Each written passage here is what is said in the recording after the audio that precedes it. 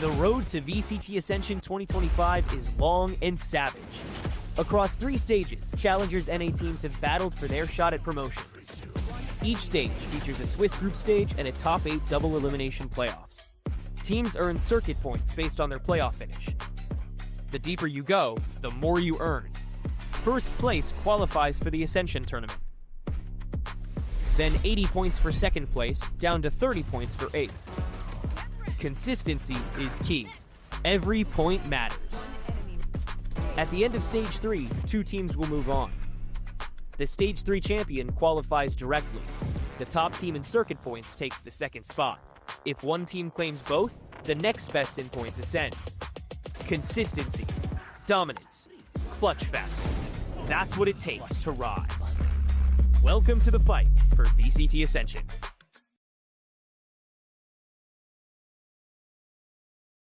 Final stage, one last shot at VCT Ascension. 16 teams, one goal. No resets, no second chances. Every match is do or die. Stage 3 playoffs begin July. The road ends here. Welcome to the endgame.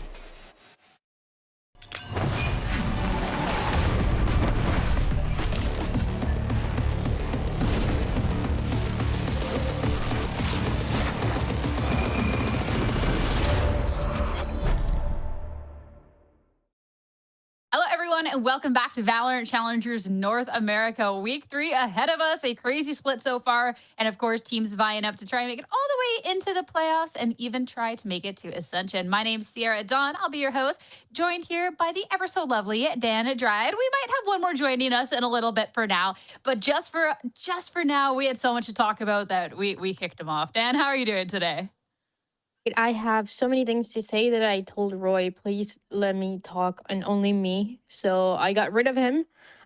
He might come back later, but for now, he's just not allowed. I have many things to say, so it has to happen. I'm so sorry, Roy. Sometimes it truly be like that. I mean, there's a lot of good reason that there's so much to talk about. We have to talk about last week because, of course, we're down to the wire when we're looking at stage 3. For these teams, we had a lot of roster changes going into the stage. We had a lot of teams that are just throwing absolutely everything at the wall. We had some teams redebut into the league. And Dan, what we saw last week was just like a culmination of absolutely everything. And it was electric. So this is one of the reasons why I have so many things to say. I was not working last week. I was not doing challengers, but it was a crazy week, by the way, especially with Shopify Bilingual getting that win, that first ever winning challengers for any Game Changers team. I feel like that was so insane. But I think overall, this competition keeps being exactly what we expected to be in terms of there's a lot of changes for the team. There's a lot of last minute moves and teams trying to adapt on time just creates a little bit more chaos. That is what we want to see as we're getting closer and closer to Ascension. Yeah, and looking at it, it's interesting because you get to kind of reevaluate the top teams and kind of see what it is, right? And that first little bit of B-roll, Qbert Academy, that's a team that having some changes going into stage 3, and they looked so coordinated, so good up against Winthrop University, Maryville University as well, the second collegiate team to be joining us. And Dan, I mean, they have looked so good. They have been the top of the collegiate scene for a reason and showing up to play. You look at the names as well, and it's just, as you're saying, is a new collegiate team. It's players that we don't really know about. Sometimes we have that mix of kind of challengers, players that are also in collegiate, but this time around it's just a new round of players that are kind of making waves in the challenger scene. And this is how it started for a few of them early on. I mean, 2 years ago, you think of the players that started only in collegiate. I mean, you think of all the way to Moobs, to even Rooney, and all the things that they've been able to do is insane. So I'm excited to see how this team continues to grow, because right now they look insane. Yeah, I think already from the get-go, Maryville University has to be one of the top contenders for not just a playoff spot, but a playoff run. It has been so much fun to watch them. And if anyone who had kept up with the collegiate scene, you knew they'd make a splash. But like, this has been phenomenal. Blue Otter on the other side of it, really talented players, but maybe some of that meshing just, it wasn't quite their week. So we're still kind of at that period. Remember, you have to take quite a few losses before you're out. So there is the opportunity for them to really be able to bounce back. But that's something that we'll get to kind of look at going forward a little bit more. And it's interesting to see a couple of these new teams that we have, and teams that were newer in that stage 2 that have really been able to pop off. And other teams that we got to see, Prosperity and Legacy Kingdom, we got to see them face off. Legacy Kingdom looking so good. Like, I really just don't know who's going to be making that run. I don't know. Part of me is just thinking I'd rather have one of those teams that we know a little better. But I would love the chaos of one of the teams that we sent to Ascension being one of the ones that just joined us for the stage 3, because they have been looking great, and everybody has had their different approaches to how they want to face this meta, how they want to change the post Teho nerfs, and it's just kind of a question mark. I feel like we still have our favorites coming from Envy, for example. I think Fever Academy continues to look good, but it's still kind of a big question mark on who's really going to come through to the last 3. Yeah, and looking at the bracket for today, some of these matches are going to be absolutely electric. I mean, both of them in that 2-2, like that 2-0 column. Sorry, it just like Hubert versus Mary, like that'll be so much fun. Hubert taking out one collegiate team, now going up against the other. But I'm looking at a lot of these teams at that 1-1, especially too. Like there is a lot of really strong teams here. Winthrop University is now playing within this bubble. SRB, SRG, both of the Shopify teams. So this will be, I mean, it's not too late, but you definitely want to be on the positive sooner rather than later. Yeah, absolutely. It's just one of those series where, you know, your last week you were only in your week 2. You get 1 win, you get 1 loss, you're still fine. But now you're trying to get positive before it's a little too late, before it really depends on the results of other people, before it depends on, you know, that one last series that can guarantee everything. So it's a week that it seems like it doesn't have that much at stake, but it definitely does. And first up for these teams within this 1-1 that definitely have some pressure on them, we have to start looking at Nightblood Gaming going up against SRG, our first matchup of the day. Especially too, I mean, we talked about SRG and that historic Game Changers win that they've had. And this is a team that's looking so confident, but Nightblood Gaming on the other side, this new roster led by Screwface. And you talk about confidence, this team has it as well. So let's narrow in on this roster first, especially too. This is a team that, I mean, it didn't really have any expectations coming into Challengers. That's just to be frank. You could see that these players were doing good at Premier. There's some players that have definitely been familiar around this Challenger scene. But then they get this win up against TSM, and Screwface, to quote, said it was the easiest win he's had at Challengers. And that's when expectations start shifting a little bit.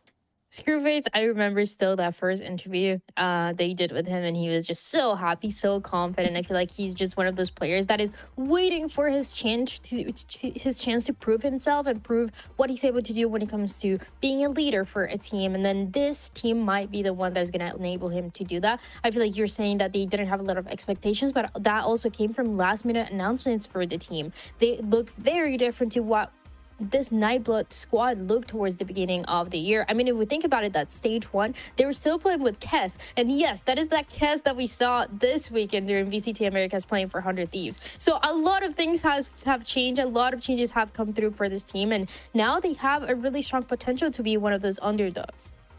I have to do the side note of big congratulations to Kess, because that is just absolutely amazing. That was insane, by the way. He played crazy.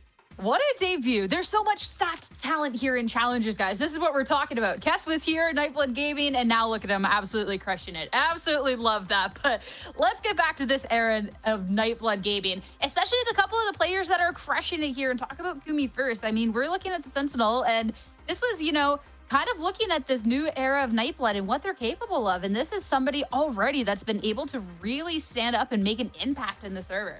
This is the modern Sentinel. Kumi has been playing a little of the Vice, a little of the Deadlock, and that's pretty much everything that we've seen for this week 1 and 2. But he has an insane amount of impact.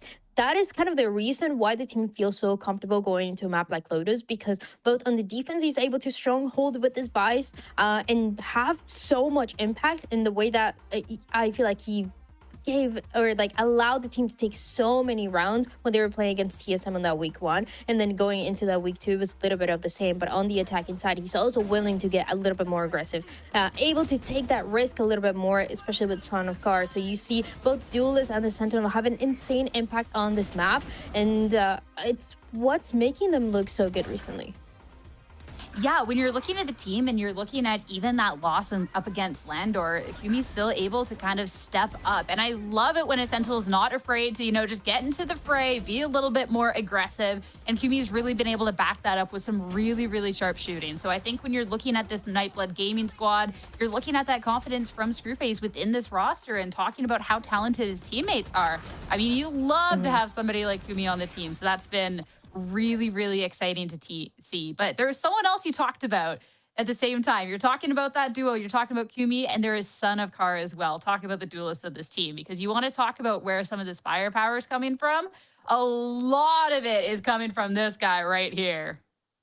Has been insane, by the way. Since we saw him in the week 1, it was just kind of a question of, wait, Son of Kara is playing. I feel like I haven't seen this guy play in so long, and has been such an impact player, and mainly with this race. I mean, we just talked about the map of Lotus and why it's so good for the squad. They have a really strong attack and defense side, and it's also because of how aggressive Son of Kara is able to get. With the Yoru too, we've seen those plays and a little bit more coordination from the rest of the team, but I'm mostly curious in seeing, is he gonna be playing something else? Are we going to be seeing new things from Son of Kara, especially in a map like Corrode, for example? That is now a possibility. They haven't had the chance to play it just yet. They played in a third-party tournament, and it was instead of the Jet, instead of the Neon that we were seeing, it's turning into that meta for Corrode. So I want to continue to see the growth for Son of Kara. I want to continue seeing that flexibility, but so far with this race and with this Euro, it has been looking great. I would love to see some Corrode, do not get me wrong, but what we saw from him on these other maps with the stuff that he's been playing that we've seen a bit more in Challengers has been so nice. Like, I'm even thinking back to the one map they took off Landor, the 27 kills. Like, you want to talk about a duelist that is going to get it done. Son of Kara has just looked absolutely electric. We are absolutely not at a shortage for strong duelists within the Challenger scene, and Son of Kara has really been able to showcase that so far. So a tricky one for the side of SRG to try and take down today, but SRG have been looking really strong themselves. I mean, this is an SRG that gets their spot back in Challengers. You see them going into this season, and the first week, you know, you're up against Emmy. That's whatever. It is what it is. But last week, Dan, like, this was awesome to see. SRG had this new confidence, this new glow, and they go into the server and they fry. Like, that is awesome. It's so cool to see. I mean, as we mentioned before, it's the first time a Game Changers team is able to win a match in Challengers. They have been breaking records since the beginning of time, and they're going to continue to do so the more that we get the chance to see them. And I love how well they played, because it's a team that is not relying on a single player and a single duelist and a single sentinel. It's a little bit of everybody putting in that effort. You really see the time that they put in the server to get better. When things get risky, when things get into a 1v1 situation, everyone in those situations, they play so smart, and that's what's put them into the situation, not only remaining challengers, but getting that win last week against DSM. I'm so excited to see, I mean, what they can do this week and the upcoming weeks. Alexis was mentioning it when she was doing the analyst desk for VCT Americas. She was saying winning that match was a winning champion. It just meant so much for this team, especially with the journey that they've had since the beginning. So we definitely don't want that to end. We want to see more of those wins. Well, it's a team, too, that we've gotten to see everything they've accomplished within Game Changers, and we've heard from them and how much work they put in. I mean, the amount of hours before the first main event for Game Changers is just absolutely crazy, and it's a work that's paid off. And I love that you talk about it's a team that's not dependent on one specific player to pop off, but everyone can. But we got to talk about the player that popped off last week, because Sarah just could not do any wrong. Genuinely, the second she had a gun in her hand, it was just a pop off left, right, and center. So extraordinary. Like, Sarah's just been such a stronghold piece of this roster and really showcased that. Sarah's impact is insane, and it has always been, even when she's forced to adapt to the newer meta. I mean, we remember her last year and the previous years as being the Soba god. She can do no wrong, as you're saying. Then she was kind of forced into the Teho meta, and she was still doing great. But now that she's back to the Soba, I mean, we're still seeing how insane she is. I think her impact is something that really allowed the team to get that win at the end, because that second and third map that they played against CSM, they were very, very close, and it was Sarah being able to get those multi-kills, being able to get those clutches when it was necessary, that really allowed it to happen. She got the most multi-kills in the team, and it's just one of those players that you can always rely on. I love that you call out that reliability as well, because even in that very first map of Corrode that didn't quite go SRG's way, Sarah still had a really strong performance. This is not a player that needs to heat up, that there's, you know, if the rest of the team isn't, good. you know, she's always good. like, she's always on. She's always good. Like, it is phenomenal to see. So I mean, they're blessed to have Sarah. They're blessed to have every part of the team. And next up on the team, want to talk about Alexis. Not only because Alexis is frying, because that is a given. We know that. But Alexis has taken a very different role when we're looking at this iteration of Challengers. Has only been on the Sentinel so far, which is very different than what we've come to know Alexis for. She used to be that one initiator breach player that we've known and loved for so long, and she was always amazing because she is such a selfless player that, you know, when she had to just give that support to the team, even though she was not getting those kills every single time, she was willing to do so. I mean, whatever it takes for the team to get that win. But now, and I remember hearing her in one of those interviews saying, I love playing for myself a little bit more. I love being able to, you know, not always have to be that for the teams, you know, but instead supporting myself. And it's just been so nice to see Alexis pop off this way. I love seeing her in the Sentinel. I think whatever, you know, the things that she was talking about, you know, not only just playing for the team, but also playing for herself, you're seeing that mix a little bit more. And I love this era. And I know Roy is sitting there kicking his feet right now that he can't be here to talk about Alexis' journey into the Senti role. Sorry, Roy. This was the part of the show I think he was most excited for. I am so sorry, bud. But now going on, we'll get to see a little bit more of that later on. But there's one more person from SRG that we have to talk about and talk about with our head-to-head. Donut going up against Son of Car. We had expressed that Son of Car is just such a reliable piece for the team. And Donut is such an explosive bundle of energy. Maybe when we're looking at Sarah stealing and taking all the kills, maybe Donut's not going to have the same stats on the other end. But you're talking about impact. I mean, Donut can match. And so I'll be really intrigued to see this head-to-head today. And the thing is that, to be honest, for Dodo, what she's been able to do in Game Changers, for example, or what she's been able to do for other games, that insane impact of just carrying rounds, we haven't seen it just yet in this second week. So now going into this week 3, this is kind of what I'm expecting from her because we've seen it. And she is also, you know, thinking about Game Changers, she was also the most consistent player when it came to playing the duelist and also fragging out. So it's just something that it's maybe taking a little bit longer, but she's still consistent enough and she's still helping the team enough, whether it's, you know, going in and getting traded or getting that first pick, getting that opening and kind of setting the team up for success. I just know that we're going to continue seeing this growth for Donut, so that's why I'm so excited to see more of her. And then in the meantime, I feel like she has a great matchup to potentially make this happen because Son of Car, as we mentioned, on the Lotus, with the Raze, with the Yoru, he has so much impact too, so it's going to be a back and forth between these two duelists. I have loved watching Son of Car on the Raze so far. And when I think back to some of like Donut's greatest moments, it's always related to Raze. It's always the Raze moments that I kind of think back to. Yeah. So I'm hoping that we definitely get a showdown of a map where we can see the Razes really, really come to light. So let's talk about the maps in this series ahead for today. Now that we're in week 3 of Challengers, we're starting to get a little bit more of an information about the map pool, where we like to go. Nightblood Gaming picking up the Lotus absolutely first does not surprise me whatsoever. This has been something that they've played both weeks, have won both weeks, and this just makes sense. Yeah, it makes sense. This is exactly what we were talking about. The great things that Kumi is able to do on the Sentinel going into Lotus, especially because they're going to be starting on that defensive side. But also what Son of Car has been able to do here with the Race. Now, this is a map that we haven't seen for the Shadow Shop of Fire Brilliant Gold so far in week 1 and week 2. And this is a perfect opportunity to see exactly what we just talked about, seeing Doruna on this Race, because last time that they played it, it was that grand final of Game Changers against Warada. And Dodo was on the Race, so that continues to be a very strong possibility. Yeah, I definitely think we'll see a bit of the Raze. And even if we haven't seen it from them in Challengers, I mean, they were almost undefeated on this map when we're looking back at Series 1 of Game Changers. Like, this is not unfamiliar. So that will be a really great battleground for both of these teams. Next up on the pick is Sunset. So this is going to be something that's quite interesting too, because for SRG, we have a little bit of an idea, and for the other end of Nightblood Gaming, we've only seen this in third party, like once. So it could be, I'll be intrigued to see what ideas come today.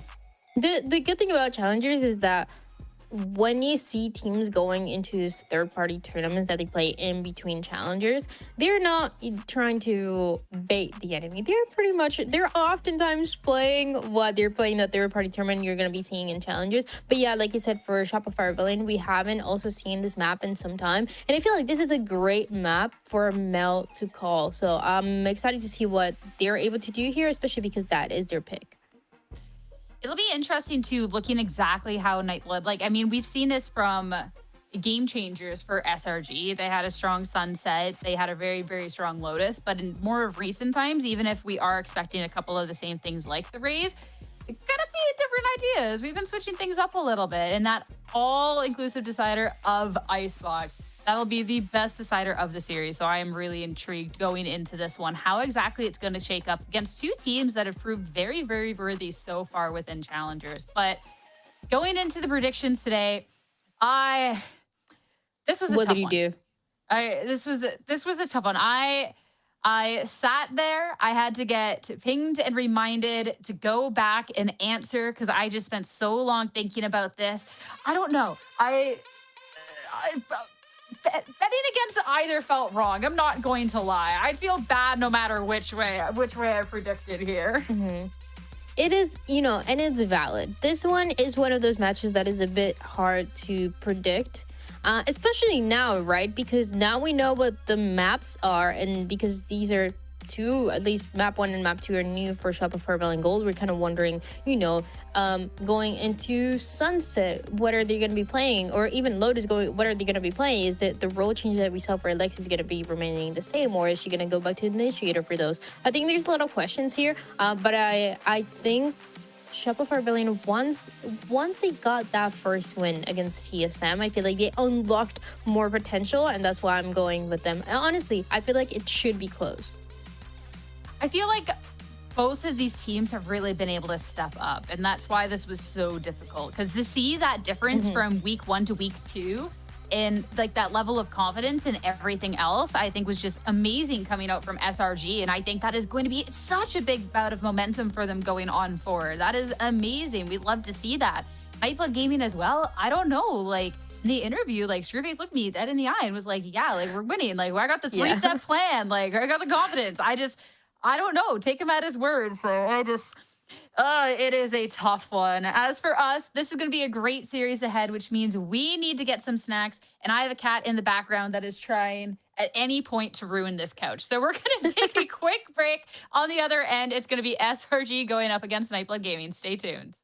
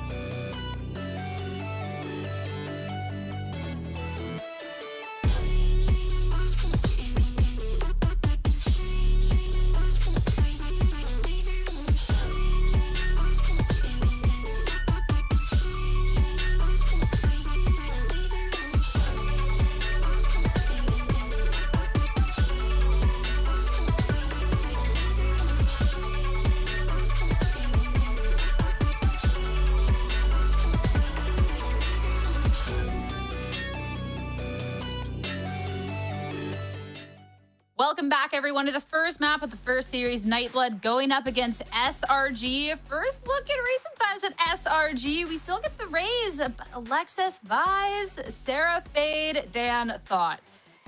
I really like this. They're going to keep this the changes that they made when it came to the roles. So Alexis is going to be on that Sentinel, is going to be on the Vise, and then Sarah, that was before playing that Viper, is going to give that to Noya. I just think it makes more sense. We've seen Noya on the Viper before, and I just think she is great because this is one of the hardest roles on this map as well. So the timings that she gets in other maps and even on this map before, I think are exactly what you need for Shopify Rebellion Gold. Everything makes sense to me, and of course we get to see Dodo on the race, so I like what I'm seeing for Shopify Rebellion.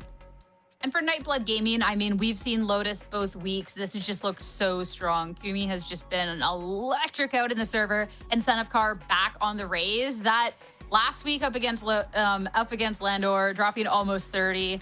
Amazing. So I cannot wait to see the ideology with this. SRG switching things up, going up against what is tried and true for Nightblood Gaming. Let's get into the game, though, and find out for ourselves. The map of Lotus is ready. Our players are, and so are our casters. So let's head over to Tenric and Marks to take you through.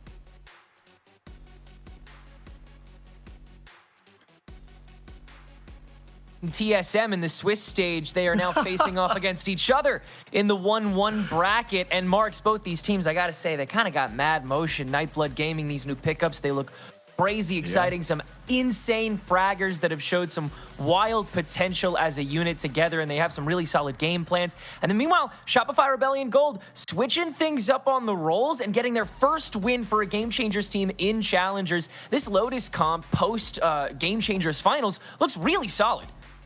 It 100% does. And I just want to back up a little bit for that TSM comparison that you did, because I'm so happy that you said it, because you can do a little bit of clown math, right? Like, oh, well, if TSM beat one of these teams and one of these teams beat TSM, then yeah, we kind of know how this might be playing out. But both of them, honestly, just completely flipped expectations. We're able to do a little bit of magic coming into this series, and Son of Car already so aggressive. Finds Sarah very early on. But that's okay, because it does look like Shopify Rebellion, they're more interested in claiming that space over towards the A side. It's going to be tough, though. A lot of stuns in their pathway. Test. I'm here. I'm good. I promise.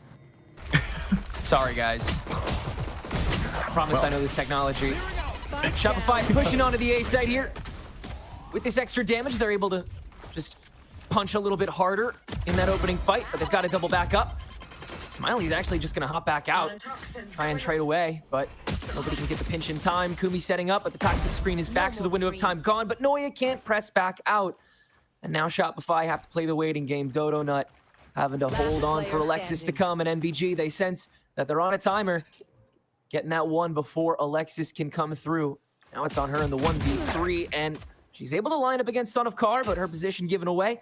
Spike a mile away as well. NBG, they can double swing whenever they need to. On top of the rose, it's pretty easy too, so NBG able to grab that first round. Yeah, and honestly, just the momentum swing that was kind of happening for Nightblood Game in there. It just screamed confidence, I think is the best way to describe it. Son of Car picking up the Sheriff and just more or less running down C in order to find this very early pick onto Sarah. It just kind of set the pace for the entire round.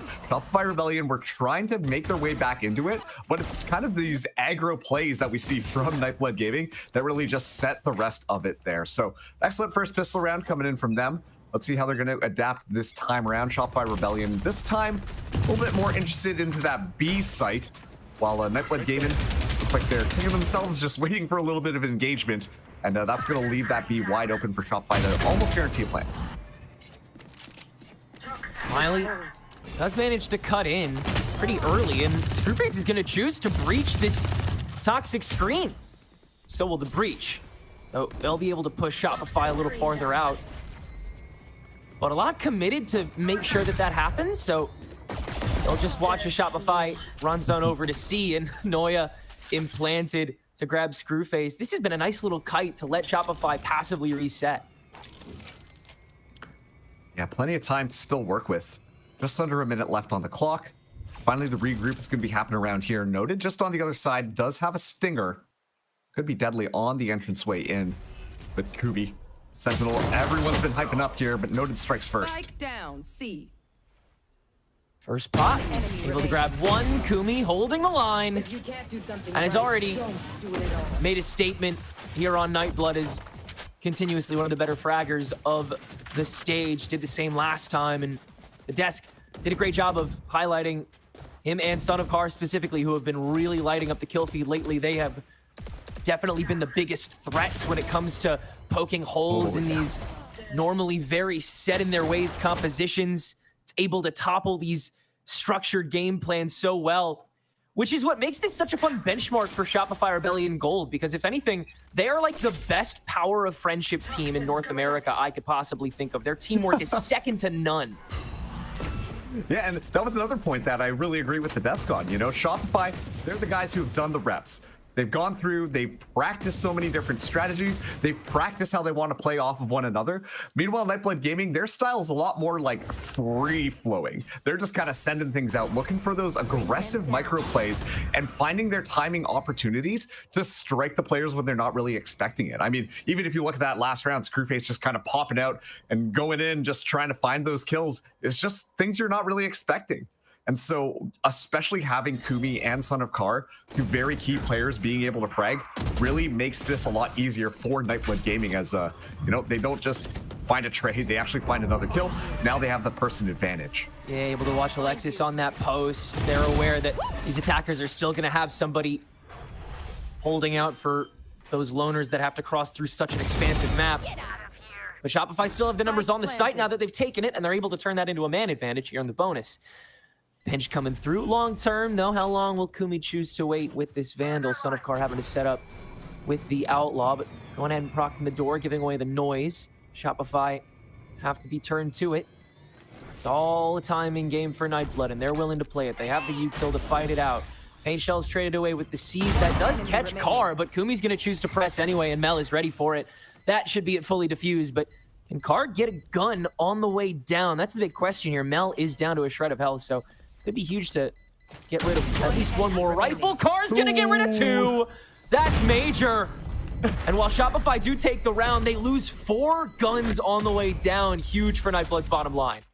Oh, yeah, that was honestly the worst part about it. Like, you know, Son of Car, scary player, let's just double swing, let's make this clear, let's make this easy, and yet somehow walks away with 2 kills, making it only one player able to kind of carry their weapon forwards. Shopify will have enough to continue to buy up on this round, but you know, not the most ideal scenario. We talk about those moments of like, you know, teamwork, friendship. We're seeing a little bit of a showcase there, but when it just comes to these clutch players on Nightblood, this round really exemplifies what a threat some of them are. It has been a lot of, you know, what has prevented Shopify Rebellion Gold from making any headway in matches in the past is just getting reacted to quicker. But if Shopify can hit their shots like we tend to see them do in Game Changers, then their Challengers runs can look a lot like them too. That's a nice opening shot by Dodonut to give C-Site completely to Shopify. I mean, they're not even gonna, you know, try and contest this. They're gonna let this plan go down. Alexis, I mean, can have her way with the B opening as well. She's gonna get inside, and Note's able to hold that down too, but Spike still contested here in the waterfall. It's an open fight. Dodonut now open for 3. Screwface trades it away though, and that leaves Noya alone and now caught by the Prowler, having to reposition. And the Viper's Wall, unfortunately, on the other side there. Gives Noted a haircut, but Screwface ready for the spray down instead. Nightblood Gaming will be able to get that one and walk away with the Odin in hand after a little bit of a tumultuous round. Honestly, the plan there was just, let's be disruptive and let's be annoying. Usually you would see a team take a couple seconds, get themselves regrouped. Okay, unfortunately, Kumi went down very early on, so let's just back up, you know, give them the spike plant down. But instead, Nightblood Gaming, like, they take a very fast timing to try and prevent the plant, try and disrupt that plant from going down, which allows them to catch a couple of the members of Shopify Rebellion off guard. And so as a result of that, they convert that round win. Shopify Rebellion Gold on a little bit of a budget buy here is all the bullets will be raining down, make sure that they're able to scoop up that ultimate orb. Give Smiley the Rolling Thunder available if they so need it, but Son of Car, of course, is going to be going exploring. Maybe sat on into this A opening to maybe force some util out, but SRG is just going to poke through it. Take the chip damage from the Odin and the kill with it, Screwface, yeah. And the anti-eco, you can get away with something like that. NBG cut SRG down hard here in the opener, but you're at least able to get rid of this raise, so you can maybe get a push going, get a spike down on another site. It's just gonna be a little longer. Oh man, that's rough. The screw face Odin. Just continuously layering in bullets. The call has been made to make their way all the way around here. Gonna make an attempt at the C site. Let's see how it goes. Note has been caught by this haunt. Has to just kind of take it like a champ. Kumi's gonna come in for the backup, but Note will eventually fall. Dodonut now alone has another free kill. Gets her a gun. One more reset of the fight, but Spike still dropped, so Screwface can intimidate on the door. A lot of different corners to check in only 20 seconds, so really tough for Dodonut to reset here. Yeah, now we'll be able to go for this plant here, but look at that. Nightblood Gaming already getting ready. Just tossing that Rolling Thunder out to guarantee. Good on Dodonut to hold that, just grabbing the extra orb before going down. But Nightblood, yeah, they're able to hold on to that round after a really solid opening. It's clear that Shopify have a decent exec on to C, though, once they're able to kind of get inside. I think what matters is kind of making sure that Mel is able to stay active without dying early on so you can smoke the back hall. Because from there, it seems like their spike plant is very much set. But if Nightblood have more than one opening, if they can poke out of, you know, waterfall and back hall at the same time, then it's kind of over. Yeah, and you see, like, as soon as they hear the spike plant, that's when they start making their way forwards. Speaking of hyper-aggressive, going in, Sonakar already finds a trade here as the Steel Garden will be activated as well. It's an absolute brawl just to the spawn. Shopify gonna lay some smokes down to force Nightblood Gaming to really pursue these kills if they want to actually go for them, and Mel is gonna be able to bait a kill out of it for it. But Screwface still getting away with this Odin pick. Is able to equalize at least that end of the fight. Still, though, Shopify lead the way 3-2 onto the A exec that they'll have just barely enough time for. I should be able to get the spike down now. Still 3 members available. Nightblood coming out. Reactive ult, dude. Yeah. This is so, it's like so immediately on the plan. It's crazy. And now the pit right on top. Oh, Kumi's just standing right on top. Alexis doesn't spot it. That's okay, though. The Vine, as Kumi tries to retreat, will deal the remaining damage. And with this pit still active, feels like Screwface has to play the ultimate psychological battle. This is a good start on the psych out with this door proc. Has forced the Viper's pit to eke away. It's just traded spots in the tree now. One more double swing from Shopify Rebellion Gold for old time's sake. No, Sarah's just going to take the reins herself and give Shopify 2. Sarah beat Bragan. An excellent ending for that round. So chaotic there. I mean, on one hand, like Nightblood Gaming, I think that was a pretty fun move to do. You made Shopify Rebellion kind of get used to that one push on one of the lanes, and then the rest of them, you know, that gives up that space so you can kind of funnel them forwards. But this was just hyper aggressive outside of 2 lanes. Like, if you look at the mini-map, all the defending members of Nightblood Gaming were just running down outside of B or C. Unfortunately, though, like, it didn't catch Shopify Rebellion off guard as much as they wanted. I think that's probably due to the fact that all these smokes do exist here. But Sonakar still going aggro. You know, he wants to. Oh, gets punished after not being able to land the first shot. And those are the kinds of executes that you'll see Carr going for, is drip or drown. That's the level of confidence he continues to have. Noya dancing around rubble here. One more in the bag, indeed. That's the whole field cleared. El Presidente storming across A site. SRG have it all.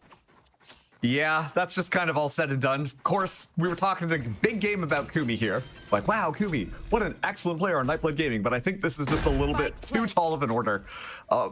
Almost hubris from Nightblood Gaming on this round. They just continue to run things down, look for those opportunistic kills. So Shopify Rebellion, they're now bracing for impact. They're anticipating that level of aggression and making sure that they've got someone ready for it. I mean, the fact that Noya went completely unchecked there was just part of the almost over-eagerness coming from Nightblood Gaming. They saw what they wanted, eyes were on the prize, let's go right into spawn. And as a result, they got a little bit sloppy, opened up a couple of holes in their formation on this map that allowed Noya to just kind of pop off there. Sonakar as well, I mean, an excellent timing, but they're starting to get used to it. They're starting to anticipate potentially Son of Car moving up that aggressively. And I'm curious to see how Nightblood Gaming at this point change up their pace. Like, they say the definition of insanity is to keep doing the same thing and hope for a different result. But so far, it's just been over and over redundancy. Car's gonna do the same thing again. And this time it's into the rifles. Car's gonna lose his. And the last time Noya played into this, once Car was revealed, she sped up a little bit to get to the outside of Rubble to avoid the stack when it tried to press in. That's how she got those 3 kills. If anything, Nightblood played exactly how they should have there. Kumi holding down pretty conventionally here on the C site, but again, there's just too much in the way, and Dodo Nut is able to hit that very clean showstopper to once again cavalcade the damage on a Nightblood. That's another guaranteed site. Note with the Guardian as well, it's a really tough conversation to have of what you do here. Oh, now that you picked up the Yoda, maybe you do just save. Never mind. In the comms, note it's like, don't worry, Screwface, I got your gun. Hand it right back over here. But I want to go back to that last round a little bit again. I want to talk about the fact that Nightblood did have the stack ready for A on that anti-eco. I think they were playing that the right way, but Noya was just a little faster than Nightblood anticipated. I think Shopify is starting to understand that instead of just anticipating what Nightblood are going to do and then reacting to it, they can get ahead of things and then still execute their set plays. And I think that was done beautifully on both sides with the 4 stack on C to be able to take the fight with Car and then move on in. And then meanwhile, Noya just standing her ground there. That worked out perfectly. This round, Car just kind of gave himself away, didn't he? Just running down Mound, going for it again. And you hear the entire team and you're just kind of going for a kill and you don't get one. I mean, at that point, Shopify can just default their way to the round, you know? No, 100%. Like, it almost feels it's like it's an underutilization of what you can get out of Son of Car. We know Son of Car can be that aggressive player, the one who can just kind of go in there and somehow walk away with 2 and 3 kills. But if you're more or less showcasing and broadcasting exactly where you want that race to be flying, then it's so much easier for the other team just to slow it down a little bit and anticipate that, get ready to counter it. Of course, Screwface already getting quite a bit of damage in here, but Son of Car starts off with a kill. Yeah, and now it's Note that's getting aggressive. TP up to the top of Rubble and some solid Sheriff shots to equalize. Sarah, though, shutting all that crowd down. And NBG still don't have a perfect buy. It's just Screwface holding it down on A. And Shopify knows that. Kumi's position not known, though, and Alexis will not win the 1v1 this time. That adds a free gun over to the defense and actually turns this into a completely even round with a completely even score on the board, too. Shopify look to maybe try and double down on this. Revenge kill Kumi, who is ducked back to the steps.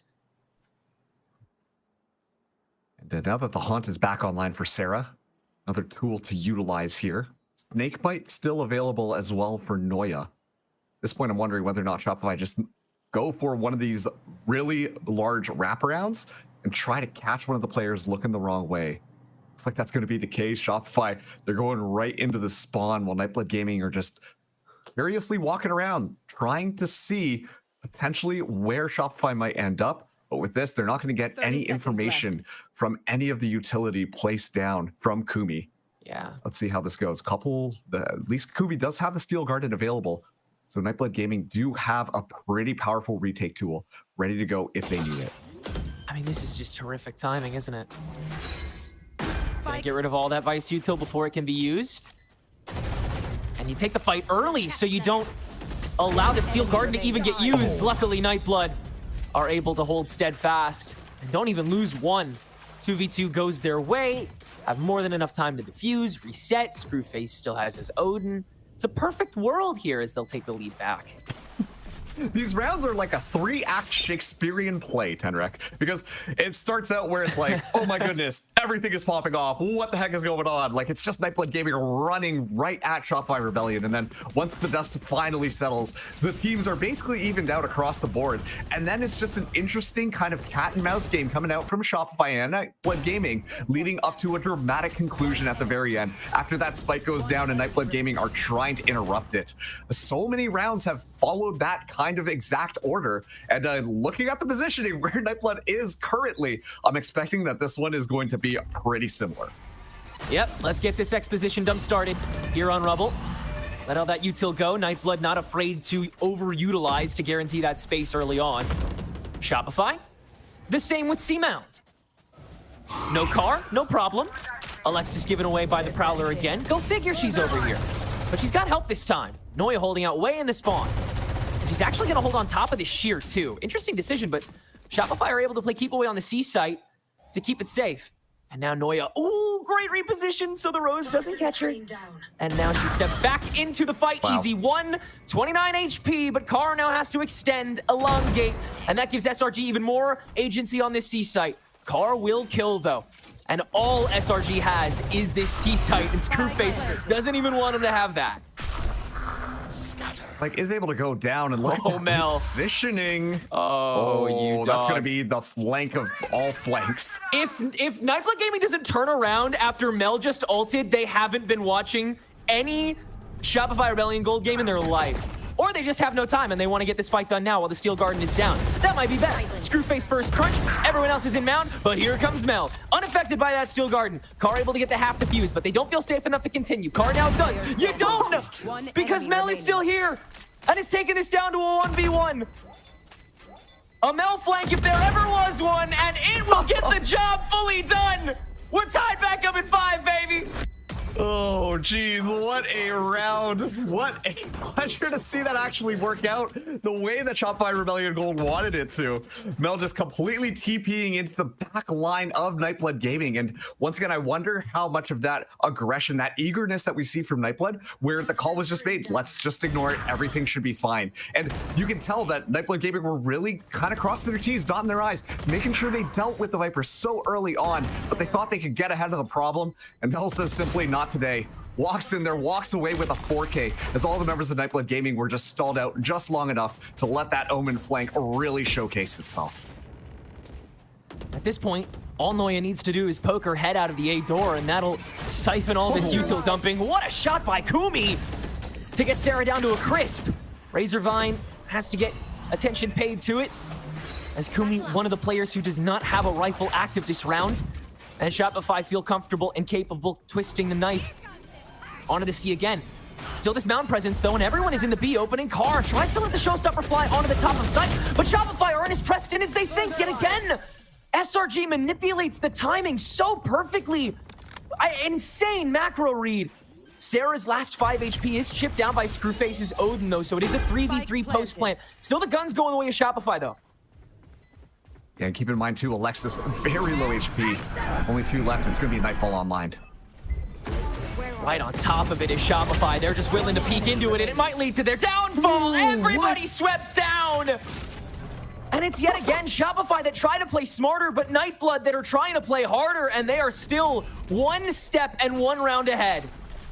I would just like to highlight that Screwface was the one walking in with the Odin. Kubi and Note only had sheriffs in their hands, and it was the sheriffs that found the, what do you call it? They just found the heads of the remaining members of the Shopify Rebellion Gold Squad. I thought, like you said, Shopify Rebellion did a fantastic job reading the Nightblood aggression. You know, you hear the plank go down. Okay, now is the time that Nightblood are probably going to be pushing into us. You see a little bit of utility go. They brace for impact and just set up these amazing crossfires, not even on the site, so that Nightblood just walk into the meat grinder there. Of note as well, Nightblood Gaming that time, they didn't go with all the gusto, but we're seeing the util dump yet again. They're more cautious this time. We're not seeing them just send it down, which means that their survivability after this initial util dump is a lot higher. Great anti-conditioning read from Nightblood Gaming to challenge Noya attempting to get out on top of her own toxic screen for like the first time this game. She does sense the presence and dips back out. But Alexis is still going to be here on B, and Nightblood should know that too. I mean, Car should, yeah, they should be fine. So Pit set up on top of the spike. Classic 4v3. This time it's Dodo Nut that's a little ahead of the problem. Do they read this? They have the util for it. Flash out. Oh, Mel's holding the high ground, and both of them land. Now you just got to step into the pit. No other risks you're able to take. Beautiful haunt, though, to suss out Mel. And now she's choked up on the corner. It's got to set up a crossfire, but Screwface can just spray on the Odin again! And Nightblood Gaming storm through one more time to make it a 7-5 defense. I'm getting frustrated watching this map right now. Like, He can't keep getting away with it. Right? Like, not the Odin spray, and it just worked out. Like, I was like, oh no, Screwface is gonna find Mel with this one, okay. And somehow also takes down the Viper's pit just with that same spray. Like, there's no way. I love these crossfires being set up by Shopify Rebellion, but when it just comes down to those scrappy duels, it seems like Nightblood Gaming always come out on top. And, you know, that's one of the biggest things that we wanted to keep our eye on when it came to this matchup between these two squads. Shopify Rebellion Gold, the ones who have rehearsed, and Nightblood Gaming, the ones who are just fragging. And so, like you said, 7-5 half, Shopify Rebellion now on the defense, while Nightblood will be attacking. Screwface leading the kill feed with the 16. Like, 8 of them at least must have been because of that Odin, I'm just saying. But let's see how this one shakes out. Another util dump just outside of A yet again. A tale as old as time on Lotus. As the Shopify Rebellion Gold defense looks like they're a little bit more interested in holding things a bit closer onto C. They've really been just trying to suffocate Nightblood whenever they let go of too much util. They just try to seize the edge whenever they think they have it. Very slow start by Nightblood. They don't want to dump everything at once, especially here on the pistol. Very valuable round here. Nightblood can get the streak going and turn this into a map pick that they can really trust. Come on. Great sense by Carr. That's just terrific. You knew that was going to flush someone out one way or another. If someone was there, why not take the shot?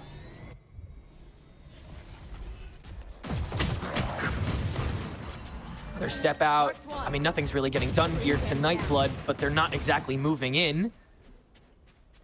They're not even keeping everybody here as they rotate back over to A. Still, though, they've crossed over, and Mel, too distracted, Screwface. 30 seconds left. He's still on top of that scoreboard for a reason, I'll tell you what. Oh yeah, and Sarah has the read on that. That's something that was super interesting from Shopify Rebellion. Even though all that pressure there, they were still making sure to watch the entire map. Great shot by Karn. We're gonna try and dip down. Sarah gets the extension, but that's some great shots by Note. Great positions by Nightblood in general.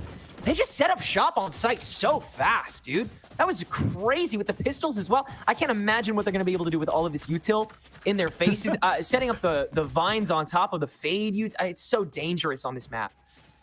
And this is another thing too, like looking at how these compositions are built, Shopify Rebellion Gold, they're going to be a little bit more heavily relying on smokes, denying that information to make Nightblood a little bit more uncomfortable, trying to push into the sites. And if we see Nightblood Gaming continue to go with that kind of foot on the accelerator approach, a lot of that utility kind of gets used up, and they've got plenty of time to rotate around, plenty of time to just wait out the smokes before they make their actual engagements. And since they're the ones with the heavy initiator utility, they've got plenty of time to set the pace however they want it to work. Screwface already has another LMG. This time it's just the Ares, but somehow Shopify Rebellion Gold, they've got 4 of their members over here. The sixth sense kind of tingling as to where they might potentially run into some of the members of Nightblood Gaming. I think they just want to kill Screwface. And yeah, I mean, the second he can get an LMG on this map, he's going to. He can quit anytime. Ooh. Great drop. Again, SRG just getting in front of things a little early. Beating Nightblood to the punch. But Kumi's trying to take advantage of that in this off section. Gain steps and try to cut off a flank. NBG having easy access to C site. Oh, and Kumi's not been checked. Dink! Yeah, that's honestly an excellent pick from Kumi as well. Oh, the sheer stops both of them Spike too! planted. That's free time! This is going to be a tough one. Donut, though, does have the Ares coming into this. At this point, we'll just want to do a little bit more economic damage against Nightblood Gaming. And Nightblood Gaming, understanding that most of Shopify Rebellion had to rotate out of the A side, well, look where they're hanging out. It's all over bound. They're holding so aggressive on these angles that Shopify Rebellion, if they do show themselves, will have, honestly, I wouldn't even be expecting it versus running in onto the site if they attempt this retake. But looks like they will be just trying to die to the spike. And Donut goes down. Yeah, Sudakar good for one more, and it's Note on the other side as well. Make the pinch work. It's going to be 4 members of Nightblood Gaming surviving into this next round. So it continues to be great management from Nightblood Gaming, understanding exactly what they're better at than Shopify, and then just milking it to the bone. It's playing the game so right, and it's really dynamic. this is just such a fun team to watch, and you can understand why their pick is Lotus. They move so cleanly around this map. They're able to kind of scale it very quickly compared to other teams. The macro read has been a little tougher on this map compared to others. It feels like when it comes to 3-site maps, teams have focused a little bit more time into Haven lately, but Nightblood really look good here. Whew. And yeah, they get so much damage onto Alex so early on. Yeah. Nightblood Gaming just really controlling the pace of this attacking half thus far.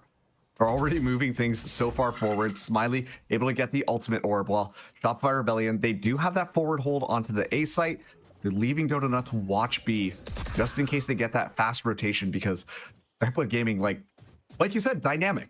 You know, they're over here, making a lot of noise, dump a lot of util, and as soon as things get hairy, they decide to rotate over and go onto these other sites.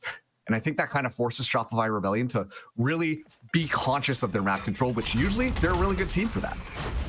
Sarah can't seem to find a gap to get a kill off of. It's to set up Mel to get her own, though, and on the way down, she can find one. Now it's Dodonut with the shuffle, and she grabs 2, and finally Shopify find value out of it.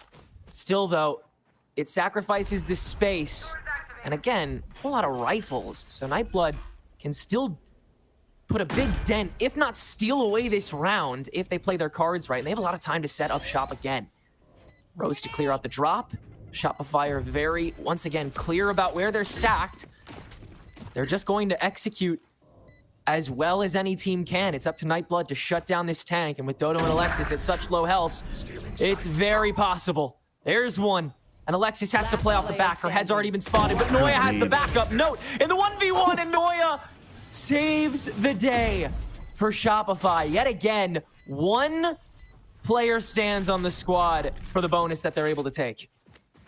Screwface's wraparound there. I didn't want to call too much attention to it because it really felt like Note was taking the brunt of the Shopify Rebellion gold retake. And, you know, just tosses out the paranoia, pushes them back just for a second, and Noya just had the 6th sense ready. The spider's senses were tingling and just knew that it was going to be Screwface walking in from heaven. Turns around, takes that out, makes this a totally winnable scenario. And yeah, Shopify Rebellion gold will now be taking a timeout. The score is 9-6 for Nightblood Gaming, especially on that last round. Even though Shopify Rebellion walked out on top of it, you could tell there was a bit more hesitancy, waiting for Nightblood Gaming to be the ones to make the move. And we've seen how aggressive they are with their util executions onto one of these areas. Like, they almost guarantee that they are going to be running in and finding a couple of quick kills. And that was with a weapon disadvantage. So I have to say, when it comes to those explosive moments from Nightblood Gaming, they look really sharp. And yeah, Shopify Rebellion, they set themselves up. As long as they're ready for it, then I think that they can continue to come back here. But this round is going to be tough just with the economic situation presented to us. Shopify Rebellion Gold play Valorant, in my opinion, like a really good dodgeball team. Like they have really good reflexes. They have a really good understanding of the terrain. You know what I'm saying? And they're able to understand the calls and just the mental game of other teams very quickly. And they can even intercept them. But right now, Shopify have their hands at their chests, and Nightblood Gaming are throwing the balls at their stomachs. And it can be a little painful to watch these shots continue to land and stick such tough knives in what are such beautiful artistic game plans coming from Shopify. You already see the step back after the hail of bullets come through on Rubble. They wanted to take some passive space, but way too much presence in order to do so. So instead, it's down to a couple rats and a couple petty guns in order to do the light work in the opening. Everybody from the stack is here, ready to fight, but not enough util to bolster to set up the fight in the open space. Prowler to try to do so, and Sarah's just gonna take it all the way. Kumi finally shuts that rampage down, but it's a 3v2 that Shopify will take to the bank. Yeah, now things are looking a lot more even out. Mel, the only one with a stinger left. Son of Car spots out Noya. And yeah, Mel now just gonna be wrapping around. Keep in mind this Alexis is coming in all the way on the back. The Sheer should be able to pick that up. But a good repositioning from Shopify, respecting the opponents, allowing them that space is Nightblood. Actually, well, they're taking that spike maybe to another site. We'll try and go up through spawn, and Noya catches car and escapes before Kumi can double down. Retreats back to the team, willing to let this reset, or even let Alexis take that responsibility if she can get there. No, she'll just wait on B. Again, Shopify will be willing to hand over this C site for the 3v1 retake as Kumi 10 seconds left. can get at least a little bit of stuff down as the spike gets planted. Planted. And now this is going to be tough. One rose available for Kumi here. Does have the rifle in hand. A lot of hype around this player from Nightblood Gaming, but so much going for Shopify on this round. Keep in mind, Noya only down to 21 HP. Mel as well, a little bit weak. Especially against a Phantom, if they line up, could be dangerous, but here comes the retake. First steps out of the waterfall, Kumi misses him. No chance to reposition, has to just hold the ground. One down, and Shopify end it there. So now 2 stable to take it to 9-7, slowly but surely building something up, but now Nightblood have to also start from scratch. So it seems like both teams have a pretty clear blueprint for the tail end of this regulation here. With Shopify still 2 rounds down, still an ulti down as well, it feels like it's on them to continue to find the way to get the first word in before Nightblood can have more control over the macro. And it just came down to just having great timing there when they decide to push out. Obviously, Sarah was the one who kind of found all those kills, lighting up the kill feed. But Dodo Nut's distraction just kind of flying in there. You can see Nightblood Gaming, all of their heads immediately turned towards the Raze, which allowed those opportunities for the push through. So once again, just another nice rehearsed strategy coming in for Shopify Rebellion to get it. And you know that does not feel good, but given the amount of times that Screwface has done it to Shopify, that must feel great for Mel. 100%, and they're not done yet. They know that Nightblood's got to push in on this, try to find something, some semblance of a trade to justify sticking around. But there's too many members of Shopify to deal with, and it's just no dice. No chance. And the 2.5 rifles that were invested into this round will once again be scratched away for Nightblood, who will have a bit of a soft reset this round. They can, again, find a way to establish a rhythm as long as you don't get away with a spray kill like that, opening things up. And yeah, excellent time now for Nightblood Gaming to take their time out. Last couple of rounds, usually they're the masters of when to take their timings. They've caught Shopify Rebellion Gold off guard multiple times in that first half. Excellent timings on just going through those push throughs, but it's not clicking as much on their attack currently. So, you know, this is an excellent time to just kind of reevaluate the strategy, try and find something that might just change it up a little bit. Obviously, a couple of unlucky kills if you are Nightblood with the spray through on the smoke, but there's a certain point where it's like, okay, we got to cool it off. And I do think that they're good at adapting things. We saw what was happening with Senecar on the first half where, you know, just kind of send in Car. Oh, and Car's dead. Well, that's a little bit unfortunate. And they were able to adapt to it. They made some changes and were able to ultimately win out the half. But you want to stop things now before it starts to spiral a little bit too out of control. And this is an excellent time to do so, to make sure that this map, which once again is the Nightblood Gaming pick, can really be the Nightblood Gaming win. Agreed. Despite how good Shopify has looked throughout this game, despite how smart they've looked, this is the most dangerous they've looked against Nightblood so far. This was the right time to call some sort of pause, as there's probably not going to be another opportunity to do so again if the snowball continues to roll before Shopify can really find their stride, which they're already very close to doing. Another bit of a dump here on Rubble, but it's a little lighter. They already have so much of a stack that they feel a little more comfortable just letting Nightblood reveal themselves if they choose to fight there. But no fights actually taken just yet. In fact, with the rifles in tow, with 4 ults on the board, Nightblood are going to... Sorry, guys. My cat is all over my desk. Nightblood are going to choose to wait for Shopify to come to them. I swear, if this cat does not get out of my face... Listen, the cat's just really excited because this is a really close game between these two teams right now. Just had to get in onto the action. A couple of pause swats. And this time, a lot of utility in the hands of Nightblood Gaming on this engagement. Noya actually tossing that snake bite early makes it a little bit scarier for Nightblood Gaming. They actually completely give up the fact that all of them are hanging out there and will be backing off. 45 seconds left on this clock right now. Let's see where they want to go. It does feel like they will be moving towards this A site. Got a Viper's Wall in front of them, as well as a Sheer, just if they run it down main. So a lot of Vi's utility to take care of. Hey, even with just one member here, Shopify, it seems like they're just so ever-present on all of these sites. Nightblood have so much trouble hitting everywhere, even when Alexis can still hit that, despite getting hit by the Nightfall instantly. That's gorgeous. Dodo Nut, high vantage for the showstopper, and she's got to let it fly. Nightblood have just enough time to play with to let that go and then get the spike down. No, they don't. 8 seconds now, and 2 defenders. They can put a dent in this. 4 seconds. Do they have enough time to plant? We'll see. Does it go down? Oh, it sure does. Noya in the 1v2 that she's forced to.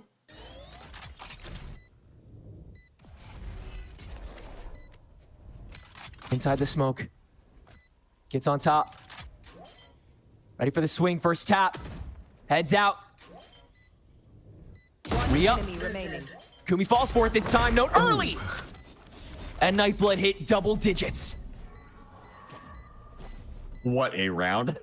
I just want to say that, hey, you know what, Dodo? That was a sick position for that. That was so cool. Oh, I wanted to kill so bad out of that. On top, like a sentry gun or something, just waited for someone. It was like, huh, they aren't coming. And it almost looked like Nightblood Gaming. I don't know if necessarily that was intentional there, but just because they couldn't hear anything, they kind of panicked and went for a little bit more of a safer pathway onto that site, which made sure that that showstopper missed, because that could have been dangerous.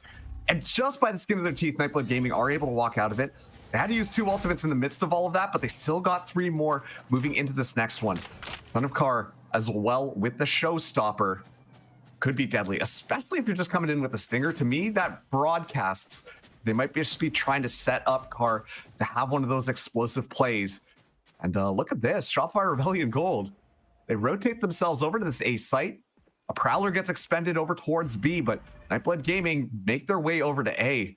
An impeccable read if they find that timing as to where this attack might be landing. Toxin screen down. Sure got procced by Screwface. Oh, he couldn't jump back from it. He's stuck in the mic. He's stuck in the B site.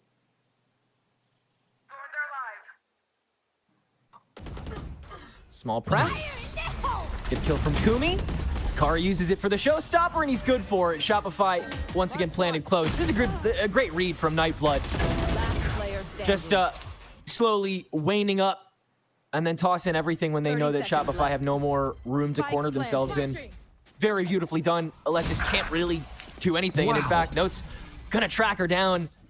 That was really well put together, Marks. It really was, and it just comes down to a couple of those opportunities there that we see from Nightblood Gaming.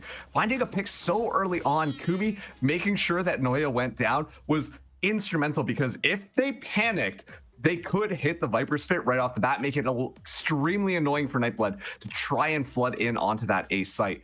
But excellent ult cycling coming in from Nightblood Gaming, using their ultimates to secure these rounds, but not overspending. And sure, Mel was tucked away on site, but look at the cleanup crew moving in for Nightblood Gaming. They swarm in, and this time around, they're making sure to check every single nook and cranny to make sure that they don't kind of get caught off guard. So it will be forcing a timeout from Shopify Rebellion Gold.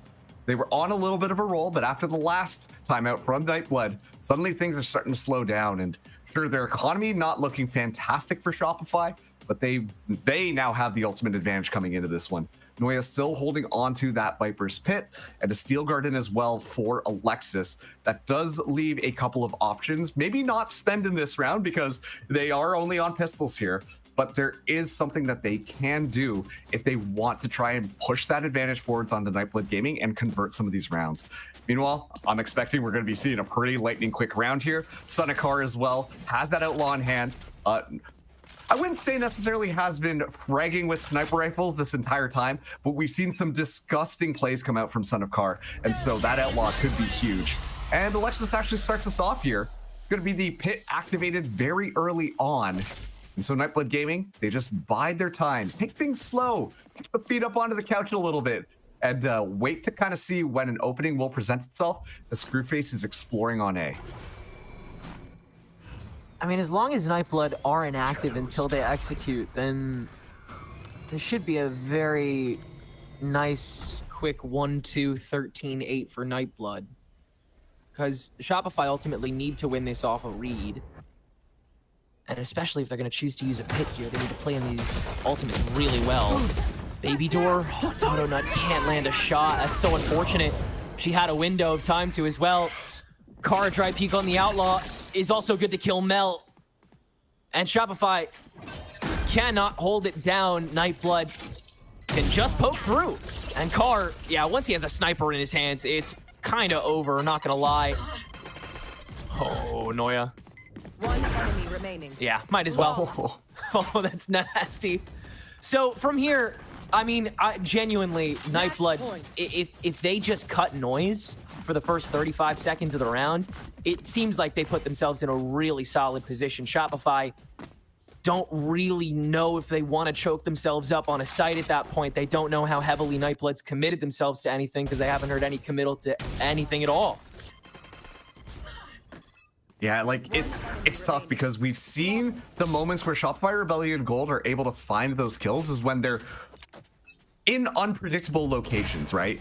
Now we're seeing Son of Car have that sniper rifle in hand. Dodo Nut goes down immediately. They're going to be taking the brawl here, though. Son of Car cannot be stopped. Same with Sarah. That evens the playing field a little bit more. 2v3 now.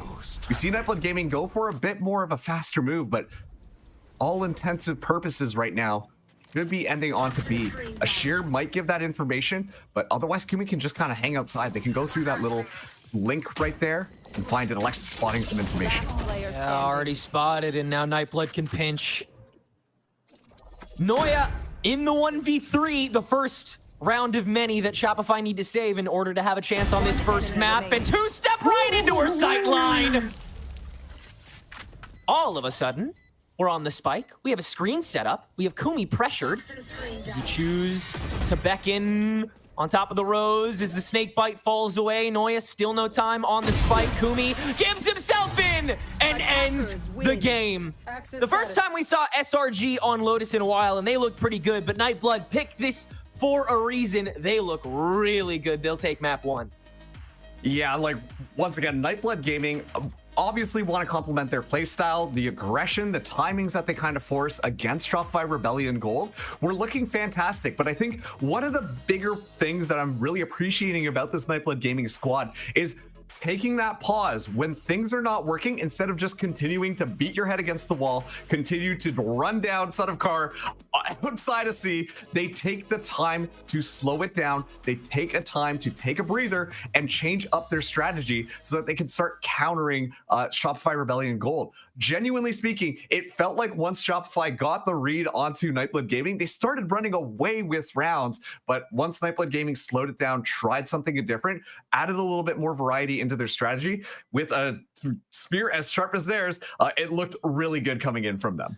Exactly. When Son of Car has discipline, nay, when an iteration of Nightblood Gaming has discipline, there's no telling what these guys are capable of. We'll see what they can do when we go to Shopify's map of Sunset, map 2, when we come back after the break.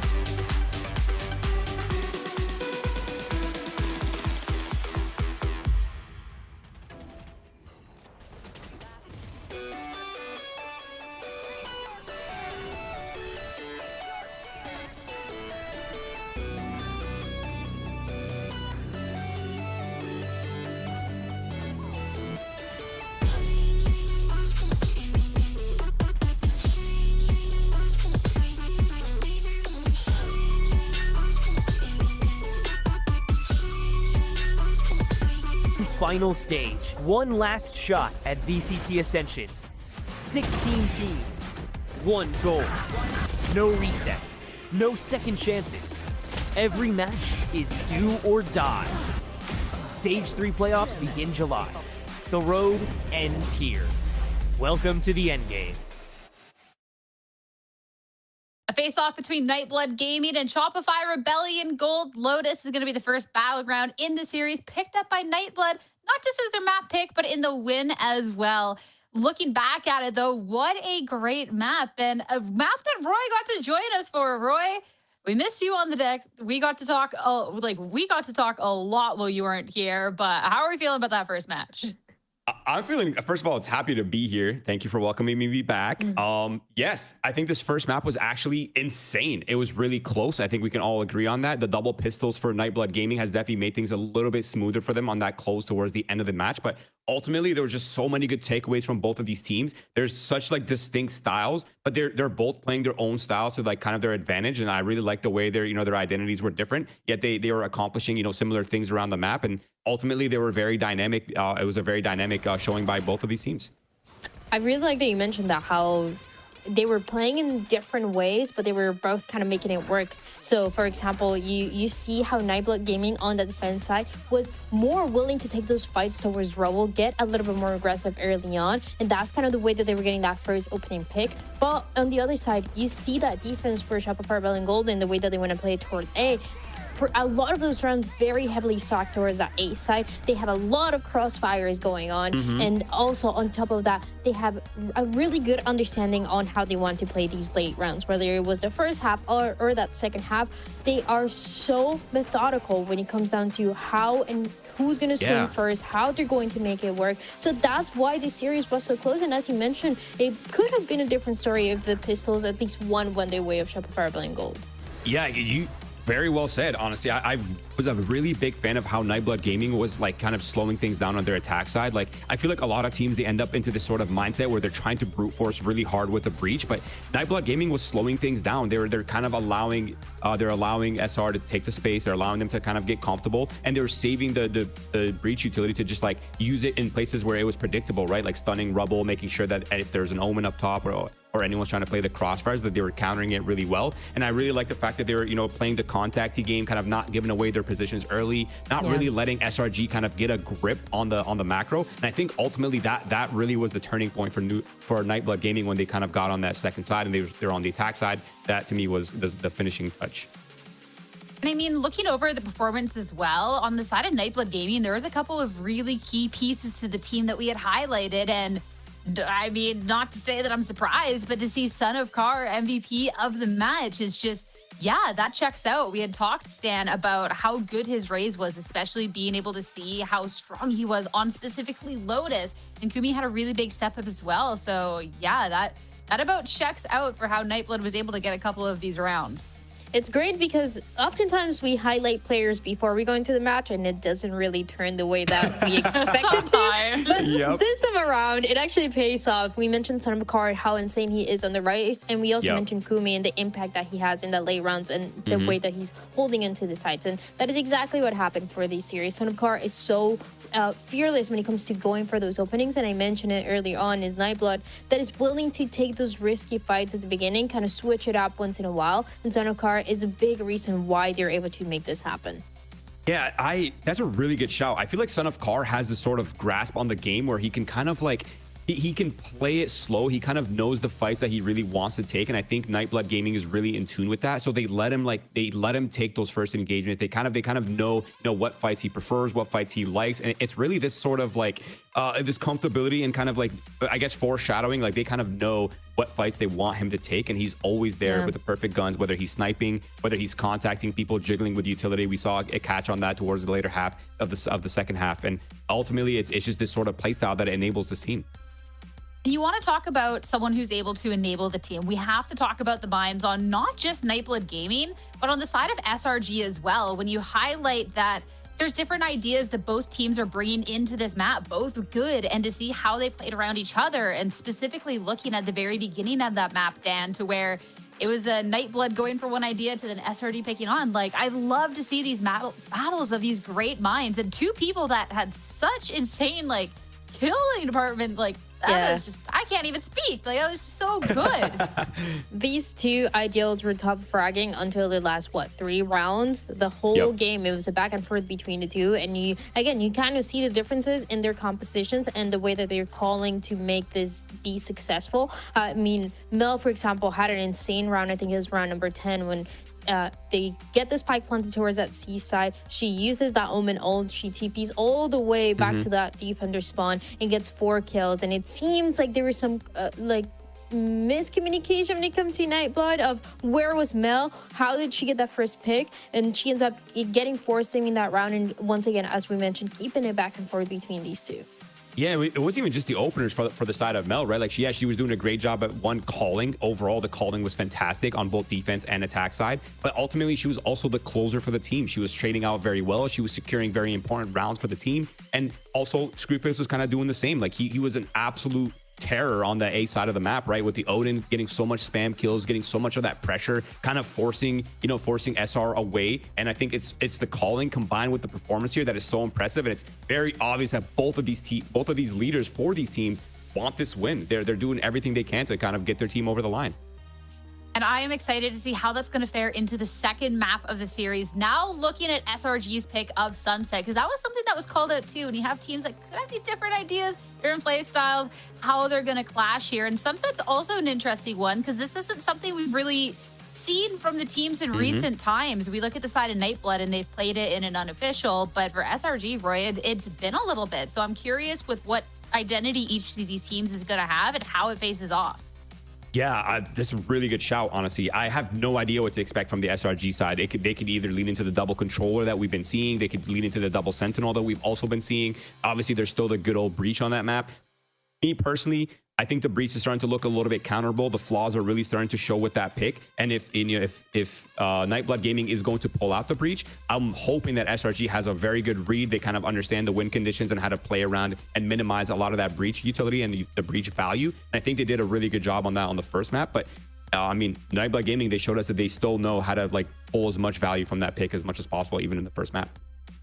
Those are the teams that we haven't really gotten the chance to see on what they're doing in here for Challengers or what they want to bring to Sunset, especially because both of them, they were playing that Neon before. We talked about it for Shopify and how they were playing it in Game Changers. But as you mentioned, the meta's a little bit different. That was also a time where we were still seeing Alexis play with that breach, play with that initiator. And we saw that change today on Lotus, so you should be expecting that change to happen in Sunset. I feel like Sunset has always been one of my favorite maps to watch when it comes to the IGLs and how they're calling these rounds that can get so messy with the Neons especially. So I'm hoping that we get to see the Neons. I really hope so as well, but I'm excited that we don't have to wait for an agent select as it is ready now. So again, we've seen what Nightblood kind of wants for, at least unofficially, but for Shopify Rebellion Gold, especially with this ever-changing Alexis role going into the Senti, I'm curious with how today is going to look. And yeah, that is a double Senti, Roy. That is going to be, a lot of fun. Alexis, they're truly embracing the Alexis Sentinel. Yes, I love it. I think this is actually a really good composition on this map. There's a lot of utility to work with. The rechargeable net has also opened up a lot of both defensive and aggressive options. So I think ultimately it's going to come down to how Screwface can manage the Sova utility, right? There's a lot of gadgets to deal with. There's a lot of traps for Son of Car to fall into. And I think ultimately that Sova utility and how they play around the potential counters to those gadgets, that's going to be a very key piece. So my eyes on that. And of course, the Neon v Neon battle that Dryad pointed out. I want to mention too, it just seems like I look at the Shopify Rebellion Gold composition and everybody is playing really good roles for them. Individually, you look at them and it just fits, right? Dodo, that likes to be a little bit more aggressive, and the Neon fits so well. Mel is known for her Omen as well. And these two Sentinels that can have a lot of great impact. I am, to be honest, on this map, a little bit worried for Nightblood Gaming because they are playing still this breach. And this is something that they struggle with already on Lotus a little bit in the hands of Smiley. Keeping it the same in a meta that is, you're starting to see less and less of that breach, can be a point where Shopify Rebellion Gold can capitalize from this and get the win. I mean, with the different ideas, the SRG going away from the breach, Nightblood truly embracing it. It's time to see if what's old is gold or if it's going to be SRG to take down Sunset and take us into a map 3. Let's hit into server and find out, and back over to your casters. Marks, Tenric, have fun. Thanks so much, Sierra. And this really does feel like a question of resolve for both sides. Who has the better ball knowledge about what we're walking into? We saw NBG kind of, sunrise this composition in an off-season tournament. Again, like Dan said, Smiley on the breach is definitely the weak point that I think a lot of people will bring up early on. And Shopify Rebellion Gold switching to this double Sentinel composition now, Mark's definitely going to be exciting to see on their map pick. Oh, absolutely. And on top of that, too, we were talking about Alexis a lot, like swapping into the Sentinel role, taking over all of that, and especially the Deadlock. There's a little bit to say about how it's kind of a pseudo-initiator. And honestly, hey, you've got the reps on that initiator role before. You know how to play Sentinel. That could be quite a bit. And my questions about that breach are going to hopefully be answered here, because while, it's not necessarily the best, I do think that Nightblood Gaming they've got a really good support system built around some of their star players. And already it's going to be a fast exec onto this B site. Noya is going to be holding things down, but it's going to come up to that trap wires to really just potentially slow down Son of Kar. Yeah, Nightblood Gaming picked to start on the attack for a reason. It's because they know how to conventionally attack on Sunset. Relay Bolt tries to stop Son of Kar on this first entry, but NBG are able to get back out quick enough and rotate over to the A site. But this barrier mesh is waiting for them, so a little bit of extra time gonna be cut off, letting Dodo Nut get back inside, immediately cut short, and NBG holds steadfast to the perfect moments to win all their fights. Shopify can't hit any of their shots in the right time, and so Nightblood are able to fully take this A site pretty confidently. Only one player at really any catastrophic level of health, and that's Smiley plants the spike, so even he'll get out with some extra value. And NBG, they're gonna just try and double down on this. Find Smiley another kill, get him farming, because he couldn't in the previous map nearly as much as NBG.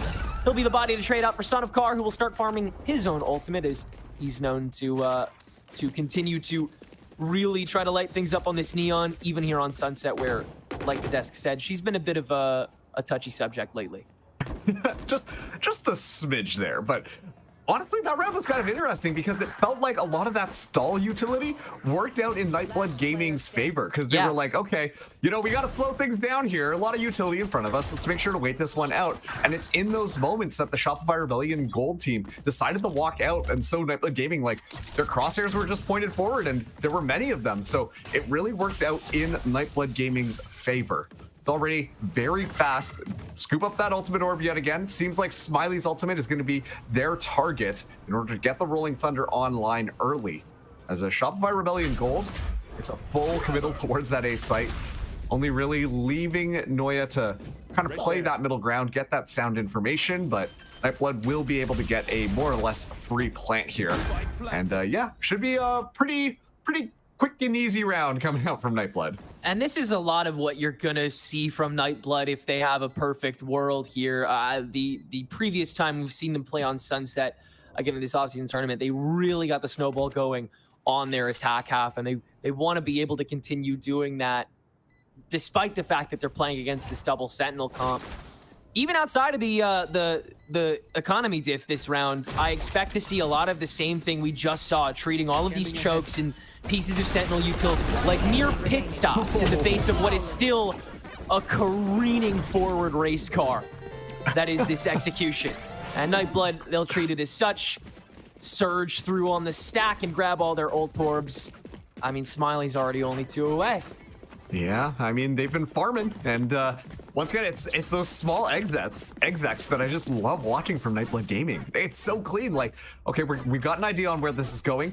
The util dump is almost synonymous with just pushing in, and yeah, like, sure, the smoke comes down just in time, but it doesn't matter because it's just so aggressive from Nightblood, really trusting their own team members to lay down the flashes and the stuns, and it's another clean round for Nightblood. Oh, let's see how Shopify Rebellion want to respond here. It's going to be early aggression towards mid. A different look for Nightblood Gaming this time. There is one trapwire that should at least watch the top of mid as we see Dodonut go for a bit of a reposition. And Dodonut in a great position as Note actually finds that one first. Sarah, though, ready to find the trade. That's just such a great way to psych someone out on the defense. Just let those neon steps go, and then your second could be anywhere inside that smoke. Really great way to force Dodonut to just make a choice on the fly.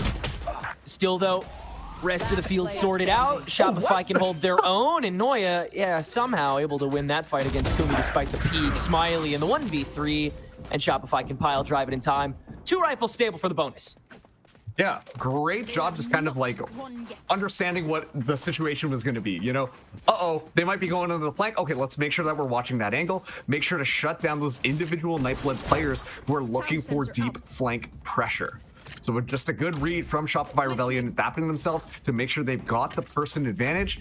And then after that, it should be pretty easy to go in there. A little bit of an unreal play for Noya, somehow getting the kill despite being flashed there, but it all works out great. Smiley now has the Rolling Thunder online. Nightblood Gaming have been putting a lot of emphasis on that ultimate. And it does seem like Shopify is at least a little bit aware of this. They're giving a lot of space on that B site just in case they let the ultimate rip right off the bat. It's just so much to be scared of, and not too much of a reason for Nightblood to throw too much into the problem at any point. Yeah, but you make noise, you force everyone to stay here anyway.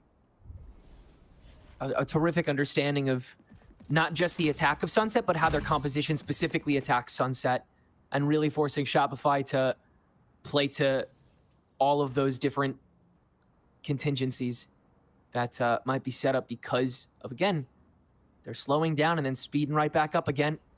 This Owl Drone will be risky from Screwface. You have somebody on top of it, but the shotgun is, yeah, just... No way! Oh, no. Did that do any damage? Y'all, that did no damage. What? She didn't land a single... She didn't land a single shell.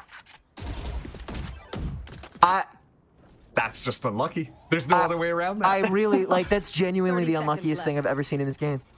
Yeah, and look at this, Nightblood Gaming, with all of the pressure towards that A site, make the call to rotate around. And we've seen them do this a lot on the previous map. The Shopify Rebellion Gold, generally speaking, are aware of it. And yeah, there's members here on the defense.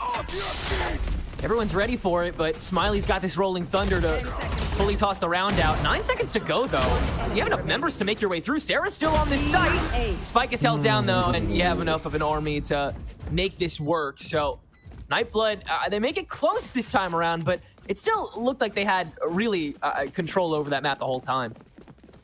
Yeah, I mean, honestly, I think it's just a great job from Shopify Rebellion Gold kind of digging their heels in just in case. Because, like you said, Nightblood Gaming really had a majority of the control. Oh, that's so painful to watch. Dude, that's so painful.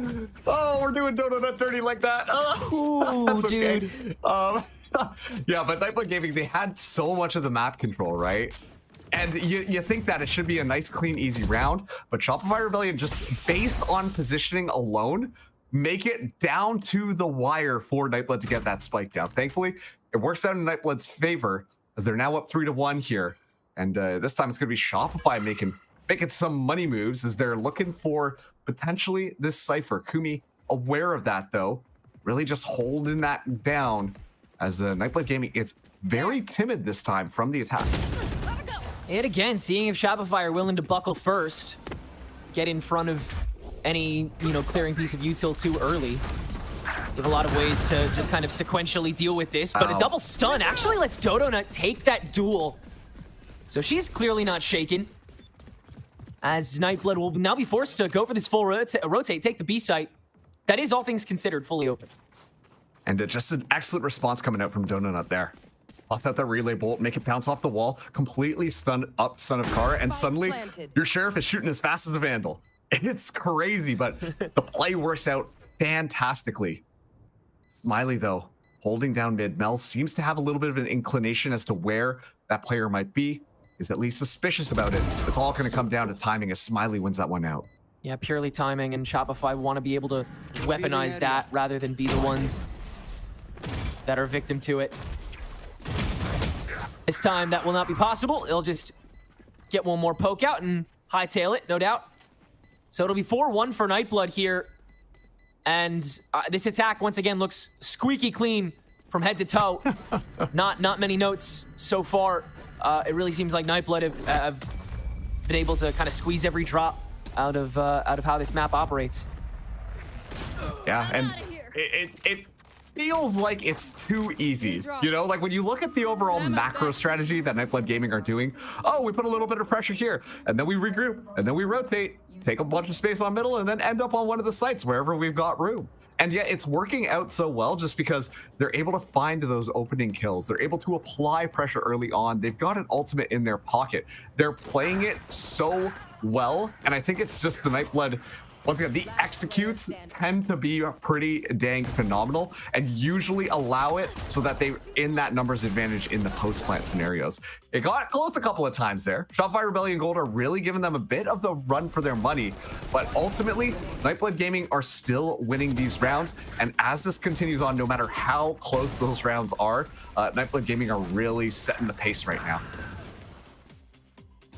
Yeah, truly, it's been pretty cut and dry so far for NBG. They haven't had to change too much, and they haven't honestly had to deviate from the norm all too much. They'll just, you know, switch up who's lurking every once in a while, or just wait to execute another 5 extra seconds as they get set up. But the patience from these players is really the most impressive thing, and you got to shout out kind of the older heads, like Screwface and Smiley for sure when it comes to that.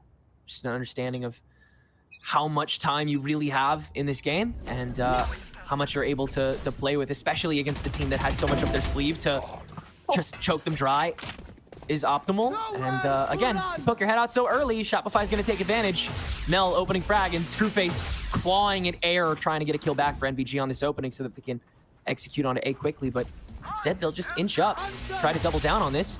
Reactive Hunter's Fury now from Sarah, who's going to look for essentially nothing herself. Elbow isn't even fully cleared off of this, and in fact, it's a telltale sign for NBG to just duck in, go for it. Oh, site's not fully cleared. Alexis gets a reset, just enough time to be able to maybe get one more, but no. NBG have infected the site and have a 3-2 advantage. Reset from the TP to get the plant down clean for Note, and he'll have one more in the tank to get back out as well. Neural Theft available for Noya here. On how much pressure. If they can find one more kill, it might be worth it right now. Regroup from Shopify underway.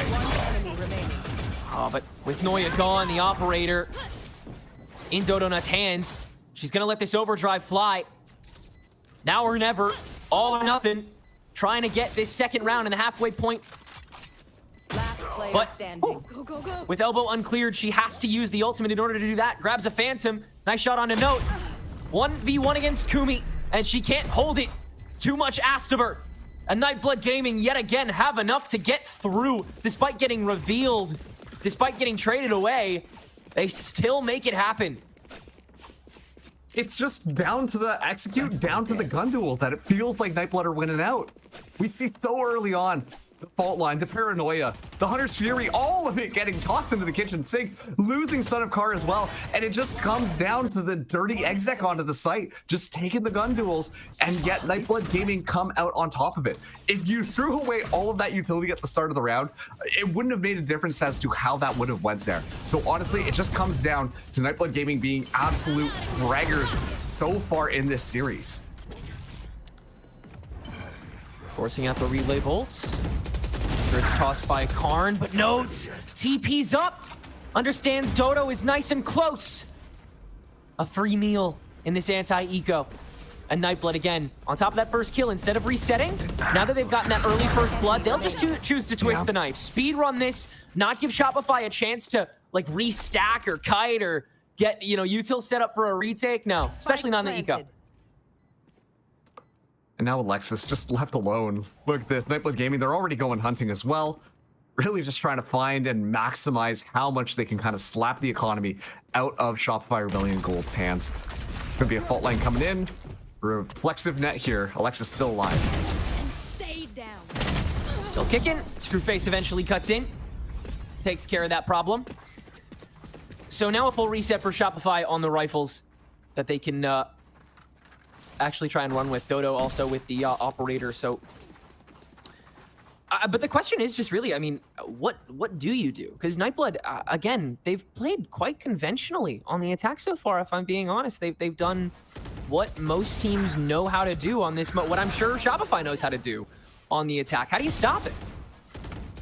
It's a really good question, because when that explosive execute comes in from Nightblood Gaming, like, you know, we talked about Smiley not necessarily having a great game on the first map here, but it's just the fact that those flashes in the fault line are available for Nightblood Gaming.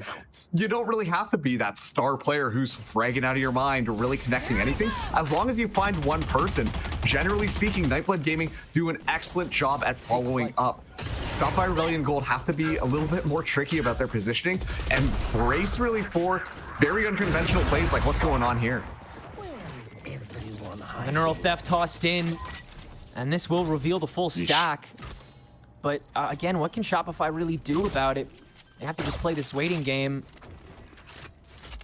And the trap wire is still going to get given away, so this stack also, I mean, that's going to get sold too. So this is once again looking marvelously stable. Wow. And now we're rolling thunder on the stack. What a good read.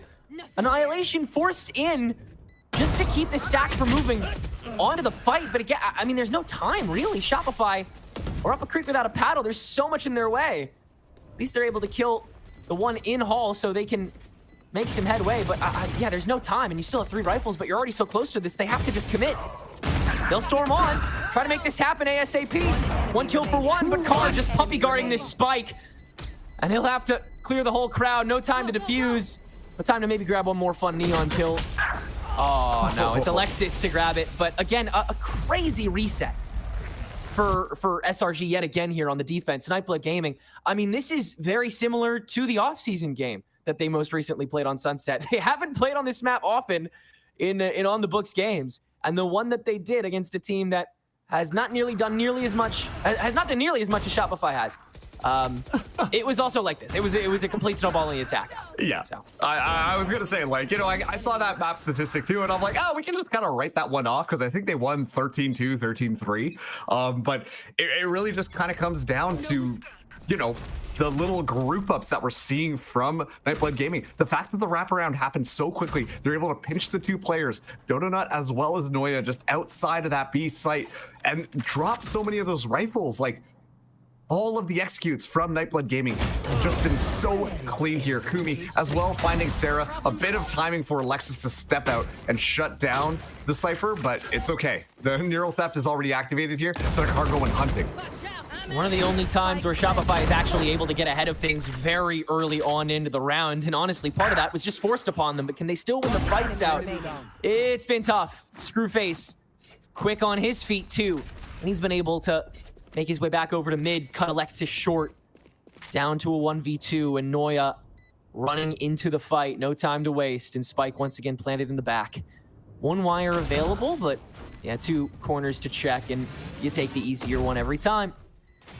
8-1 here. Smooth sailing for Shopify's pick for Nightblood's bottom line. It's so interesting watching some of these retakes there, because Nightblood Gaming, they more or less disperse if they're confident that this is going to be a round win. Obviously, Shopify Rebellion, they group up. You know, you're anticipating a little bit of players just hanging out onto the site. You expect the classic defensive positions. You can just overwhelm them when you decide to retake. But instead, it's these like 1 players coming out from behind or up middle or all over here. And it's just catching them off guard in some of these very important opportunity moments.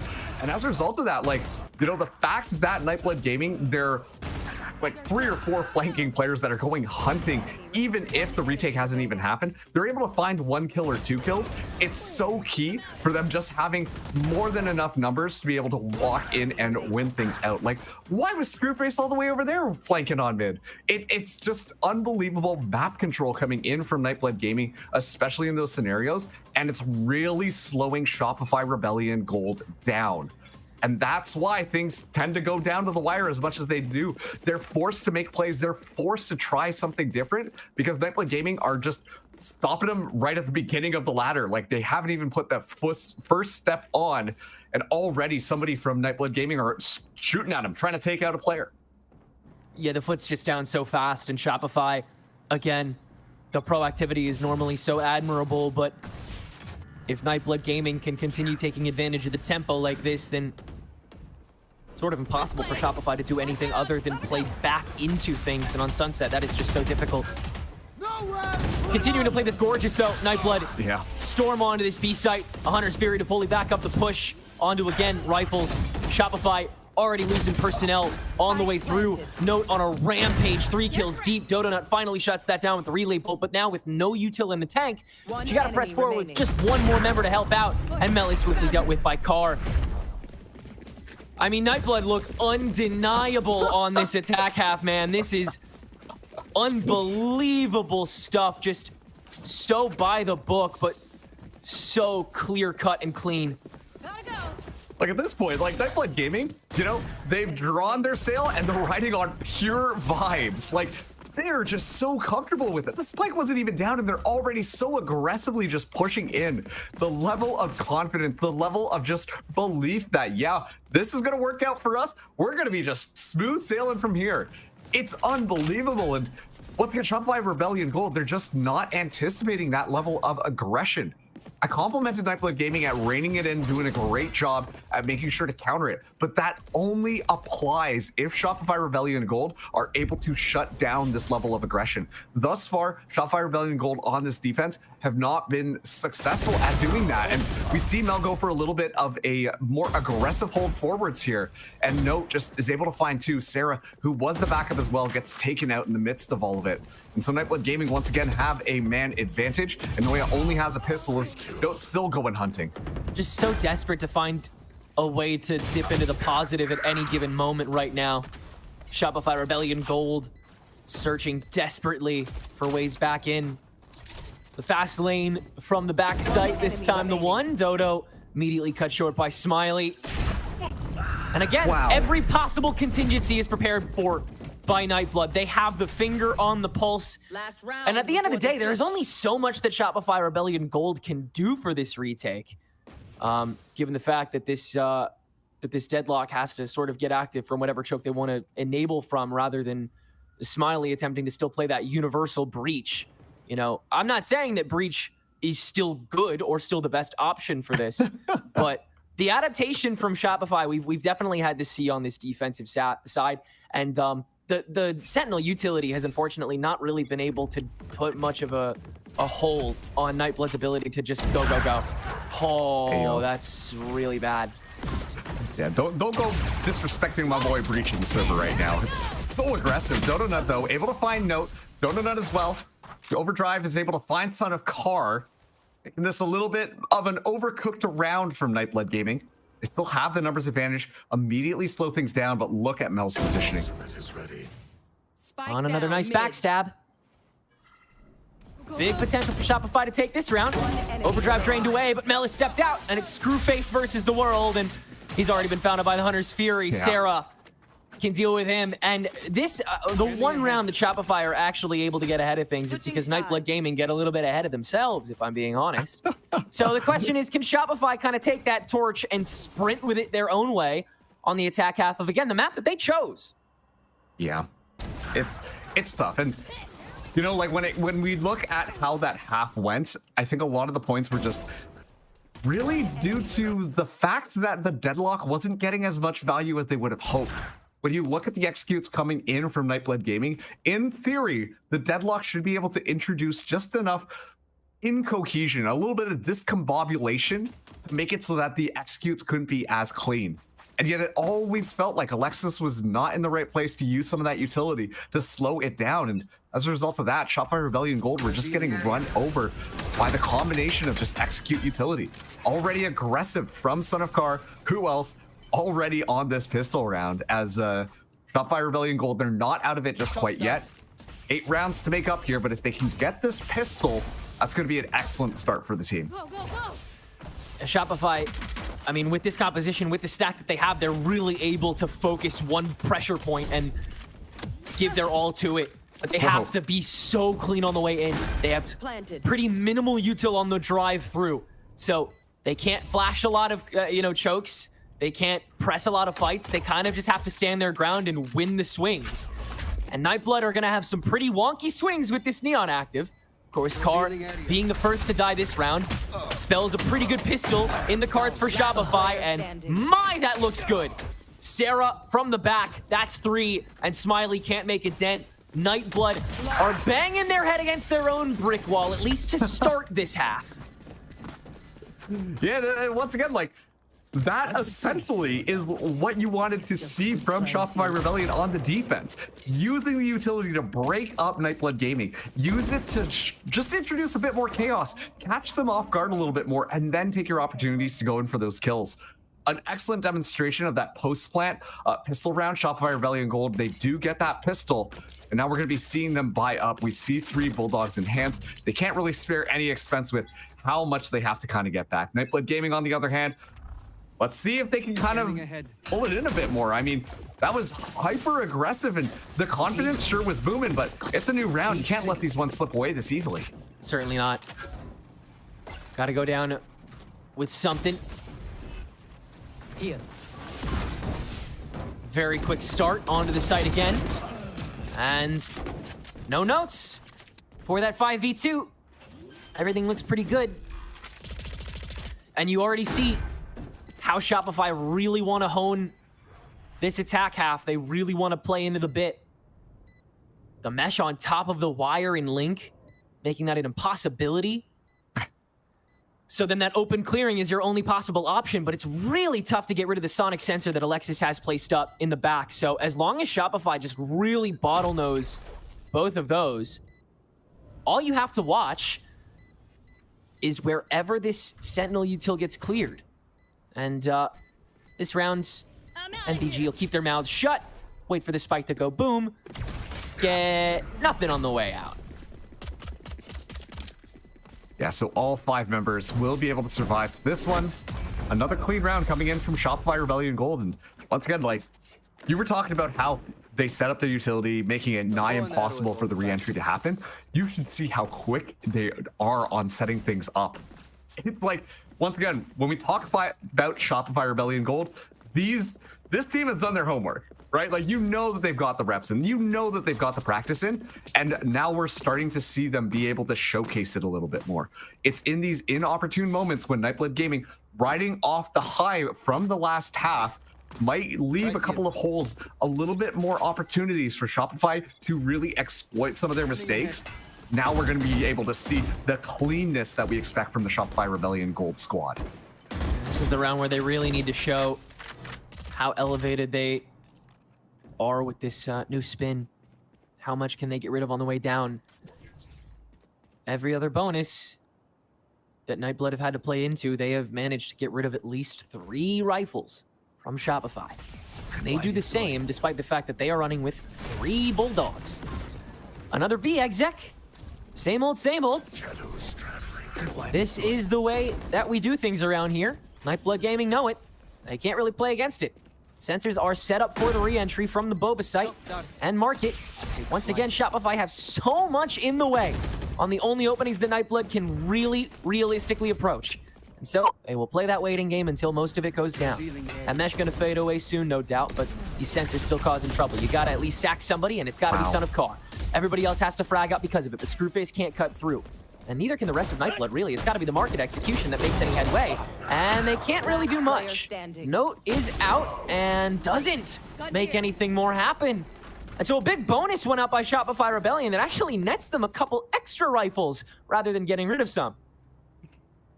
Now they're just 5 rounds away from potentially tying up our series. Nightblood Gaming forced back into the Sheriff buy.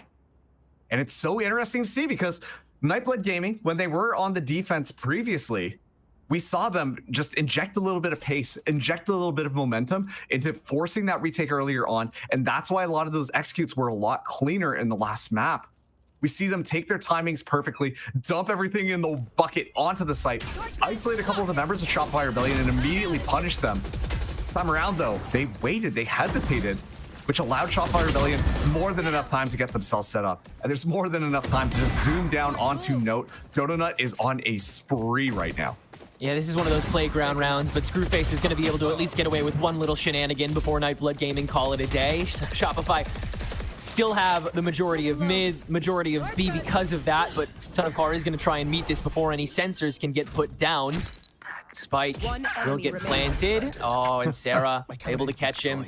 That's the trouble with this is Nightblood. You either funnel too few resources early, or you have everything ready to go, but you're way too late to be able to do anything in the face of that double Sentinel util. So it's a really tough battle that Nightblood Gaming have been having with this macro read of how much do we want to play into, you know, trying to be steadfast on the site and trying to fight things out against, you know, a stack that we don't know is entirely there, and how much do we want to be willing to play for a retake that we know is so stacked against us.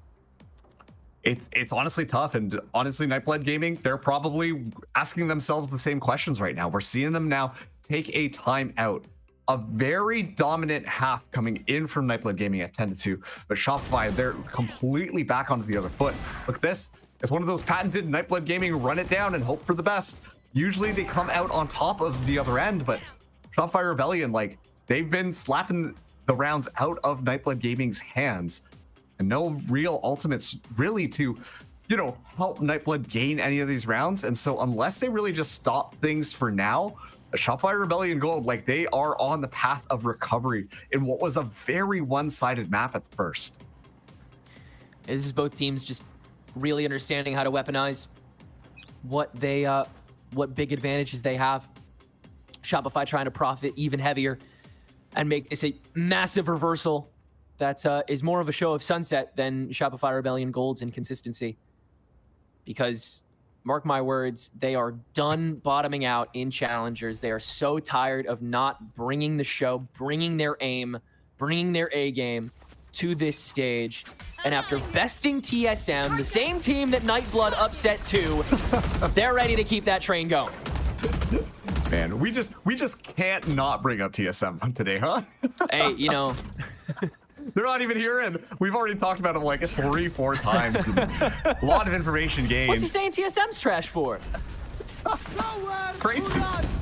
Oh, a lot of utility right off the back. Kumi actually finds one. No, still in the back line. Not checked at all. It is going to be even trades across. Barrier mesh going to get deployed, slow things down just for a second while Alexis will get this plant. Meanwhile, Son of Car wrapping around onto the back, fast walking in through. This is the most segmented an attack from Shopify has looked. This is the biggest kind of stake in the heart of the push that Nightblood Gaming has been able to put in it. And Son of Car with the flank will get away with 1. 2 now after Mel's TP. He deserved it, it'll get it. And Sarah stuck in only so many corners, but not given away just yet. Takes a little bit of an extra swing, but you have enough people to throw at the problem. And it takes a little bit of extra time. But Nightblood do get their first round of the half on the board, and it's 11-6. And a very important one to get as well. They were able to fish out a couple of ultimates. Oh, sorry, just one ultimate from Shopify Rebellion Gold there. Look at this cluster happening onto this site. The fact that Son of Car goes for this play is unconventional. You know, when you're looking at how Nightblood Gaming have been doing these executes, they toss all the utility. Oh no, there's a Neon sliding in and somehow headshots me with a Vandal. That's what you expect, but this time around, you see all of the utility get tossed in with no Neon slip through. And that's because the Neon is completely on the flank. It caught Shopify Rebellion Gold off guard, which allows Nightblood Gaming to snag up that round. Still, execute going to be moving in here onto B. Be interesting to see how they deal with this. We see Note up on top, watching from Market, but Kumi starts us off with a kill. Oh, and another one from Note. Again, terrific reaction time this time. But Shopify will get their own licks in, and they'll strike right back onto Kumi and Note. Nice walk up. NBG here early, though, on Market, but the mesh still gets placed in time. That's a massive one. Idle Force. Yeah, that noise to be made. Let's just burn this wall up and go in. Son of Car, good stun. And the fast lane can catch Alexis. Sarah on the pinch, though. And Shopify still have it. Mel caught in spawn, but Smiley's able to parse out Sarah with the help of the smoke tossed in. And now Nightblood Gaming have to play against said smoke from Mel. She can siphon this to a 1v2. That's one gone. One correct turn, Smiley on the tap. Mel's just gonna hold it, but the discipline still leads to her downfall. Smiley winning the 1v1 and giving Nightblood Gaming 6 rounds of match point to work with on Shopify's map pick. Wow, and these rounds are so close between these two teams. We knew that this was going to be a good matchup, but like just watching these handful of rounds, how much action has kind of gone on here. I got to give a special shout out to Thunakar. I think the Neon just navigating through all the smokes, causing so much distraction, and still being able to find the kills necessary amidst all of the chaos. Thunakar has really opened things up for Nightblood Gaming, especially on that particular retake. And now we see it is going to be a little bit of a pivot here. Shopify Rebellion digging in their pockets. They're able to pull things out. Carr runs it down yet again. It's going to be a Hunter's Fury from Screwface in response that unfortunately doesn't find a single mark. Good guess into tiles, though. Shopify had to do a little bit of dancing to get out of that. The Owl drone tossed on top will alert NBG once again early to the B exec. Kumi and Note laying in wait again. They got two for themselves last time by just stepping into the lane. SRG switch it up a little bit. Dodo doesn't toss the lane, just uses the ultimate and dies immediately, and Kumi just holds the line. Two down for him. Annihilation now thrown in to catch Screwface as well, though. Understanding the stack is here early on Boba. And Smiley, the only defender remaining, very suddenly in this round, gone without a trace. So Shopify will make it 7, have some stability to work with for the remainder of this attack after that little streak made up by Nightblood. So overtime definitely on the horizon if things continue to go the way they go. But again, all Nightblood needs to do is get a foot in the door. And this is the thing, like they've been working with their ultimates to make sure that they're building things up. They currently have 3 on the board. They use Smiley and Screwface's ultimates, and sure, those ones are gone, but it's draining the pockets of Shopify Rebellion Gold. This last round, excellent job with that annihilation. I think being able to pull Screwface out of the equation completely makes it almost an impossible scenario for Smiley, who's not been fragging as much as the other members on Nightblood Gaming, to be able to secure that round. It's just pistols now for Nightblood Gaming, playing a little bit more patiently this time. Carr not going to be running things down yet, as it's just going to be Shopify anticipating this, waiting for these timings here as Screwface goes down. Only one opportunity for Son of Carter to reveal himself after wow. Oh my god! That's so disgusting from Carr. And Kumi catching Mel on the lurk up B main. I know exactly. Opportunities just continuously lost. And Nightblood continue to have the macro read after that TP in. The stack still here, and no choice but to alter course. 3v4 as they try to take up A site. Nightblood Gaming have ultimates to take this with. Nowhere to run. Moya creeping up. Hunter's Fury to clear the board and give her an open audience. Easy one to make it a 3v3, and now they can double back. Reset on site. 30 seconds left. Spike. This is going to be an interesting engagement. Smiley doesn't have the fault line yet, only has an aftershock. Here we go. Such little health, but Carr's gonna go for it on the overdrive, and they can just spray it down. Yep. Not enough sense there for Nightblood Gaming, not nearly enough to run in with, and the tip of the spear, very dull. 4-round gap here as Shopify continue to have enough to build up with. Now no ultimates, though. That's the big thing. Nightblood Gaming can play the information game just a little bit better now that they have the only ultimate on the table for 2+ rounds. I mean, you say that, but at the same time, with the style that Nightblood Gaming have been playing it, I don't know how much more value that Cypher Ultimate is going to make in the grand scheme of things. Shopify Rebellion Gold, right now, they're starting to roll things forwards. We're getting close to having that Annihilation back online, and we're really getting a showcase of why this deadlock is effective, at how fast these sites are just kind of closed up. As soon as Shopify move in, they're able to manipulate Nightblood Gaming, so they have to move in on a specific angle, and then they're just ready, watching, waiting for that retake to go, that they can just mow down the players from Nightblood. Excellent stuff on these post plants, very well rehearsed for Shopify. Reactive Paranoia tossed on top of Carr. Terrific setup to punish a member of Nightblood who finally chomps at the bit. Old habits die hard, and you got to give it to Carson. He's been doing a great job showing restraint so far this match. Still, though, Nightblood have less going into this round now before it even really starts, and Shopify feel very comfortable making all of the noise, getting all of the setup done, but two have stepped in front of this barrier mesh rather than holding it out. Shopify, though, still clear. Relay bolt tossed on top, and it's Easy as pie for Alexis to clear. At this point, you might just save if you're Nightblood. I mean, everything else has been so trivial. Spike planted. It's so tough for Nightblood. And I really do think that this is a bit of their own creation, thanks to that 10-2 half.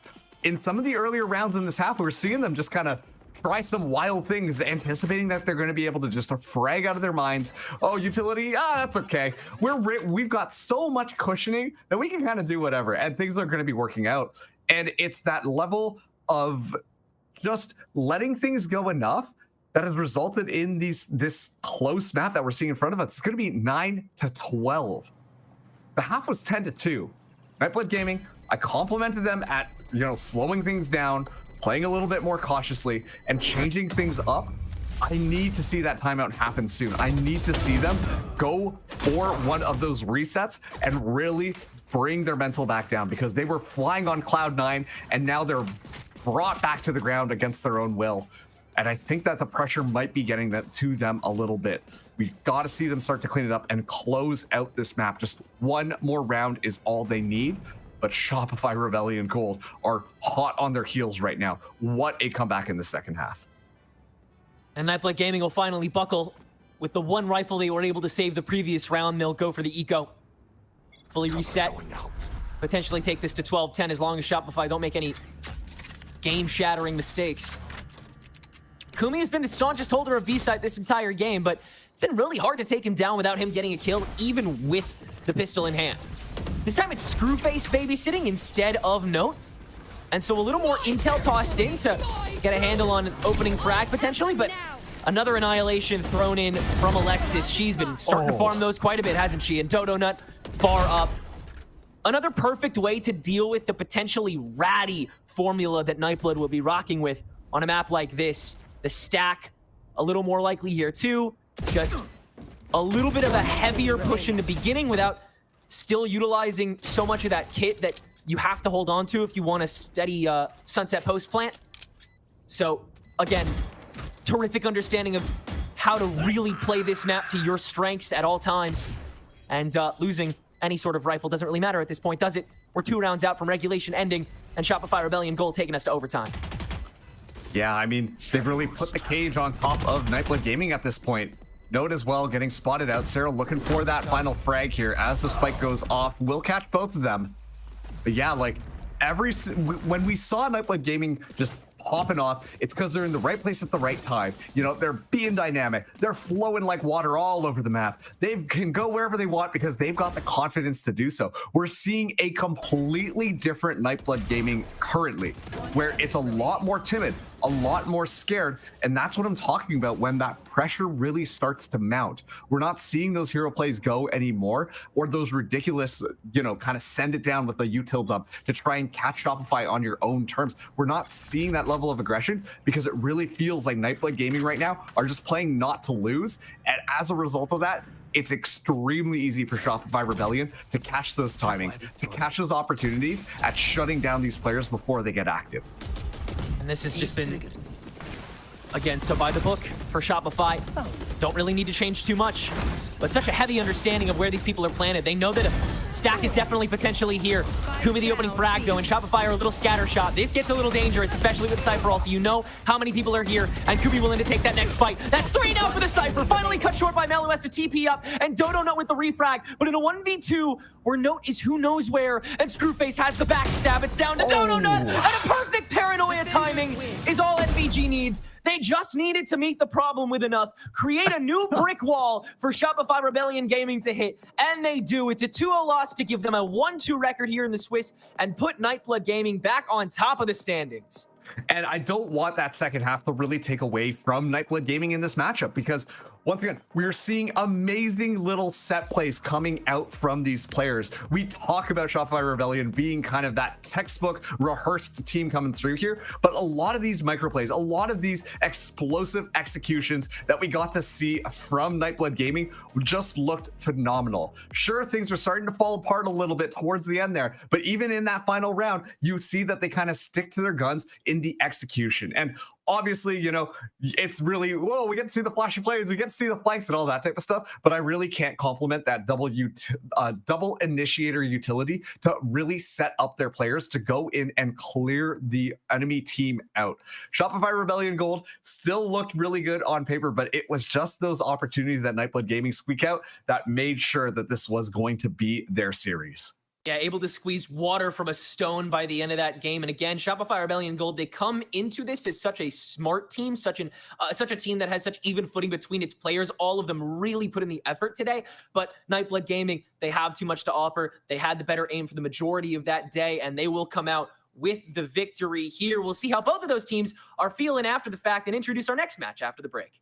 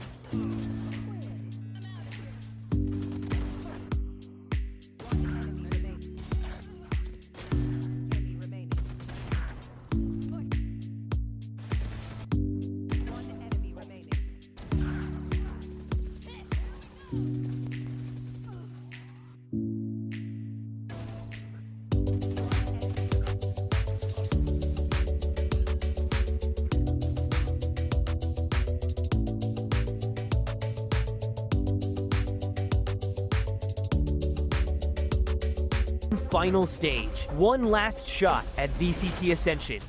16 teams. One goal. No resets. No second chances. Every match is do or die. Stage 3 playoffs begin July. The road ends here. Welcome to the endgame. Oh, it was getting close. It was getting spicy, but at the end, it's going to be the attacking side from Nightblood Gaming to get them enough rounds to really make sure they can close it out at the end, taking the series over SRG 2-0. I mean, Roy, looking at that, they had such a hot start. We get to the side swip, like Shopify can give it right back to them, and it took a bit, but they'll close it out in the end. Yeah, I think that crushing first half obviously does not really leave like teams with a lot of room for error in the second half, but I want to give a shout out to Nightblood Gaming. I think they played a phenomenal game on their attack side. They had a really good feeling for the pace, and ultimately they knew exactly what the win conditions were. They were drawing the rotates thin. They were playing around the gadgets very, very well, like we highlighted going into that match. And Yeah, I mean, they got the pistol Sierra. They had a breach hole on the round 4 to secure that round. They had an 8-1 start. I mean, that's just exactly what you need if you're Nightblood Gaming to close out this series. Yeah, Both of the teams just looked so good. I just wanted to add, like, the things that we saw on the attacking side for both were kind of insane, and it does leave me wondering, you know, what if it was the other way around? But what kind of story would we see? Because this is exactly why I like to see teams play this map, how the calling is going to work out on the attack, how aggressive they want to get, especially because we mentioned both of the neons were going to get played was insane. Yeah. And I think they also answered that question that we had, right? That Breach still in a tough position when it comes to the meta, but when you have a player like Smiley that was kind of fragging out very early on and is able to get those win conditions like that Rolling Thunder into that 4th, 5th round, it really sets you up for success to get that snowball going the way that the Nightblood did. Yeah, and I think, guys, even beyond like individual performances, I really did feel like Nightblood Gaming was doing a phenomenal job at utilizing space. Like they were setting up crossfires in parts of the maps that aren't usually contested, right? Like they're running crossfires deep in market, they're running crossfires in their spawn. The way they were moving around in these late round scenarios, the kind of like movement that you have in these sort of like uncharted territory of the round where like things are, you know, are no longer scripted. I feel like they were maneuvering that extremely well when they're on the attack side, and honestly that really was the edge. Like that was what exactly that they needed to close out this map, and they did a great job in that first half. But yeah, I mean, SRG, they almost did it, guys. They were bringing it back. We could all feel the pressure starting to mount a little bit on both of these teams. It was so close. If they just had a couple more rounds to play with and secured a couple more rounds, or things have gone a little bit differently, we would have had another insane series on our hands. I was really hoping we were going to get that map 3, considering how like back and forth these were. I say back and forth, like Sunset wasn't just like one side than the other. You guys know what I mean. But to see these two teams face off, I felt like it was just close to close. They were very, very well matched, and it would have been so cool just to extend the series a little bit more. But looking over the player performances, I feel like the gamers on Nightblood Gaming had a little bit of a different story. I mean, again, step up performances from the rest of the team, Son of Karg and Kumi again. But notice somebody, Dan, who we've not really talked about too much, and know it's going to be the biggest step up when we're looking at that second map. Yeah, it's cool to see. It's exactly what I wanted to bring up, is just the fact that throughout this series, we've seen everybody kind of get their time, right? Even we talked about the IGLs at some point. Obviously, we talked about the duelists, and now for Noted on that Omen, I think it was a little bit more of that. I love the Omen too, because on this map, it can really help not only the team set up for those fast fights, like you can see with the Neon and the Paranoia being sent early on, but also for Noted to play individually a little bit more. And that is exactly what we saw. 5 first kills that go his way, and was a massive reason why that first half was so one-sided.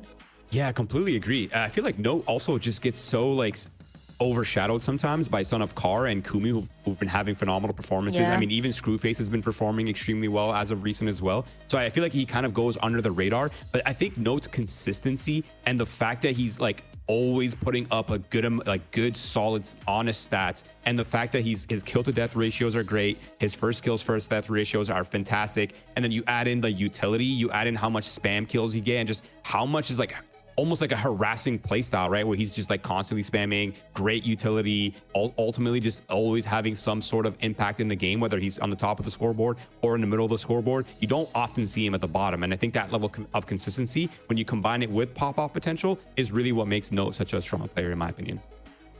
There's a reason for this Nightblood Gaming core that they've been able to be getting these wins. And yeah, they've been tested through this, don't get me wrong, but there's a reason that things have come down to as close as they are, and why in a series like this, even when there is an opponent on the other side that's stringing together rounds, they're still able to close out the map and look really strong doing that. So I think for Nightblood Gaming, this team is just looking really strong in general. And like, I'm excited to see the run going forward, because when you're looking at stage 3 and a couple of these teams that truly have that upset potential moving on forward, I don't know. I'm getting on the train, that is for sure. But it's now time to hear from the team and hear from none other than Son of Kar, who's just been having a great Challengers so far. Big congratulations on this win. A positive in Challengers. How does that feel, especially after a 2-0 win today? It's pretty good. Nothing we didn't really expect. I mean, we're just going into every match like expecting to win, so it's going to keep that going. I'd love to hear that confidence. And I want to know then too, because obviously 2-1 in Challengers, that great. But then going in with the expectation you're going to win, I want to know in a situation like last week when it doesn't quite go that way, how you're able to have that mental resiliency, bounce back to make sure you get a strong win next week. We just refocus on our goals and go back into it. Easy peasy. And you've been really exciting to watch on Nightblood throughout this iteration of Challengers. I know you played a bit stage 3 way back, but now we get a whole stage and you've just been absolutely electric. So I want to know your thoughts heading into Challengers, if you'd think you'd have a start like this and how you feel about your own play. It's been okay. There's more to come though. Just starting. So humble over here, just starting, more to come. Absolutely love this. And question I have about the match too, because I really want to ask about this sunset. Obviously, we see that you guys get a really strong attacking start, switch the sides. SRG, they start really bringing these rounds together. So I want to know how you guys are able to close out. Just a matter of when, or is there a certain plan? You got to refocus. We didn't really expect the sunset, but yeah, we were just going into it having fun. So we just refocused and everything was okay. Love to hear of those vibes. And that actually ties into my last question perfectly, because Screwface had talked about the team and the good vibes on the team and everything else. And I'd love to know your thoughts on it as well, especially this being a team to come from Premier to now be in the scene. Yeah, we're all like super close friends in and out of the server, so we just have a good time together. The best type of Valorant to play. Senekar, thank you so much for your time. Congrats on the win, and I'm excited for that more to come. Thank you. Thank you. Thank you. All right, for Nightblood Gaming, that is a great win on the day to put them 2-1 within the Challenger scene, but it's not the only match we have. A short break, get your water, be right back here. We'll be right back.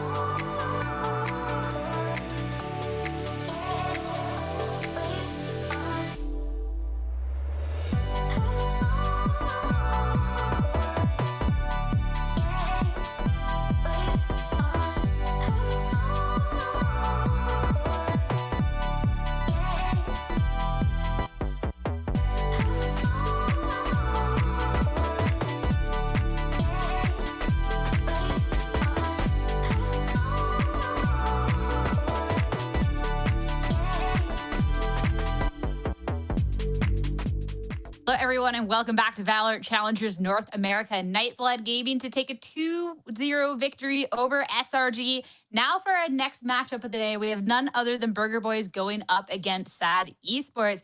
Two teams that really, really strong players without. I mean, the SAD Esports that we get to see that, yeah, this is a squad that can contend, and Burger Boys really got to show up and show out last season to do the same. So getting into today, this is going to be a great matchup to see where exactly we are on that benchmark. And it's our first time on this main broadcast for Stage 3 getting to talk about SAD Esports. So let's dive into this roster first, Dan, because when we've gotten to see a couple of these players before, they've really showed up and impressed. And I'm not expecting any less than that today. Yeah, absolutely. I feel like this is a team that we've seen for quite some time, and especially for the players, I think ever since we saw that stage 2 and what they were capable of doing, it kind of looked like a renewed SAD Esports that I'm excited to continue seeing. Bao is one of my favorite players from stage 2 that I'm excited to see how he's able to evolve and transition to the stage 3. Shondix as well, I feel like Welly had some insane moments too, and I mean, not to mention Yoa and Yerman too, that on the duelist has had a lot of impact. I feel like this is a great team, but something that we do have to mention is that week 1 and week 2, they did lose first against Mayorville, that team that we talked about early on, Sierra, about that new collegiate team that comes in and is actually surprising a lot of people, and then losing against Core 2. So it is, the players are there, they're insane, but the wins is the one thing that's missing, and they're hoping to get this week. Yeah, I mean, this is honestly, I feel like when I look at this roster, I'm seeing some insane talent on this team, right? Like the addition of Bao is just so incredible. I've you know, Jawa's been a really strong player. Welly's been very incredible. German's been, you know, kind of on the come up for a bit now. Obviously, Shondex is kind of the sort of rock for this team. But when I look at this team and then I look at the results versus YFP and versus SRB, they had some very close losses, guys. Like YFP, first of all, is a really strong team. We can all agree on that. SRB's split 1 winners, like obviously not also a slouch despite their split 2 results. Like they had some insanely close matchups against both of those teams, and I feel like that almost doesn't really tell the full story, right? Like you look at them, you see their 2 losses, and you kind of almost mentally write them off. But I haven't lost faith in this team. I still see their potential, but if they are going to turn things around, it needs to be right now, guys, because time is running out for this team. I've talked to a couple of people. They've called out SAT Esports as a sleeper team. So definitely not a team to sleep on. I do think, though, that we are getting in the more, we're not at the point of no returns yet, but we are getting into that more dire, okay, we need to start seeing the results here today. And they have that capability to do so. Let's talk about Welly first and what he's provided to the team. Because, Dan, if we're looking for somebody to start providing those results and more so be just kind of a solid piece for this team, I feel like that has to start coming from Welly.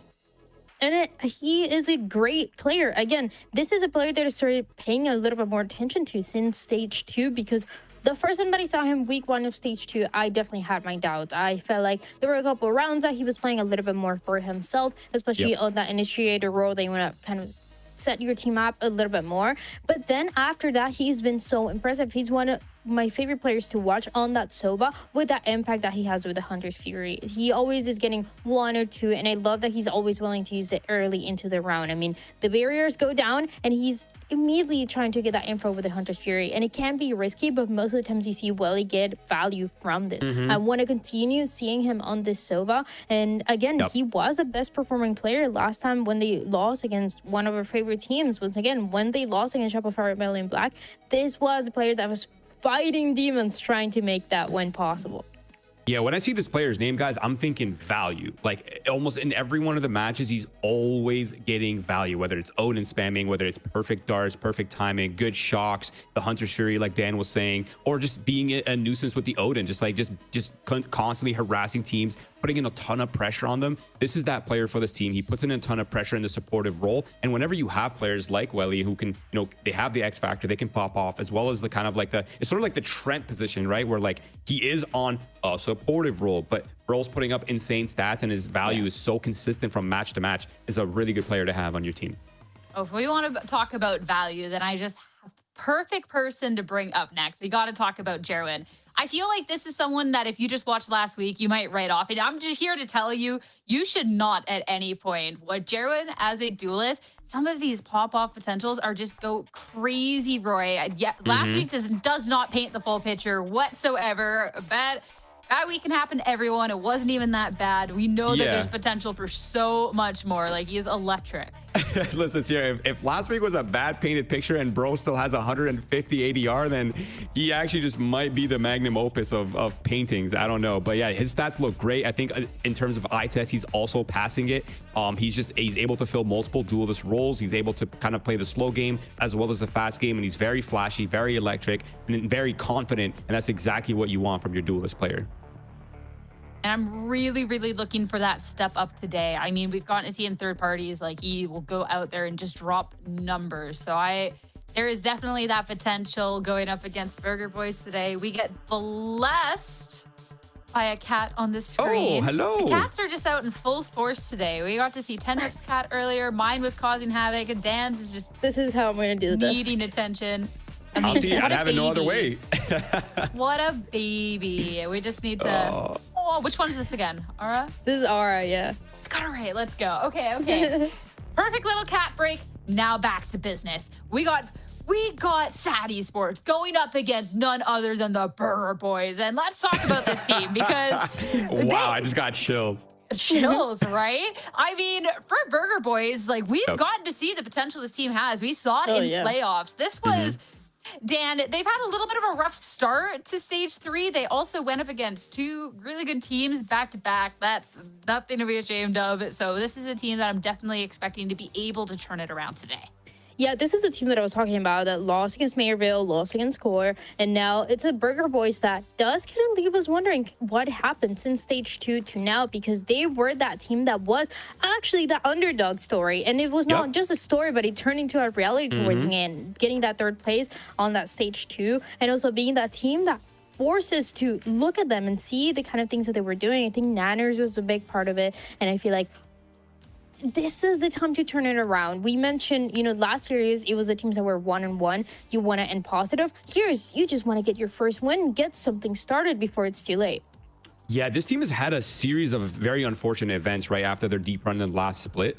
I mean, after they lost the core guys, they actually ended up losing nerf to the core roster. So they actually are going through roster changes. Tillo's stepping in. He was the former coach. I don't know if you guys know, by the way, but Tillo's actually not washed. He still plays a lot. I see him in ranked often. I've seen him play some. Yeah, he's not washed, everyone. Red alert. He is not washed. I repeat, amazing. Bro is not washed. But no, I think despite the fact that they have a kind of like an emergency quote unquote substitute, I don't think it's a major weakness. Yeah, it sucks to lose Nerve. Obviously, Nerve brings a lot to the table, and it sucks to lose a player to the team that you just lost to. That has to hurt the mental a little bit, but I have not lost faith in this team, guys. I think ultimately they have the pieces, right? It's just whether they can kind of patch and band-aid and kind of move forward. Bonnie is still a big factor. Practo is still a big factor. I'm sure we'll get into the stats here shortly. I just got to say, that is crazy from Core to beat Burger Boys and then take away Nerve. That's just demonic behavior. No chill, Core. But let's talk about a couple of the players that have been around. And first, talk about Practo, because Rory, you just said that we'll get their stats shortly. We can get those for you right now, especially with the impact that Practo's had out there. Yep. Okay, guys, I know it does not look great, okay? I know, compared to our last painting that we said that had 150 damage per round. But if you look at all of Practo's, results from the last split, as well as, some of the third-party tournaments that are happening and kind of in the open circuit, this player has been a very consistent performer for this team. And he's sort of, I think the cool part is he's kind of in the same sort of position that Welly's in. And we highlighted, we glazed Welly quite well. And I think Practo's almost that identical player, right? Where like he's putting up numbers, he's playing very good support, and he's a really important piece of this lineup, and I'm very much expecting a huge bounce back from Practo in this matchup. I'm looking for that impact from Practo, and I'm also, when we're looking at bounce backs, have to talk about Bonnie, because Bonnie has been somebody who oh nope, just kidding, we're gonna have some B-roll first. No spoilers, guys, we'll talk about Bonnie in a minute. We're gonna keep talking about Practo here, but you talk about someone being able to set up here, Dan, and the fact that Practo has that capability into the server. Maybe the stats aren't the greatest from the last week, but you're able to see that impact in the util and everything else. I wanted to say that I wanted to talk about my cat. Just dropped my mouse. I couldn't say, Sierra, I want to talk.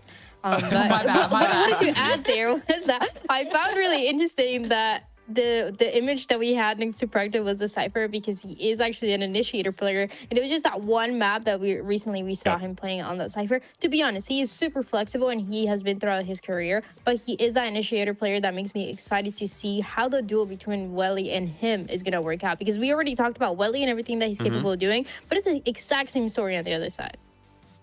Yeah, and now, a big surprise to absolutely everyone out there. Ooh, what could be next? We're going to talk about Bonnie. I was just really excited to talk about Bonnie, guys, because Bonnie, what we saw last year with Burger Boys and Bonnie was crazy. Bonnie was always popping off, just crazy. Like, Bonnie was like the duelist to talk about.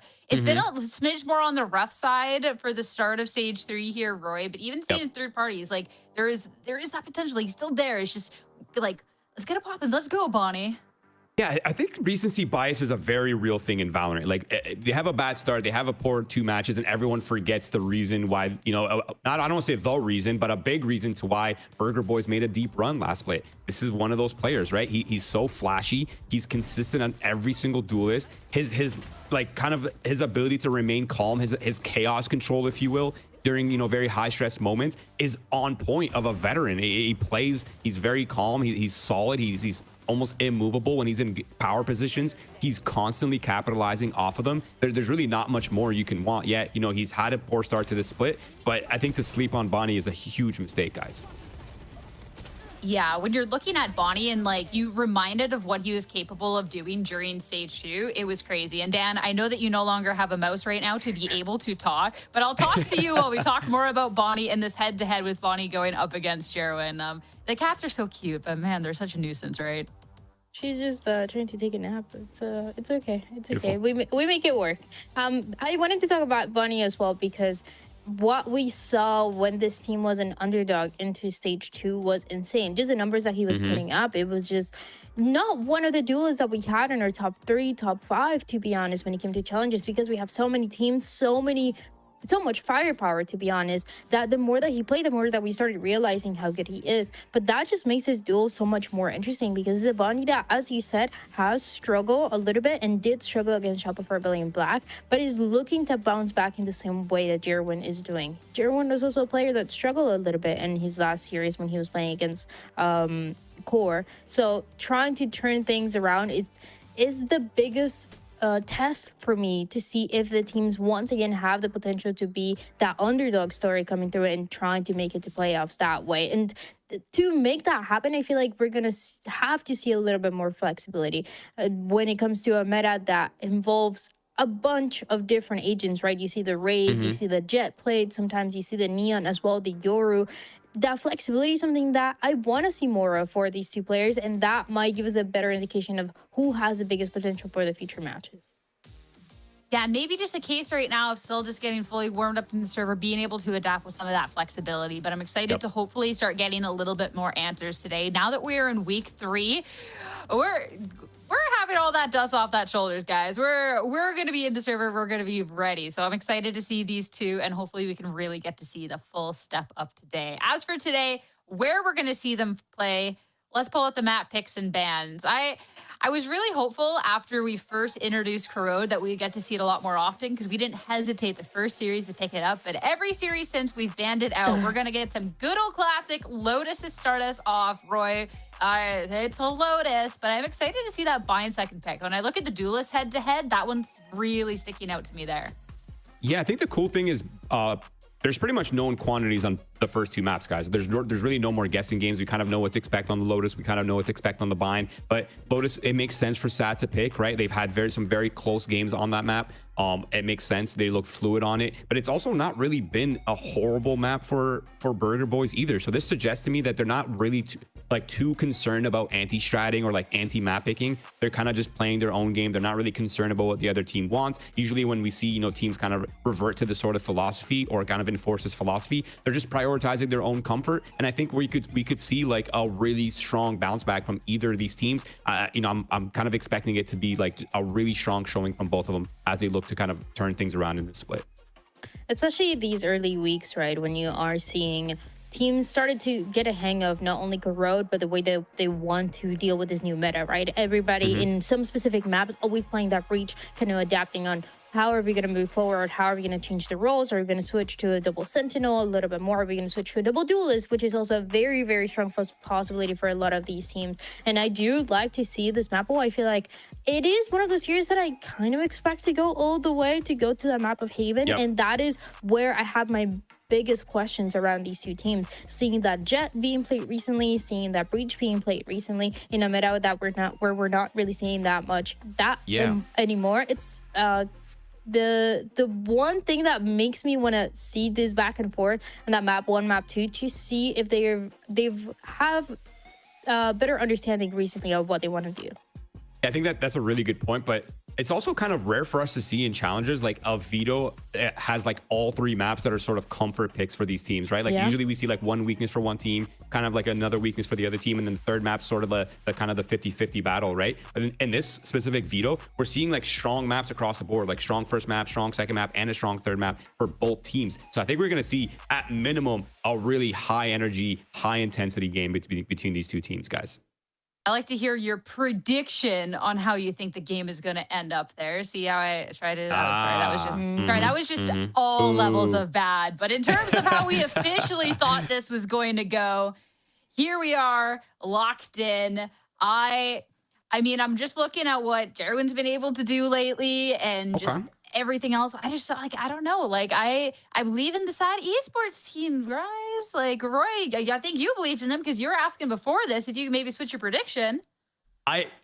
Honestly, I'm glad you said that, because now I have a witness live on air that I was considering my swap, and I think that speaks to my lack of conviction with my Burger Boys picks, guys, because I really do believe this is going to be probably one of the closest matches we've had on broadcast. I genuinely could not predict this to go one way or another. I think the only thing for me that kind of sticks out like a sore thumb is, you know, obviously the recent roster changes for Burger Boys. That is really unfortunate. It could be destabilizing, but Tillo's been around the team for a while. He kind of knows how they want to play. He kind of can fill the gaps quite easily, and he kind of knows what this team requires. So I think it might not be a bad pick, or it might be a, you know, a good change. It's not really sure, but that is really the only concern for me.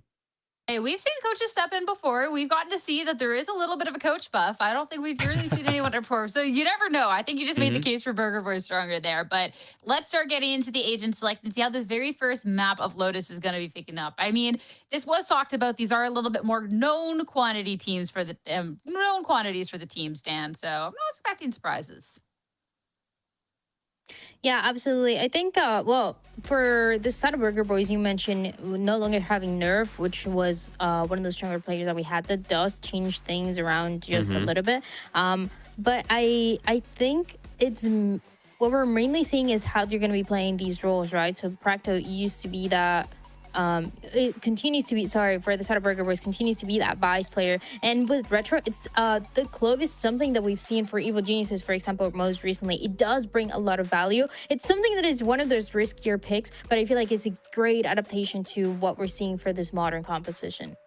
Yeah, I think the double controllers is honestly fantastic. Their ability to, you know, create a lot of like gaps on the map, specifically towards A, while still having the sort of like kind of like the pulse mat utility for the smoke, so they can re-smoke choke points. They can kind of make it awkward. Whereas I feel like the Viper, you know, once things get on site, she starts to slowly lose her value. She's obviously great in the middle of the round where you're putting up the walls, but I think the double orb is fantastic. But this is kind of a completely sort of style swap for Burger Boys, right? Dropping the double initiator, dropping the KO, and picking up, you know, just a solo fade to kind of fill things up. So it's going to be a big change, and I'm wondering how they're going to pull it off. But yeah, it's going to be a really interesting battle between both of these teams, guys. I really want to reiterate that. I mean, they had to change the roster a little bit after Jinx Comp. Time to see if the changes are going to be enough, or if it's going to be a sad esports in this very first map of Lotus to take advantage in the series. It's time to dive in and find out with your casters, Tenric and Marks. Thanks so much, Sierra. Well, unfortunately, there are some teams that have had to downslide as far as SAD Esports and Burger Boys have thus far in the Swiss stage, Marks, but it doesn't mean that all is lost, nor does it mean that either of these teams have become weak to any degree, merely a transitional period and also a very strong stage of challengers in general. Burger Boys, of course, losing Nerve to Core, a bit of a cut, but as Roy mentioned, Tillo is no slouch, and filling in on this fade role with Burger Boys is already inducted Clove composition here on Lotus. They feel capable of being able to purely outgun SAD Esports. That being said, SAD Esports did choose this map for a reason, and they have a really set plan.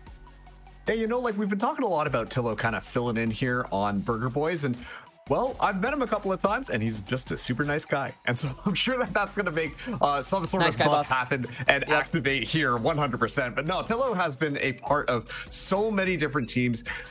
People know, if you're aware of like the tier 2 level of Valorant, people know. And so I'm very curious to see how this is going to fit in here. I imagine that bringing in that fade is something really just to fill in a bit more with Tillo's playstyle, usually plays those initiators. So already a lot of aggression coming in from Burger Boys, as it's a little bit uncomfortable, but no kills until Retro's able to find Jerwin. Yeah, some great paint shells tossed back by Bonnie after Jerwin smelled blood in the water. And so they're able to refrag after he kind of pushes in. So definitely no reason for SAD Esports to throw another member up on the flank. But we'll see if anybody tapers over based on how Burger Boys move. Make some noise over on the A site, clear away rubble with the help of the Vice Util, but still keep Practo in the back while implanting Bonnie closer to the door. Setting up for the long game here to guarantee resources are away from this spike regardless of what happens, but Shondex is gonna get a handle on the stack very early on here. Can't pull out the gun in time for the haunt though, so Burger Boys very aware of how open this site is for the taking. Still Shondex just poking through on top of the rows, and the rest of SAD Esports here to collapse. And that is a pretty tough pile drive on the site. Bonnie with 10 seconds to go. Tough kill on the extension with the blast pack. He always keeps it exciting, doesn't he? But SAD Esports take the first round. And you know, I'm just like taking in all the players between these two teams because sure, you look at some of their history and it hasn't been some of the best, but I really do think that SAD Esports has really come back as of late. And Burger Boys, they've got an extremely strong roster on their side too. We've beaten the whole losing nerve over the head quite a bit more, so I'm not going to talk about that. But you know, on SAD they've got Val. They've got Shondex, the two players that personally I think are some of the best controller and Senti agents in Challengers thus far. I've seen Shondex do crazy things on flanks, and unfortunately Jorwin starts us off with a kill onto Bonnie very early on, Outlaw in hand, and is looking for a little bit more here. This is going to be extremely dangerous, especially on the Burger Boys save round. Yeah, coming into this stage, looking at the new SAD roster, I mean, it looked terrifying after the previous stage that Jerwin had, bringing on the talent, the experience of people like Bao. Shondex has been really important to helping this team develop. Burger Boys, again, it's got to be a stack to make it work. Raw firepower dealing the damage, and this is a really fun shuffle peek that Tillo is helping facilitate. Now it's the close range, and that's a little tougher to double peek into. So damage control done by SAD Esports. Still 2 guns down here on the follow-up, and no doubt some more room to do some more. Burger Boys are going to really stretch these rounds out if they can. Peeks out. Enough shots to make it happen. Joa on 4 to start things out for SAD. And honestly, not terrible, all things considered. Somehow, Till is able to walk away with a kill there. SAD Esports, when all things considered, it should have been a little bit easier. They only lose 2. Jerwin, honestly, just taking those long shots there. Misses with the Outlaw afterwards, but still, early rounds in front of us. So this is where things really start to heat up now. They will be able to bonus. Yep, it's going to be SAD bringing those 3 weapons forwards here. Most importantly, Jerwin still got that Outlaw. But now, all the members of Burger Boys have got weapons. They've got full shields as well, making it a lot more difficult for SAD to find those once-in-a-lifetime opportunities. It's going to require a bit more mouse work to find that head if you want that single shot. But the Outlaw still will pose a problem. Burger Boys, though, going to pressure at the C site. Smoke's going to be deployed, but then nobody's biting just yet. They're really just buying their time. Burger Boys want to condition C so badly as early as possible to force Shondex to start playing a little more scared. So it's very smart of SAD to bolster the C hold with the help of Bao while the gun diff is still present so that they can't gate crash as easily as they wanted to. Still, C does look to be the prime prey for Burger Boys as Bonnie is smoked out, so can't get a clean clear on this corner. No sheer in his way, though. So all comes down to timing. Shondex setting up the Rose in preparation for the stack that he knows is coming. And here comes Bonnie. Rose tossed. Bonnie's actually the only one inside. And he's kept this position for quite some time. Jawa finally extends downward, and the Toxic Orb prevents anybody else from Burger Boys from getting on. It feels like they're waiting for a perfect world, and that's not gonna come in this environment, Marks, unfortunately. Oh, that's such a great shot by Jerwin. And now the sheer will get tossed up. Every opportunity squandered by Burger Boys. Indeed, no way to get that spike in time, even let alone the kills necessary. And SAD start this map off with a bang. Again, Burger Boys playing with a very short-term sub. But this team wanted to come into this stage as a machine, as a threat. And 0-2 in the record book so far. They want to make a statement this match. It's so tough. Like, you see the engagement happen. Bonnie goes in. There's no follow-up on it. No additional support kind of flying in. And to me, that shows that there's a bit of uncomfortability, some miscommunication that might have been happening for Burger Boys on what specifically that plan was. Because at that point, like, you just lose a team member. You don't even gain any ground for it. And it's just a little bit of utility that does most of the heavy lifting. It's going to be aggressive already. Util dump outside of A is going to be a lot of pressure. Burger Boys, though, they're all still standing in the midst of all this chaos. Practo, the only one with a rifle. Sad to see this is open season as long as they don't hear the Rose or feel the paranoia. It's, yeah, I mean, they have a shooting range, especially against the pistols. Bow, and give it to him. Why not, dude? Come on. Yes, sir.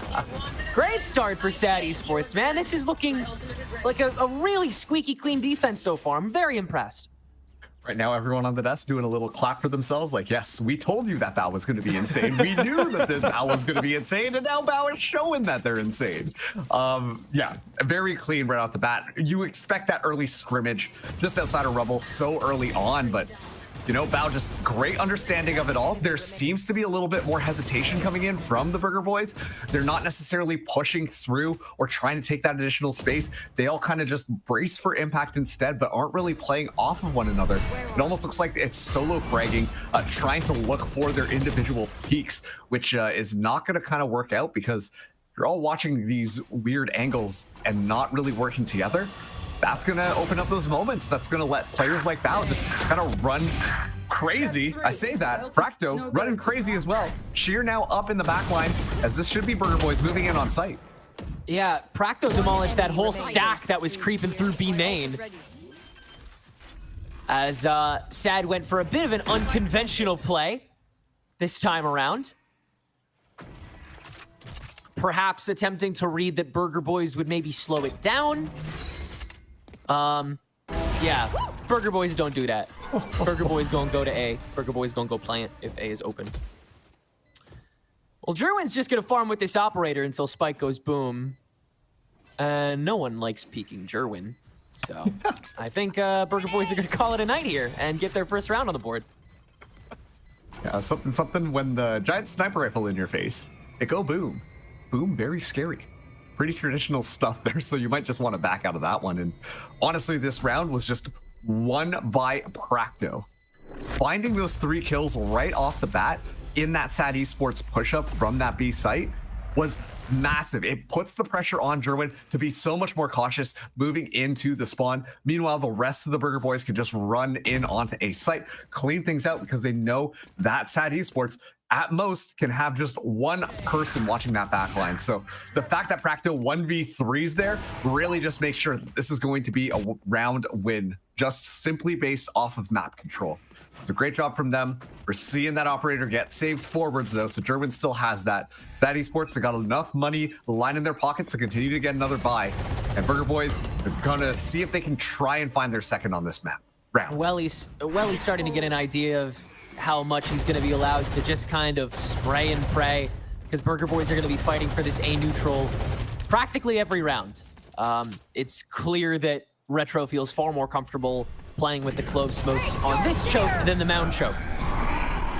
Nightfall tossed in through main. Burger Boys not as fast as I think you'd like them to be on this, especially since you can just get, again, peeked into. Nobody can pile drive on top of Retro's opening. It's got to be Bonnie as the tip of the spear. And with that ultimate, he can actually do a lot. Catches both on the drop. As SAD met this early, and now the Raze ult punishes. And that might be the full reset that Burger Boys are looking for. One lone play, flipping the attack fully on its head. Much like the previous round. Bao stands alone, pit in the bank. No real reason to use it. Just going to try and get rid of some rifles on the way out because Burger Boys' economy is still a little touch and go, and SAD's aimers are, by all accounts, pretty better. Still, though, way more to manage, so Burger Boys get 2. And yeah, that was just the Bonnie show. You know, Bonnie flying in across site is able to clear out so much, get so much room. It works out perfectly for Burger Boys, but it does kind of pose a question here. You know, to call their attack timid doesn't feel right to me, but it feels very weighted on just being able to let Bonnie just kind of fly in and duel and find those kills. And I think that this is a pretty adequate plan, especially if that support is coming in and we're starting to see them clean up. But we've also seen Bonnie kind of get left to the sidelines and immediately just taken out as a result of it. And Burger Boys look a lot more weaker. So there was a lot of emphasis on this Raze to continue to pop off and make the difference on this map, but the Raze is already down. And Bao gets away with one more too. What? Spike down. He's just standing there. Last player standing. He's just... Do it again. Don't kill him. Oh, boo. No, it's okay. I get it. Shondex wants to get rid of that op. Peanut Gallery Tenrek over here. Do it again. Get another ace. Boo, you didn't do it. Why did you do it? I'm really Statler and Waldorf over here, just like egging them on. But I mean, really, like, is it any more complicated than that? Val kind of just walked into the courtyard, and nobody from Burger Boys could properly flash him, so they just kind of walked in and lost. And it feels like that's how a lot of these rounds flip. I'm taking back what I said. Timid is the right way to describe it, because it's just a timid play that we saw there. As soon as Bonnie goes down, everyone kind of freezes, and then it's suddenly like it's the Terminator beam with the little girl hiding under the desk. Val just walking through, clearing every single corner, is somehow able to find all those massive kills, and nobody from Burger Boys is really ready to respond. And having those moments of like just freezing up like that feels a bit uncharacteristic of this team on what they have done previously. Jerwin finding a pick onto Practo very early. You're just kind of knocking on that baby door until you get away with a free op pick. Like you said, Satter a nuclear bomb, and Burger Boys are ducking and covering. No raw A exec, no intel to play off of. Tillo's all the way in the back. There's just no real way to collapse on this coach. He's having the time of his life right now. Masha's gonna get tossed in a drop again. They have tremendous pressure on the attack here, but Jerwin showstopper. Oh, that's nasty. Into the up shot from the high vantage. Into the up shot from the drop vantage. I mean, this is a pug stomp for Sad. Really, like, no disrespect to Burger Boys, and rightfully so, because they're playing with a sub. They're playing with an ex-coach. Yeah. But I mean, this is the Sad we were looking for, man. The Sad that punishes any semblance of like you said, timidity, of waiting, of patience, of overindulgence. Also, I love the storyline that, yeah, Jerwin gets a 4K, and then Val's like, I got my ace denied. You're not getting one either, buddy. Just takes that final kill, despite the fact that Jerwin was there too. So, a little poetic, but you know, all just shenanigans, a bit of banter happening on the Sad Esports side. They are definitely searching and destroying Burger Boys currently. As Burger Boys are really struggling to really find a foot in the door on some of these executes here. They've been an honest shot at the B. Gonna force Bao to at least use that, but who else but Jerwin? Down on the side, operator in hand, finds Tillo. Now, a lot of that initiation is taken away. But I mean, this is the site you want to press if you don't have any util for it. Sad, very aware of that. They'll post a lot of resources ready for B. Prepping for that door. Yeah, Joa, that's not the perfect TP. Practo easy catch, and now Burger can reset. Force Sad to question their resources that they've tossed up on this site. Now the Steel Garden thrown in to the B exec. Sad are gonna leave it be. Elite, cooldown almost gone, but he's kind of alone at the moment, so he's gonna wait it out. Oh, see if somebody actually walks into it as the Viper's Pit thrown in from baby doors, slowly but surely hands the space over to the defense. They've cornered away one side of it. Practo in the duel with Jerwin on the lurk, and it's once again free reign, open season, hopping in. Well, he has an easy kill on a Nanners, and from there you can control spike, control sight, control the world. Wow. Another 4K for Jerwin. I mean, nothing to write home about for that round. Again, Burger Boys take a little too much time. Sad Esports, they drive it in so much harder because of it. Yeah, like the Burger Boys, they group up on the site, right? Like they got the spike down. Heck yeah, all right, let's do things. And they just got to stand there. There's no real opportunity for them to explore outside or try and challenge, take some early timings against Sad Esports. And so Sad Esports, they circle around the site like sharks and are ready to just swarm in, covering all sorts of different angles. And like, Burger Boys just simply were not ready for that. They felt boxed in onto that B site. And so Sad Esports, they continue to run away with things right now. Regretting my prediction a little bit, because this has been looking like an extremely one-sided map so far from Sad Esports. Everything feels so well executed from this team. Burger Boys do feel like they have a window of time to run one of these double smoke plays that they have had in their playbook since before Nerve left. And they have a lot to throw at this C site, can act pretty quickly. Bonnie has a bit of a high arc with the paint shells though, or with the blast pack, and gets stuck on the Razor Vines, very low health, and Joa can just melt that down. The Nightfall tossed in on whoever's left on site, and there really, again, isn't much Burger Boys have yet again relegated a remainder of the stack to these outskirts, and they do still have the spike. Retro is actually going to let go of it to try and once again fish in with the help of these extra smokes, but as they fade away, so too do Burger Boys' chances of getting the drop on this, as Retro has been no doubt revealed. Perfect rows in tandem, though, to set Retro up for the repush, and now it has to be one lone attempt on what they know is a staunch lineup from Sad. I mean, they're letting one person go in at a time. It's a single file line to get your kills.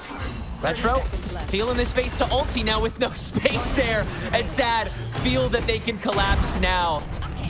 Oh, what a psychological battle to get that Clove ult out. That's fun. It's like they just kind of get stuck. I don't know how else to describe it. Very stuck. No, that's the word, is stuck. Yeah. I know, words are difficult, am I right, Tenrek? But there are so many opportunities here where it's just like, you know, you want to see them go for a clean execute, but there's like just a step's worth of stall happening, and in that moment, we see Sad Esports move in, and they just find the breaking point, push their thumb as hard as they can, and snap the board in half. It's looking so good from Sad Esports, and it's a little bit sad to see because the Burger Boys, like watching them in the previous stage, specifically thinking about like Bonnie's performance previously, Nanners as well, these players are extremely good. And so it's almost surprising to kind of see how one-sided this map is currently. So much of the stage itself for stage 2 of Challengers was like Burger Boys' arc was all about mobilizing Bonnie, and Bonnie was like undoubtedly one of the best like probably the second best duelist in North America for a moment there. And Burger Boys played into that so hard, and then came the playoff arc, and they made it so far off of being able to start mobilizing their Sentinels, start mobilizing their controller. And now we're back here, where it feels like Bonnie's the only one allowed to be active, not even able, just allowed. And unfortunately, the rest of Burger Boys have to just kind of wait to die. It's hard to watch. Spike finally will go down now. Bonnie will be able to get this plant off. Showstopper's been already let loose. Pick up that single ultimate orb, but the Sad Esports train is going to be coming in. Field Guard inactive. It won't catch everybody, so Burger Boys are still pretty active on the kit, so they'll throw another ult into this. Jerwin's just going to take some space with the Showstopper. Fish and Tree not on the box. Bonnie on top of the spike, gets the drop on one, and Nanners in the smoke. Hops onto Jerwin. Nanners yet again with the kite. And Burger Boys can manage it despite the disadvantageous positioning. Last round in the half. Bonnie with such a great drop, holding on to the spike as the courtyard space was never let go of. It was very well handled. Yeah, a very needed round from the Burger Boys. But it was looking like we might be seeing that very quick stomp come through. Bow as well, still able to get two in the midst of all of that. Unbelievable stuff, but finally the Burger Boys in their different angles are able to pop around the corners. Catch Sad Esports off guard. Through the round. One left in this half now. It's either going to be a 9-3 or an 8-4. Still plenty of money for the Burger Boys to do whatever they want. Sad Esports, Willie, holding on to this Odin as well. Smoking things outside of A as Burger Boys slowly make their advancement up. Not a lot of utility expended thus far.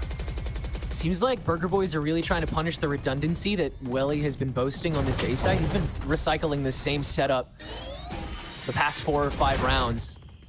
And now the potential lurk as well from Prac, though Burger Boys looking for these openings, almost finding them. Cover going out.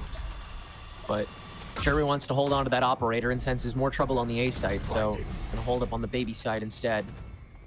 As Welly will have a lot on his plate first before Joe is able to kind of coalesce. Paranoia thrown in, Welly is early to it, and Bow on the lurk in C now. Sad. The resources were spread thin and they're fine. Welly does get pile drive though. Oh, and Joa again, another shoddy TP after the paint shells leads to an easy punish. So Burger Boys yet again have the A site. To be able to get the spike down, plenty of smokes to work off of as well. Nanners has now been getting activated in this specific round. 3v1. Look at the flank though. Jerwin now meeting up with Shondex. Potentially moving things through. Bonnie going to be taking an advanced position and spraying things down. Oh, that was another great psychological play. The shorty shots to direct them to tree and then just spraying through with the Odin. That is disgusting from Bonnie. That is just such a good way to meet them. But sad, do have enough resources and enough time after the snake bite will dissipate. Just brazenly bust through, and this time Burger Boys do not have enough to fight back with. So a 9-3 half on the defense, mind you. We'll see how Sad is looking on the other side, but I mean, there is a clear reason that they picked this map, Marks. It's that esports, like, they look very rehearsed, right? And we talked about the style that we've been seeing the Burger Boys, how it looks so different from what we've seen from them previously. But I will say it is feeling like they're starting to get their confidence back a little bit. There's not those weird opportunities where, oh no, they're stuck and then systematically taken off the plate one by one. These last couple of rounds have showed a little bit more promise from Burger Boys. We're seeing a little bit more gusto, a little bit more initiative in moving in and trying to take space or trying to just fight back. And so hopefully it's not too late to get that ball rolling here, because Sad Esports look to close out map number 1. But if the confidence can start to pile up and they catch Sad in a couple of inopportune moments, Burger Boys could easily come back into this. But it's just a little bit of a tall task given how things have gone thus far. It's tough to get the ball rolling. Burger Boys trying to just hold their ground and win on the pure fights. Again, that's what their comp is built for. But the damage trade has not entirely gone their way, and Sad Esports still feel pretty comfortable huddling up on this A site and starting to chip away. They've even let Shondex wander over towards B main already, pressuring this baby door. They could just go for a pinch on it now that they've taken care of Nanners. And Sherwin, oh, somehow wins that fight, dude! He straight up looked dead. He looked like a corpse.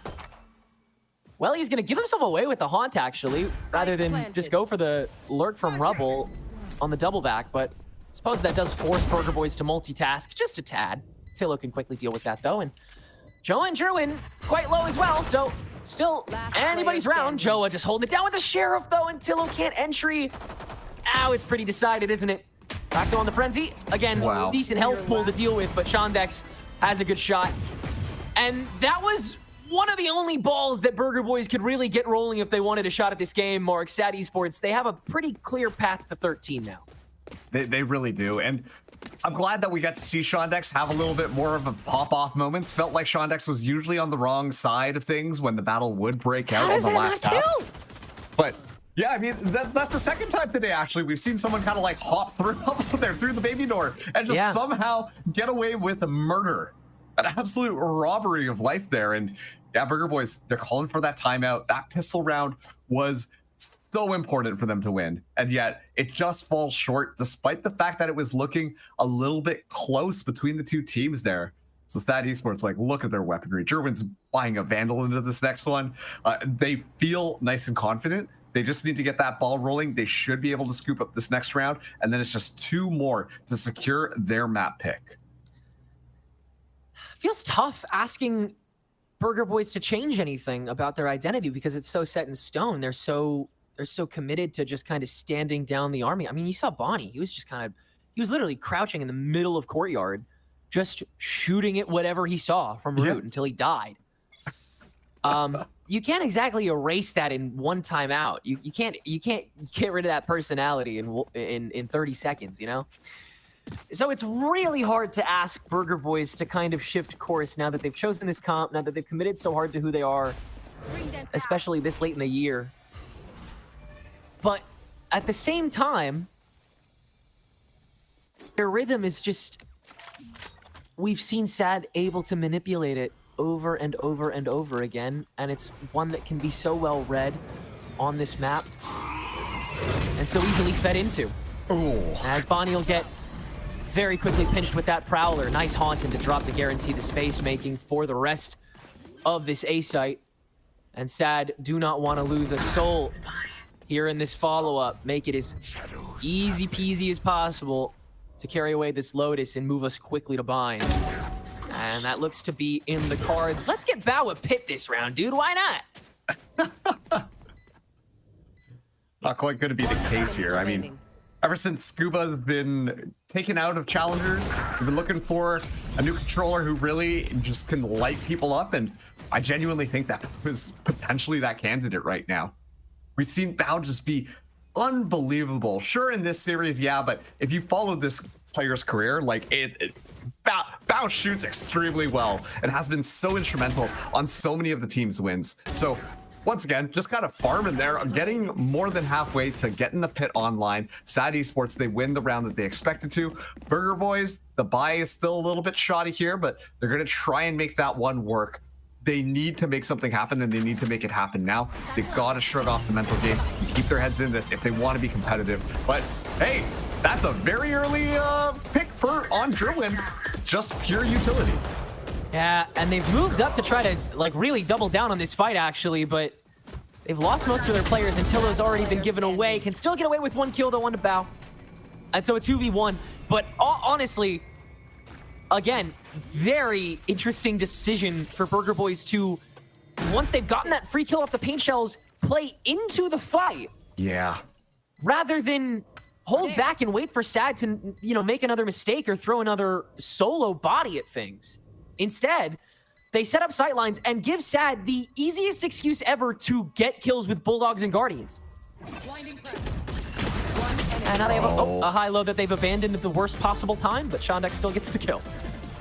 Yeah, no, SAD are going to be on to 12. I mean, to be fair, 2 Burger Boys there, you know, oh, we got 1 kill. Surely they're going to back off that utility. Surely they don't try and fight us again.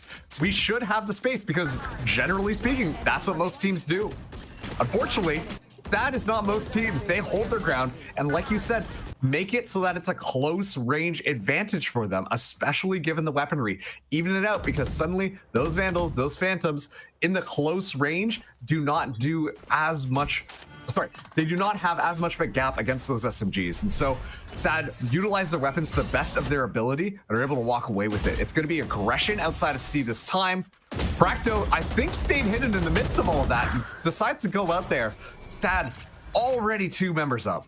Yeah, again, they can play slow until they can go for the gun, and there's no one on Burger Boys who's really able to meet the threat in time. So they have to, again, overwhelm with util, overwhelm with gunfire, but when they're losing players early on, they can't really do that. Paranoia to escort Tillo in a little farther, but the smoke to dissuade from back sight. They can focus the fight on Waterfall, where a majority of Burger's players are, and it's just a smattering, dude. It's insane.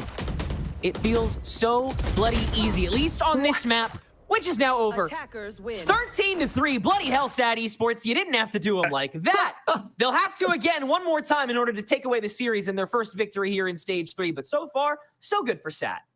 I am a little bit flabbergasted here. I mean, even when we were on the desk, right, we were talking about how this is going to be a close match. This is going to be a fun match to see just because of who is coming in for both of these sides. But instead what it was SAD dismantling Burger Boys every single round. The only rounds where we saw Burger Boys find a win was if they found the lucky timing, found a couple of kills with the util, or just simply held their ground against the wave of SAD, where they were just kind of rushing in there. But every little thing coming out of SAD Esports felt so cohesive and so good. And of course, like looking at some of those highlights that we definitely will be getting to later, like it's just multi-kill after multi-kill after multi-kill. It felt timid from Burger Boys in the midst of all this, where SAD were full steam ahead. They really got to change it around if they want to make this series evened out, but a great showcase from SAD Esports. Yeah, very pivotal performances today. This is the kind of SAD that people expected to walk into stage 3. They're here now. Do they lose the plot or keep the script going today? We'll see on Bind in just a sec.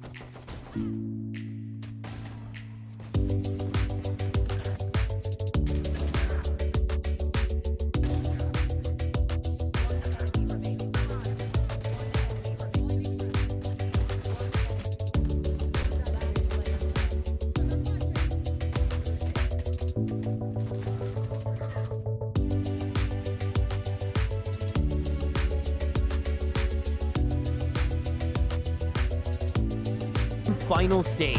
One last shot at VCT Ascension. 16 teams. One goal. No resets. No second chances. Every match is do or die. Stage 3 playoffs begin July. The road ends here. Welcome to the endgame. Sad esports, but they looked anything but sad on the very first map of the series. I mean, we talk about teams that have been slept on, and man, top of the list, right? I see that stink eye, you know. You saw? I saw. You're not gonna get that past me, but like, you have to admit, first off, banger line. Second, sad esports, they just look so good. Okay, first off, you were way too young to be this old. Second of all, I completely agree. I think sad esports is insane. I mean, honestly, I kind of had a feeling loading in. Okay, I want to say it. I'm saying it. I had a feeling. I was doubting myself, Sierra. I had a feeling that sad esports were about to show us something crazy. Okay, I looked at the talent. I saw the players. I saw they've probably just been cooking quietly, waiting for their moment. And honestly, they looked fantastic here, guys. Like from mechanics, from in terms of their approach, their game plan, how they wanted to play, how they wanted to punish the composition. Everything lined up perfectly for them. I think overall they just look like a very confident team, and that added so much to how this first half ended up going. Not only the way that they're able to convert that bonus, but in that round 4 when Bao gets that ace from Baby Door, as the other side, you see that attacking side, you see the approach that they're trying to take that rebel control and immediately denied by Bao is just so insane. And I love that they were able to carry that momentum until the end. Obviously, unfortunate for the side of Burger Boys, we know that they are going through some changes when it comes to the roster and kind of trying to bounce back. But I mean, if you're on the other side for SAD, this is exactly what you need to do. Be dominant, be confident, and really punish those mistakes, those situations that the other side is going through. And speaking of punish, I feel like sad esports, they recognize the win condition of like, okay, their composition doesn't have like uncounterable flashes. So there's nothing really to pull us away from the chokes, right? Like if we're holding ground, if we're in good favorable positions, like nice angles, long distance, like we're kind of in the power positions, they were just holding ground. Like they were not giving it up. They were confident. It obviously helps the fact that, you know, that things are going their way. They're closing out rounds confidently. They're 13-3 on the first kills. That certainly makes things easier for their decisions. But even without the results, just the way they were approaching it and just the individual confidence that was displayed here from SAD, it just spoke so loudly on their behalf. Especially too for SAD esports, when you're actually looking over at the players and what they've done on past rosters, this roster, etc. Like, this is a really strong group of players. I mean, we didn't even get to talk about half of the team before going into this. We only got to pick a select few, but like Bao has just been amazing. Tronix as well, super strong performance. I mean, Dan, like this team is no shortage of really strong individuals out in the server. Which is something that I'm very, very glad to see for the set of SAD esports, and specifically for Bao, for example, because this was my favorite player for M80 when they were playing that stage 1, when they went into naming themselves Chet Spet, and when they made that announcement that the team was going to disband, and Chet kind of encouraging everybody else to pick up these players because they're so good. The one player that I had in mind, to be honest, was Bao, because he is incredible. And most of the times we see him on that Sentinel role, he is kind of filling that role in a different way here with the Viper, but it's just so good. He definitely turned this team around. It went from a team that had really good individuals to a team that can actually be the best. And I think he's almost in the perfect role to capitalize off this sort of shift, right? Like, yeah, Lotus has been a double controller meta, but we're going into a pretty heavy double controller, kind of like double Sentinel sort of meta. And whenever you have the second controller, like it's almost a star player role, right? Like the Viper is risk on. Like it doesn't matter if the Viper dies or not. You still have the utility from the other controller, right? You still have the ability to hit sites. And I feel like this sort of like risk offness that happens when you're running these compositions is so perfect. It's a perfect opportunity for Bao to start really capitalizing and kind of showing his strengths. And I mean, wow, like he was just playing out of his mind in this first map, guys. And especially when we've seen those strengths of Bao within the last couple stages of Valorant and what he's been able to do on M80, with the start that SAD esports has gotten, I kind of feel like Bao and the rest of the team went under the radar a little bit. Like it kind of, maybe a little recency bias, of course, but like, wow, yeah, no, Bao is really, really cracked. And that is definitely going to be a little bit more rough for the side of Burger Boys looking into the second map of the series, because that was a little bit of a rough one for the very, very first map. When you have this SAD esports where the players are stepping up to the task, it's a difficult task at hand. The one little silver lining, Dan, is we were looking at that being SAD Esports pick, so you can always just, throw that to the wind, put it aside. Burger Boys had the next pick, and they're taking us to Bind. So I'm intrigued to see what ideas they hit the server with this time. For SAD Esports, they played this in a third-party tournament, and it was... I think this map has been one of my biggest questions, seeing what teams want to innovate with here, because you cannot go too crazy, but the initiators is a good amount of different options that you can go with. Last time around, they were playing with that Gecko and that Fade for that double initiator. There is a big possibility just based on that BAO is continuing to play this Viper. So this double initiator, double controller, and obviously Derwin on that race is something that will catch my attention, especially knowing that it's Burger Boy's pick, but it's also a SAD that looks insane. Guys, something has come to my attention, okay? Okay. SAD Esports and Burger Boys have one map played in third-party tournaments on Bind as of recent, right? But the team that they played is the same team. But SAD Esports lost to that team. Burger Boys beat that team 13-7. SAD Esports lost 8-13. So now they're thinking, oh, basic logic. If this team lost to this team, but we beat that team, therefore we are the better team. They're going for that logic. That has to be the logic, surely, right? Like, there's no other explanation. I see the vision. Now, do I agree with the vision? I don't. I don't. I see we are putting the tinfoil hats on right about now. The conspiracy theory. We're diving into the theory. You know what? I will take that logic. I will take any level of competency that's taken to a third map. But I think on the day, putting that aside, I feel like so far SAD Esports, if you're seeing the form of them that's showing up in comparison to the Burger Boys on the other side, it's a little bit rough. I mean, Burger Boys, that skill and potential is there. But again, you have to look at everything that's plagued this team so far. When you're looking at the change, you're looking at maybe just the demotivation. Like, I've questioned, like, coming off of a really rough loss like that Lotus, Roy, are they going to have enough in the tank to take us to Haven? Yeah, that's a really good question, because we don't even know why they swapped their compositions, right? Like, we're only speculating. Like, they could have swapped it because now the roles feel awkward, or they could have swapped it simply because they feel like this more emerging meta fits their playstyle a little bit more, and they're trying to find an edge on the map. It could be either of those two things, but one thing is for certain. Bind is becoming a lot more meta diverse than it used to be in the past, right? We're seeing a lot of new compositions. We're seeing KO getting introduced, like KO Fade comps. We're seeing some teams swap to Yoru. Some teams are running double duelists with Yoru Rays, and some teams are running Sentinels. And it's kind of unsure whether they're going to keep their compositions or whether they're going to make changes, especially now as there's more like VCT matches going on, and kind of like different ideas are starting to flood the board. So we don't really know. So I'm kind of excited to see the agents, like, once it comes through, to see how they're leading or whether they're going to keep things the same and just kind of problem solve as they go along.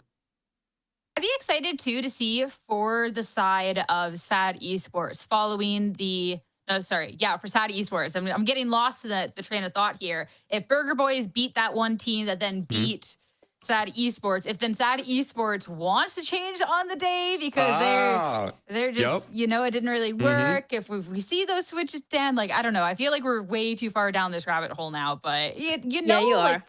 I've derailed us, but Dan is not having it. She's absolutely not. Yes, Our queen's getting us back on track. All right, Dan's not having it, but we'll have an agent select to see, right? We'll see. We won't even put it up to conspiracy anymore. We'll see if Dan, on the day, if we do get that swapperoo up. You never know, right? Yeah, I mean, to be honest, you never know. As Roy mentioned, there is a lot of possibilities that you can do here, and there's a change, but it's not the change that I expected, and it is mainly because we're seeing Sky on both of the sides. Previously, we saw Practo playing it on the side of Burger Boys, but this is kind of something different on the side of SAD. I'm a little bit hesitant with the Sky. I'm definitely more of a fan of that KO composition with the Fade. It adds more. What do you think, Roy? Yeah, I think I completely agree. Listen, I used to love Sky. I'm kind of a Sky hater now. I've done a complete 180, okay? I think she's one of the worst agents in the game. The lack of recharge, the lack of kind of, the ability to have value throughout the round has really hurt her place in the meta. And her flashes are just a little bit awkward to work around. But I think when it comes to pairing it with the Gecko util, it works a little bit better. But that being said, we're not really seeing any like major comp changes, but we are seeing some role changes on Burger Boys within the picks that they've picked, right? Like Fracto's now on the deadlock, he's sort of off the initiator. Like that whenever you swap your info initiator, you're almost introducing a completely new element of vocality. So my eyes are in to see how Burger Boys are and how comfortable they look on their new roles, but I'm looking to see SAD Esports fixing the holes that they've created. Hopefully they can find a little bit more value from the double initiators that they've picked this time around. I just love to see a Sky versus Sky, and I know Tenric is in the Discord already, just like, yes, I'm so excited to cast some Sky today. So let's head into this. It's time to see if SAD Esports can continue that momentum from map number 1, or if it's going to be Burger Boys to best them and take us to a map 3. Go over to your casters, Sky lovers, Tenric and Mark. Not the double down. What are you doing? Don't put that on public record. I swear, people are trying to erase my image here. Defamation lawsuits incoming, I swear. But for real, a double Sky comp on the day here on Bind, Marks. I'm a little dumbfounded. I'm gonna be real with you. I'm very used to seeing Burger Boys running the Sky. I'm honestly kind of glad that they've changed the roles a little bit up. Fracto on the deadlock does kind of excite me. And Tillo taking on that role on the Sky, I think it will be better for enabling, considering that Tillo was playing the initiator last time as well. SAD Esports on the other side, they have switched their initiator from Fade on Welly, who is normally fantastic on this map, to Sky as well to work with Joe as Gecko. I do think it's better for the Gecko. I don't know if it's better for this game. I mean, it's one of those things, right? Where it's just like, well, if that's the bar, the other team matched the bar, and therefore all hands are off. Like, no one really knows how this is gonna completely shake out. Because, yeah, sure, you're gonna make the argument for some of these other initiator agents being better, but that doesn't change the fact that we've got a Sky on both of these sides. So it's all going to come down to how this synergy between the teams can kind of utilize this and kind of win things out. I am very excited about this deadlock, though. I think that deadlock is a very welcome addition here. But once again, like the mental hurdle that Burger Boys kind of have to deal with, the fact that they kind of got slapped on the last map, that also has to be kind of weighing in SAD Esports' favor. Seeing the Trailblazer go in, scout things out, but it will guarantee the space to pick up the orb.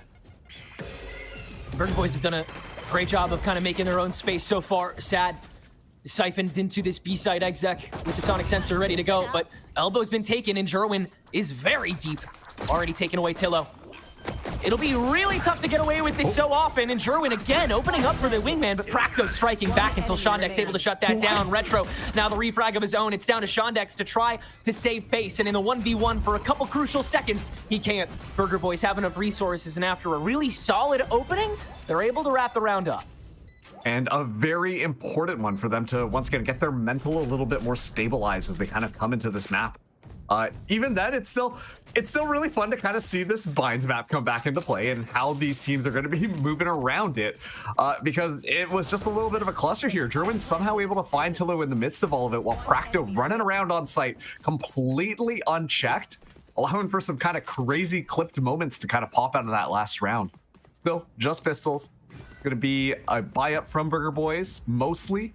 Meanwhile, Jerwin on SAD Esports, feeling nice and confident. Gonna go for the Outlaw buy, which is a very expensive buy up for this round, but let's see how that one is going to be panning out here, as it's going to be a bit of information utility coming from SAD, scout things out, and at least guarantee that they should be able to get the orb.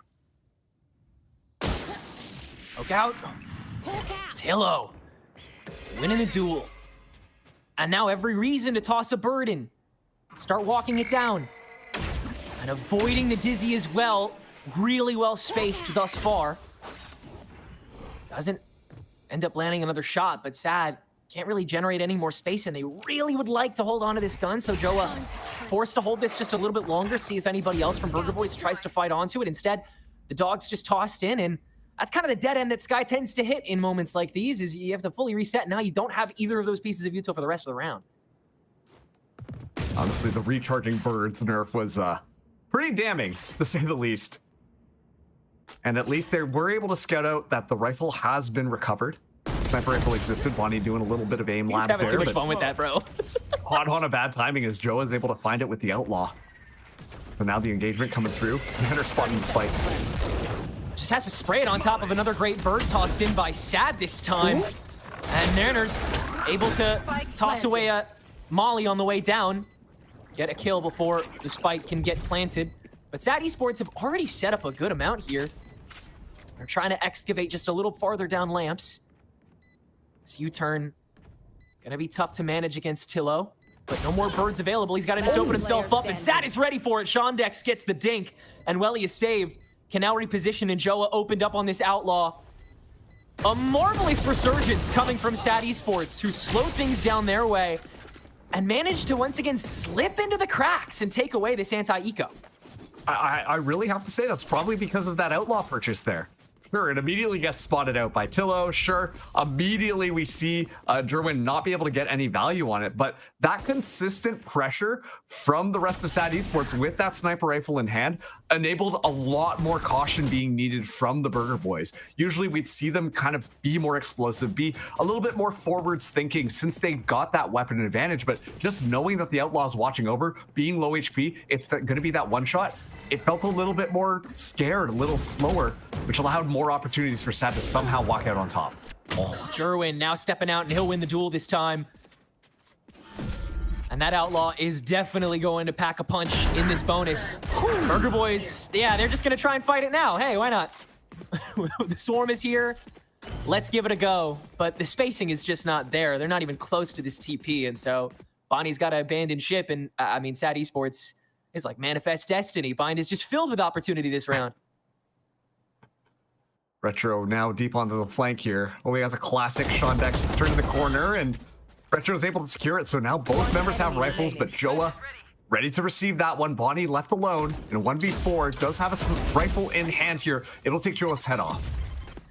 With the other two already on A site, they kind of have to commit to this, but not too many proper setups to land a shot. Bonnie attempting to reset by hightailing it, but Bao able to catch him on the back foot. So two rifles stay standing for this bonus that SAD is able to string together. Ultimately, they still hold the structure of the game. But I gotta say, Marks, I think Burger Boys do have the ability to uphold a really solid defense this half. It seems like they have all the puzzle pieces. Just comes down to being able to exact at the right time. This gun disadvantage obviously prevented them from doing that this time around. Coming into next round, they'll be able to play the spacing a lot better again. We saw that done really well with the pistols. And also importantly, Bonnie is starting to heat up a little bit. Bonnie traditionally better at playing those longer range angles, either with a rifle or a sniper rifle in hand. We need to see that turn up happen from that duelist, and we were treated to a little bit of that on the Burger Boys from that last round, which does mean that they are starting to heat up a bit more, making it definitely possible for Burger Boys to come back. They are really strong on this map. There's a reason that they picked it. Just want to see them be able to follow things through and force out map number 3, which could be Haven. 100% see the vision, but at the same time, Burger Boys are so desperate to grab that first to prevent them from having to use all of this proactive Sentinel utility.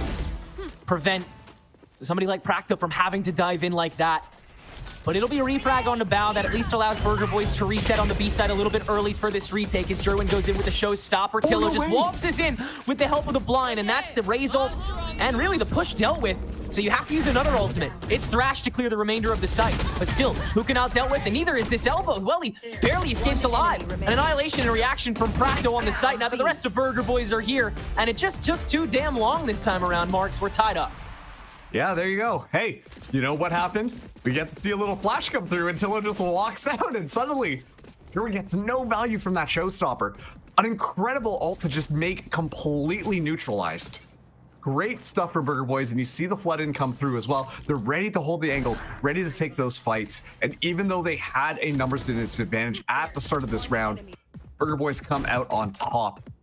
So they need to make sure that they are containing Val, because that was just a nasty pixel angle that resulted in a kill so early on. The first bloods for SAD Esports have been really strong. And continuing to just be able to get these free first picks after Burger Boys, again, go for the jugular. Bonnie, very unconventional decision, and it works so well. Stepping through that molly, that is just gorgeous and exactly the kind of duelist that Bonnie is. Now, again, trying to double down on this A site that SAD understand is still a little bit weaker, and yeah, somehow Bao and Jerwin just extend, get away with it. So, despite the fact that this spike is a little bit of a light year away, should be the round for SAD, the full reset, the guns back in the pockets, an attack half that, again, this team poses such a threat with. They chose to start on it after all. Oh, Tillo up against the world. Let's have one more flash, but it's just such a clean engagement coming in from SAD Esports that time. Feels like when they really want one of the sites without trying to play any mind games, they can just very much just go in there and take whatever they want. Jerwin shutting down Tillo at the end of that round as well. As SAD Esports now take the lead here on this map, but this is already a much different map from the first one, and we are seeing that it is a lot closer between these two teams, and I want to make sure that we're getting that point across, because based on map number 1, maybe you were expecting that this was going to be a little bit of a stomp, but this feels like it's the map that we were promised in the first one. Well, for Burger Boys, you know, we're seeing them be able to start on the defense, and that's, you know, letting them have a little bit more agency in whatever spaces that SAD don't occupy. And again, with them needing to rely on pure firepower a lot of the time, having enough time to do that is pretty crucial for their bottom line. A beeline down B main for Burger Boys, and SAD sense a general idea of what this team is going for this round. They'll go ahead and speed run the A exec, post up a couple members on the flank watches, and see how far they get. Oh, Shondex has the opportunity to find a double kill at minimum. Oh, huge whip on the opening, and Burger Boys can start storming. Bow, tough timing, but he's got a proper pinch. Can't land the first shot, but can restabilize and find the last two that are straggling. Speaking of straggling, here comes Retro. Now comes that pinch, and it's properly placed. Bonnie goes for the showstopper and spots Welly on the way in. And so it's down to Joe and Jerwin, and now a 2v2. Retro on the reload, though. Timing, dude. Come on. And Tillo from here, yeah, instantly. The attempt peters out, completely deflated. SAD Esports yet again have 2 rifles to walk away with.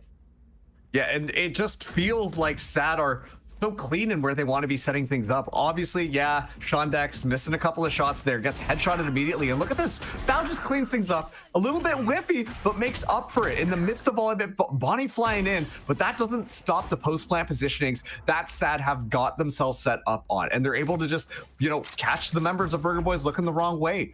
That felt a little bit disconjointed on that retake there. Burger Boys still able to kind of swing back into it, making it close, but just overall better positioning from SAD Esports to make those crossfires feel a lot easier. Bonnie's doing it again.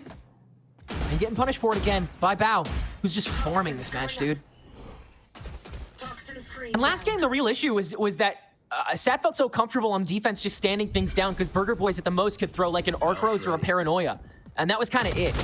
But this round, you have birds. Like, you have Sky on your team. You have every corner imaginable at your disposal to be able to clear. And Till has been doing that for himself already, and has been doing a marvelous job, by the way. And so again, Burger Boys have every reason to be able to win on pure firepower alone. And a good snake bite actually to sort of dissuade this push, but it doesn't do a thing. They have to use the orbital strike anyway, and SAD are just gonna keep killing. Just none of this feels completely put together, unfortunately. But Nanners actually able to feast on the scraps, and Shondex is on 1 HP, but with this spike so low, he's able to start cycling. Ulti first. Molly's not available, but Nanners can just spray! Pot shots abound! And with Shondex on the crumb that they knew he was, Burger Boys can escape with round 7 and keep things tight. Wow, Nanners coming alive at the end there. I was gonna say the orbital strike coming in was the go sign for Burger Boys, and they just walked into just a crossfire of bullets, and nobody was left alive in the midst of all of that. The only reason Nanners was alive was because he had to cast it from so far off into spawn, and well, just walks in and says, I'll do it myself, finding the kills necessary, being as sharp as ever, baiting things out, and then just having the game sense to understand where Shondex might be playing, forcing out the orbital strike from SAD Esports as well. That's a very key ultimate, especially in your roster. So an excellent job coming in from Burger Boys on that last one. SAD Esports, bit more of a slower look here.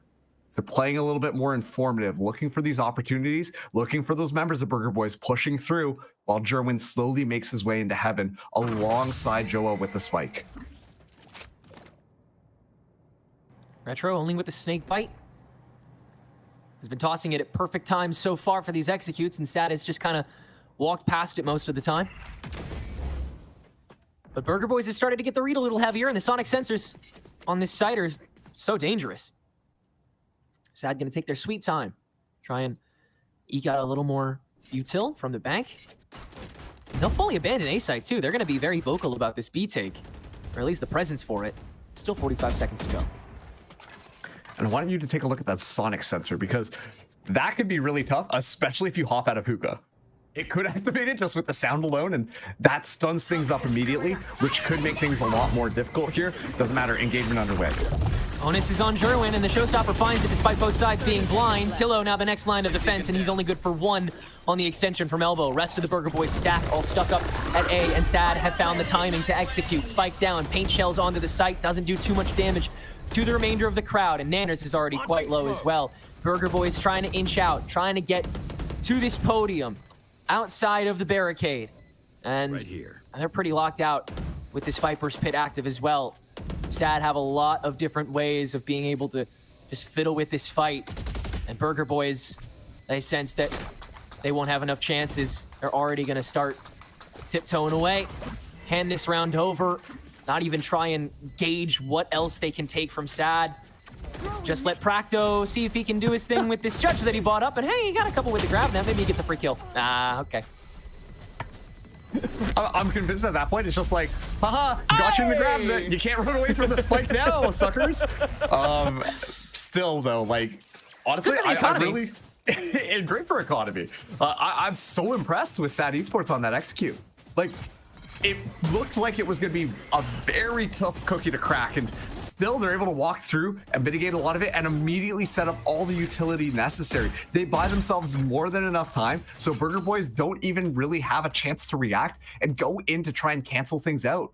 And as a result of that, like Sad Esports, as soon as the Viper Spit kind of goes up, like the round is just over, you can see Burger Boys scratching their heads as to how they're even supposed to maintain their way back in. So an excellent, just kind of quick, dirty, know where we're putting our util, textbook play coming through from Sad Esports on that last round. And now you've got to slow this back down to a crawl again, now that you just have the thrash in your bank. And Burger Boys have a lot of preventative util. Pits available whenever Burger Boys feel confident about being able to hold the line, though with just the 2 rifles, going to be tough to do that this round. And then, of course, Practo with that annihilation, able to catch if Sad make the wrong choice. But yet again, seems like timing is going to go their way, at least in the start of this. Spike's not even picked up yet. They're just kind of window shopping here in hookah, seeing if they can find a free kill. And now they'll walk up main. Bao is watching it, and Tillo's gone. Well, now they're going to pick up that spike. Seems like they decided on what they're going to be purchasing there. Nanners holding things down, though, finds 2, avoids the thrash as well. And Nanners and Bonnie just gonna hold this. Yeah, after that thrash, they didn't really have anything to offer to this. So 30 seconds left. Sad couldn't do a thing more about it. Now gonna try and re-up for that, and it's a clean sweep for Burger Boys. As they didn't even have to use an ultimate, and that'll potentially reset Sad's economy here. So Burger Boys have a very easy path to tie us up here and even take a lead on the half. Yeah, excellent job from Nanners there. And we're going to be seeing now Sad Esports taking a time out to try and re-strategize what the heck happened. I'm just honestly so impressed with that. Nanners able to get 2 fadeaway kills and dodges the thrash as well. You see Sad Esports like, oh, we surely have to take care of Nanners there. Like, there's no way that we don't do this. But then they just go into Bonnie's crossfire. It's a fantastic job just off the back of Nanners to make sure that that is an easy round for them, especially after that initial pick there. And yeah, I think it's just the thrash got activated a little bit too early. It just got procced early. Yeah. Joa just choked it. Oh, that's so unfortunate. That really honestly just swung the round back to Burger Boys to let them win it. Yeah, that's monumental. After those first 2 kills by Nanners. Really impressive stuff, and yeah, I mean, that just opens it up for Bonnie to freely get the crossfire going. Sad definitely need a mental reset after that round, regardless of how, you know, delicately they're going to approach this next one. It seems like they're going to go for just the Stingers and Sheriffs. And again, try and patrol, see if Burger Boys go for these early peaks. Though with the ultimates now in their pocket, it doesn't seem like Burger Boys feel like they need to play it very unsafe at this point in the game. Also, I want to call to attention, Nanners already has the orbital strike online again. That was like pretty nuts. 2 or 3 rounds again ago. That's crazy. But on the other side, like you look at Shondex, only 2 ultimate orbs. They used the orbital strike on the exact same round. Anders making a world of difference right now for Burger Boys. Really starting to heat up and giving them an opportunity, putting their foot in the door to make sure they can potentially get to map number 3. Pretty easily read here. Practo gonna try and get the grab net tossed. Instead, he can just, hold it down. Orbital strike to play keep away, but everybody else has already been hit by this grab net that Practo's tossed, so he gets easy access into B main. Okay. And from there, Burger Boys can just guard this spike with Cyclist Smokes. Sad, do have 45 seconds to maybe toy with an off angle. But it seems like they'll just kind of want to fight this, get it over with, and take us to round 11. A very fast heads-up play coming through the Burger Boys that time. 30 seconds left. Immediately off that information, just use the orbital strike, fry a couple of members, and then push in and take him out. The fact, too, that you drop the spike so close to the teleporter so early on gives away all the information. Bao won't even get a chance. So much stall utility. It's so annoying. It's really tough to even find a crack here. 10 seconds left. Got it completely locked down, and Burger Boys had that red from the start. You had like 3 stacked up on B long. I really wasn't even paying attention to Hookah. Practo had that grav net aimed at long for most of that walk up until the bird came out from Welly, and he realized he would just have a better time shooting it out, and they could just toss that Brim ult. Nanner's now also a quarter of the way to another one. Maybe he'll get one more before this half is done. Definitely possible. Wouldn't put it outside the realm of possibility here. Is moving to this next one, an Annihilation and a pit available for Burger Boys. Gonna be an early pit deployal. Make sure that it's very difficult for SAD Esports to try and go in on that ace site. Meanwhile, Practo also has a pretty big denial piece available for them. A lot of information here, and Practo actually gonna back out. Past the Annihilation is gonna get somebody, but it's all for naught because the rest of the team there is gonna be able to get Joa out of the trap. Yeah, able to just spray that down and continue their voyage to be piecemeal. And they understand that Burger Boys do have to at least lightly commit to this Viper's Pit. So they know that they can, one way or another, I've got your trail. bash this site skull in. Again, it's a loaded push. Seeker's on top of a barrage of utility, and Burger Boys can't really fight it all, but Nanner's just holding it down in the middle of sight, short-sighted, still deals with his duel, and is still kicking. Now fully swarmed, and from there, Sad, Snowball, Bao. I don't even think I would call that spray control. I think I would just call that moving his mouse a bunch. Tactically, of course. Yes, tactically. Yes, with strategy. Love a little tactical mouse swing. Yeah, there's the restabilization round for SAD to make it a potentially 7-5 game here. If there was any question of whether or not they could continue to do what they were doing earlier, there is no question anymore. Yeah, and once again, the initiation coming in from SAD Esports when they picked out which site they want to go on, it's so decisive and so quick. Like, look at all of this utility kind of falling in there. Sure, Joa, not able to find the kill, but it's so clean from the rest of the squad being able to push in off the utility, Bao with an unreal spray, tactical mouse swing, to make sure that they punish Bonnie. And like the rest is just history. When SAD are executing, oh geez, Tillo, that was so close. It looks really clean from SAD Esports. Tillo opping on this last round, that's fun. Nice little switch up that could have caught SAD off guard as they were continuing to poke into this continuously weakened sky. But now that the shot has, unfortunately, fully whiffed, yeah, you can kind of just gun it to the other side, can't you? Oh, Sky no. Util, it still doesn't let Shondex in for free. That time I can't even blame the Sky. Yeah. Okay. All right. Well, we have more than enough time to reset here if we're sad. And after losing your smoker, you kind of would like to go back to B, in all honesty, with Spike in short. What's interesting here is they have to move into Nanners if they decide to go on A. They do have the Vipers wall to put up as well to deny a little bit of space.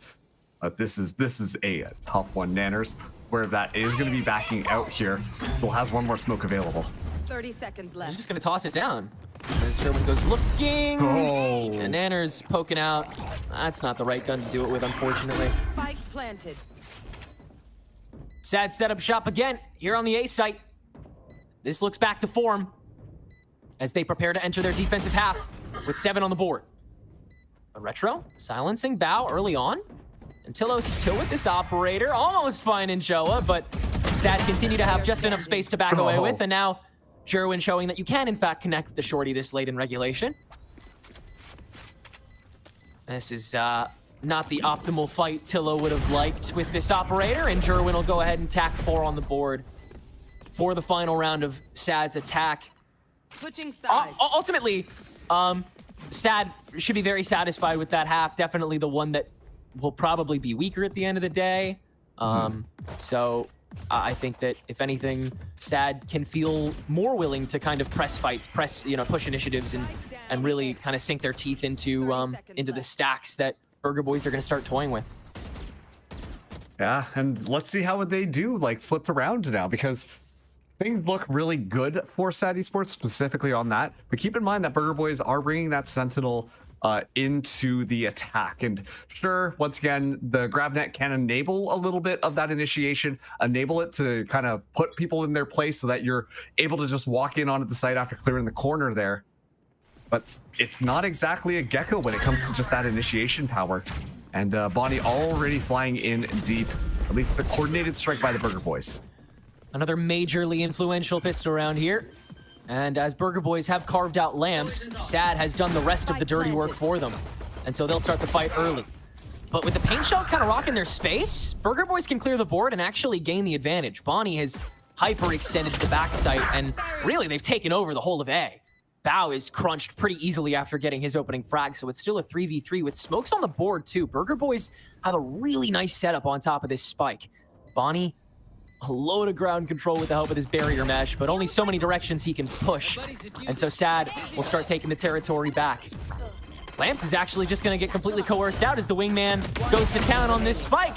He will almost not even get fully interrupted, but Jerwin happens to take even more credit as he'll get 3 this round, and Sad will get 8.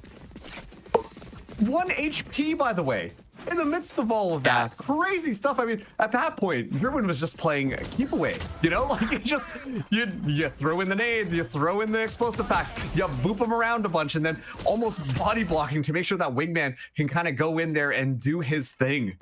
Excellent play coming in from SAD Esports. Jerwin now at 20 kills. This race has been on fire thus far.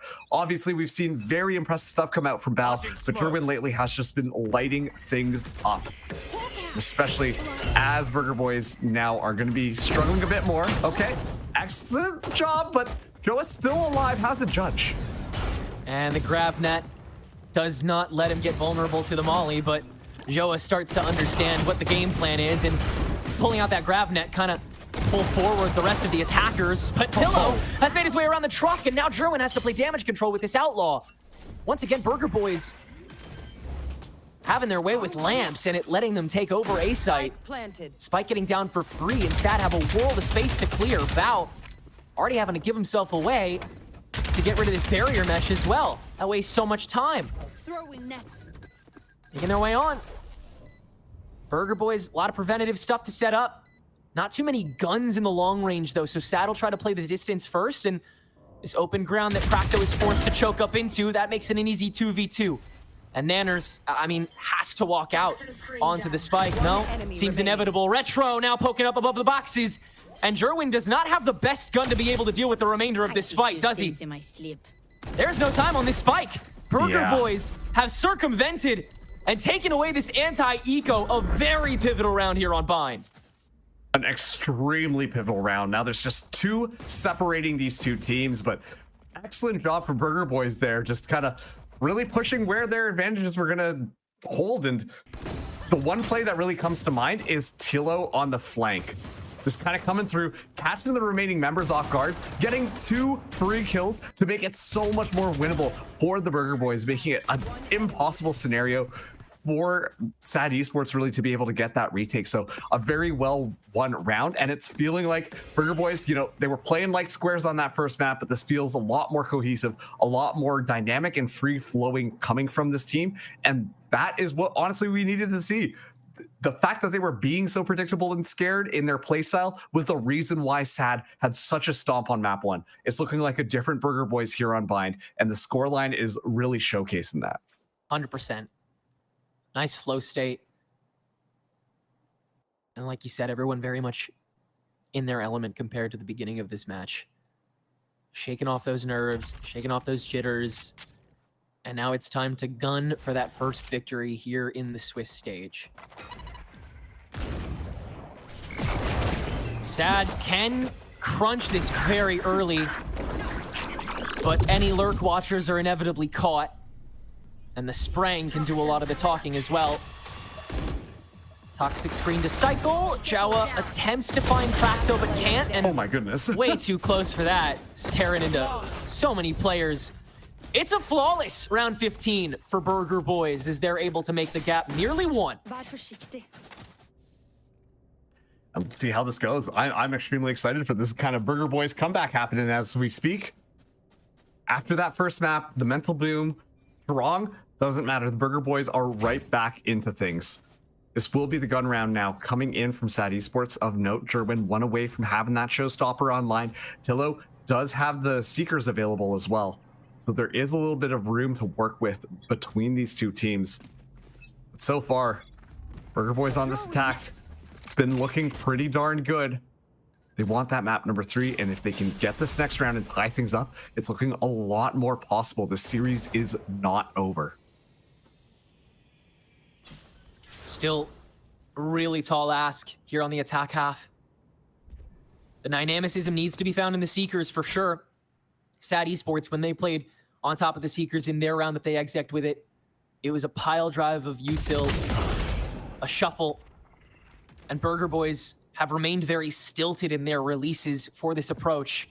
Joa getting the peek, and now the heal from Welly. That's been a crucial part of the Sky in this composition, is being able to chip and then dip back out and end up on a positive trade with the help of the regrowth. Now Burger Boys, once again, finding their strength in lamps, and it's going to be Retro that tries to press that narrative. Snakebite doesn't fully cover the corner, so SAD Esports can still kind of hike themselves up in here. But Joa gonna let go of that Dizzy in order to let them in. Way. Burger Boys get away with one opening kill, and Joa still has to play back and let go of the wingman, in fact, to prevent Burger Boys from getting any farther. But Nanners is already in the back, and Joa is fully taken care of. So many smokes on this site that Burger Boys have as their playground, but Shondex has crept inside all of them and leaves it down to just Nanners, who will TP away. The reset that SAD were looking for, can they finalize? This should be easy for SAD Esports, but keep in mind they are going up against Nanners. Time against the clock as well. Step out of the smoke here. As soon as the spike goes down, no, the dog is just going to confirm the stun, and they'd rather play it safe. Understandable. So 3 remain standing in that round, and it's all Shondex for sure, being able to crack inside those smokes. Up until then, Burger Boys, A-site was 100% theirs. They had the truck, they had the lamps, they continuously find ways to skirt around them so consistently, despite how much firepower SAD are willing to hold there. It is really impressive seeing them continuously break through this.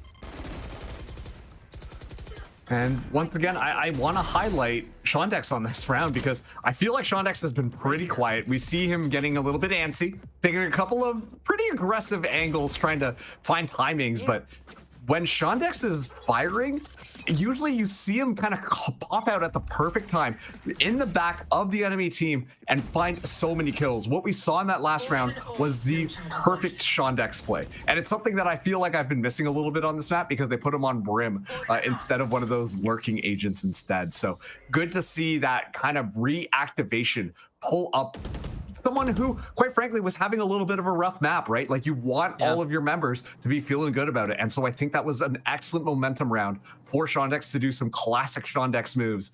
And that could really help momentum for SAD Esports here. Certainly riskier business as Shondex continues to try and hold a front line as the TP from Jerwin comes in to try to catch one, and it does. Tillo found, and now he can retreat back into that room as the spike drops, and SAD Esports instantly control the neutral. Burger now has to do so much manual clearing, and Jerwin almost tries to take advantage of Bonnie's irreverence, but that'll be the kill that way. Bao, steady watchdog, and that's been the interesting thing watching him on the Viper is instead of being as much of a frontliner, a lurker as we've seen Shondex try to be, he's played more of a police dog, more of just that sentinel role that the Viper means to play a little more heavily here. The Thrash does catch only one. Prakto is available for this refrag, but the Mosh tossed in to guarantee, and now is the showstopper up from Bonnie. That can reset. Annihilation to almost guarantee, but Joe's game sense lets him run away from it. 10 seconds to go. It has to be on this side. Jumps into it. Joe! No way. What a reset. How does he do it that quick? But SAD Esports get double digits on the board after such a scrappy round from both sides. That was an ego-filled round for sure, Marks. That was definitely Burger Boys like, we are winning this round and there's nothing you can do to stop us. And SAD being like, well, hold on a second. We're going to make sure that you can't do that. We're going to be firing right back against you. And it was just blow for blow, shot for shot. The fact, too, that Bao was able to find the kill despite getting exploded. And I do think that Prakto played that perfectly at the end. Lets the Annihilation go, confirms the space, then tosses down the barrier mesh, but just can't quite get away in time. Joa bunny hopping around B long, making it so that that angle is available and force the gun duel while Prakto is uncomfortable. Excellent stuff from SAD. Really tremendous. And again, punished early for the britches. Is welly gone. So SAD definitely need to hold on the site, which means Burger Boys feel every excuse to just dump on the site. Gravnet, Bird, Orbital Strike on top of the entry. It's a little late, but SAD is not, and they can compete. Tillo's still standing, Retro's still standing, both quite low, but now guns abound, and oh, you gotta run into a Molly! Shondex, buddy! Paint Shell's on top of the site. Spreads Burger Boys thin again, but they still have the sight, they still have the time, they still have the space, they still have the potential to take this round away, and Jerwin, on this outlaw for a moment, can't contest. But Spike finally once again tapped, just in time for Joe to make his way back around, and backstab. Jerwin has to save the game against the two pistols, and Tillo on 1 HP, trying to save Burger Boys, give them one more crying chance at being able to salvage this game, this match. But 25 HP, a bird in his pocket. He's got to just go for it. And SAD are 2 rounds away from grabbing their first victory of the Swiss stage. Wow, what a round. This is like, these are the types of rounds that you wanted to see between these two teams, where it's just going head to head, blow for blow. It's extremely exciting to watch all of this action pop off from the beginning of Bonnie just doing that. An orbital strike gets tossed in, a couple of mistakes coming through, Joa finding an excellent timing. It's all just cinema in front of us right now. And still SAD Esports coming out on top amidst all of this chaos. Their economy honestly is matching Burger Boys right now, so it really could go either way. A Viper Spit getting deployed onto that A site right off the bat. Prakto going for that swing, Welly, able to win out that timing. Is not how you wanted this to go if you're a Burger Boys fan. We're gonna have to do this 4v5. That's downright diabolical, Welly. That's the 3rd or 4th round in a row that he's done that. Just walked out to peek, and he gets away with it. And now the orbital strike used on Garden just to get the space on long back. It's so cooked. It's so boomed. It's so over. SAD feels so confident. No amount of hubris could stop them. Shondex is holding right in front of the hookah window, and the rest of SAD is here, so they don't care. But Burger Boys spray down the crowd, and with the Viper's pit still in short, SAD question their commitment. Jerwin through the TP, easily read, but Retro want to get a crumb of health. The paint shells might just catch him. No. Retreated back, but gives Jerwin the space, and the spray too. 1 bullet's all he needs. Nanner's stuck low in the middle of sight. Bao, though, has no real opening, and so has to just take the fight, and he does! Jerwin doing the job too! And that is reliance on each other. That is confidence in each other. That's the SAD Esports you want to see. And they're 1 round away from taking their first match. It's an absolute detonation every single time we see that engagement happen. And still, like, Burger Boys, they take the space. They're able to go in and confidently get the spike down. It's evened out across the board, but it's SAD on these retakes. Just with a couple of members able to securely make it through. I was going to say Shondex in a very bad position. Excellent little heads-up play from Jerwin there. But wow, the last two remaining members being Pow and Jerwin is not what you want if you are Burger Boys. Sad Esports on match point. Burger Boys have been fighting back tooth and nail on these rounds, but they got to make it happen. Much bigger presence out here from B Garden as Burger Boys will finally try to punish, and they instantly get reversed. The conditioning is perfect this round, and the read is clean. Seekers will reveal the remaining 3 players' positions as well. Though it should be said, Burger Boys have actually taken a nice U-turn to throw them off a tad. Everyone's posted in spawn. And if anything, Sad Esports would love to get this done now, by the looks of it. Jerwin's just poking out, seeing if he can get a free kill on the way, and Bao has wrapped around the back. Let's go ahead and finish this up, shall we? Everyone crunches, everyone wins. Sad Esports look like the machine that we were promised at the very beginning of this stage, and they will take it to a 1-2 record exiting their victory today. Amazing stuff coming in from Sad Esports. Like, I am extremely impressed with what they've been able to put together on these last 2 maps. Obviously, map 1, Lotus, their map pick, it was extremely heavily one-sided. But here on Bind, when it really felt like Burger Boys were starting to get their momentum back, you see that Sad just kind of clamped down on top of them. Everything just felt so good. They were willing to match the energy that Burger Boys were going to throw at them and do them one better. I mean, Jerwin as well as Bao, 2 highlight players to me. I am very much on the Bao train. I think that Bao is one of the strongest players right now in the Challengers League. And with this victory kind of locked behind Sad Esports, like, I've got nothing but very positive things to say about how this team is functioning. A very impressive result from Sad Esports the whole way through. Really, indeed, I agree. I think Bao was definitely such a great just facilitator for that entire game. Jerwin as a duelist as well, just fragging out of his mind. Burger Boys, really tough to see them in this state. Of course, losing Nerve this close to the matchup, having to bring in Tillo, who also did tremendously, all things considered. Definitely tough, but they will have one more opportunity at least here in the Swiss stage. We will come back to that and so much more Valorant after the break. Don't go anywhere.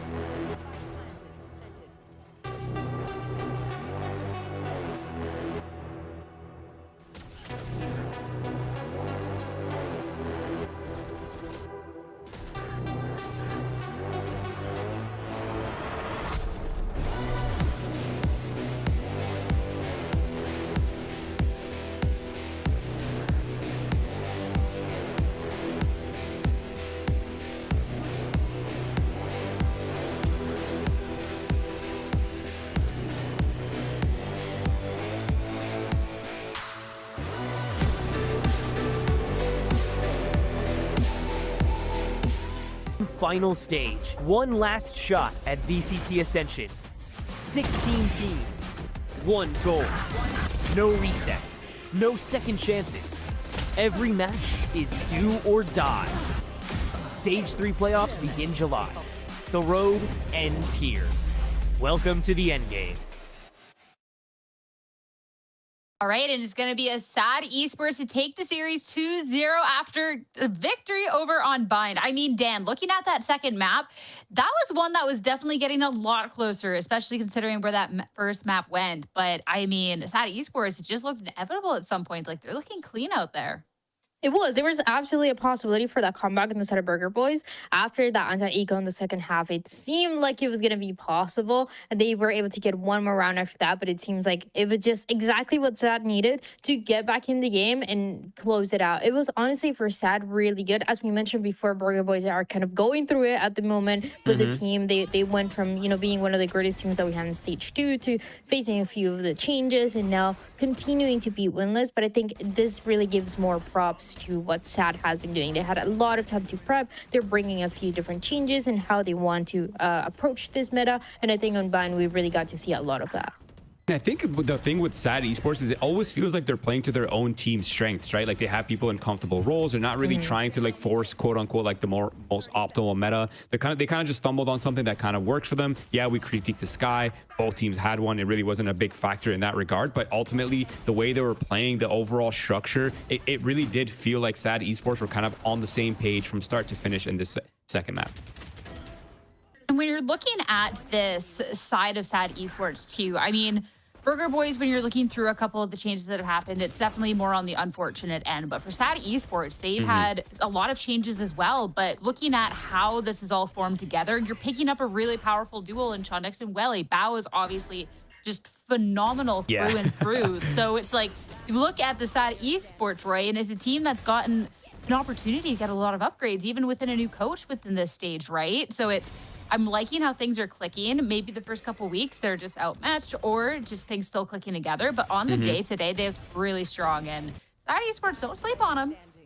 Yeah, I mean, you say they got outmatched, but honestly, their first 2 matches weren't even that bad. Like they took some harsh losses, but they're so close in that regard. But yeah, I think they've just been secretly cooking. Like they're cool, totally cool being slept on for the first 2 weeks while they kind of get everyone on the same page, integrate the new system, obviously implementing new voices and kind of different perspectives and different play styles on a team. Doesn't really always come easy, guys. These things do take time, unfortunately. But I mean, SAD Esports, they looked great in terms of their openers. They had very good foundational ideas in terms of utility combos, pulse plans, just the way they were maneuvering around in sort of these dynamic situations and playing these sort of uncharted parts of the round where it was just excellent from them. I loved what we saw today.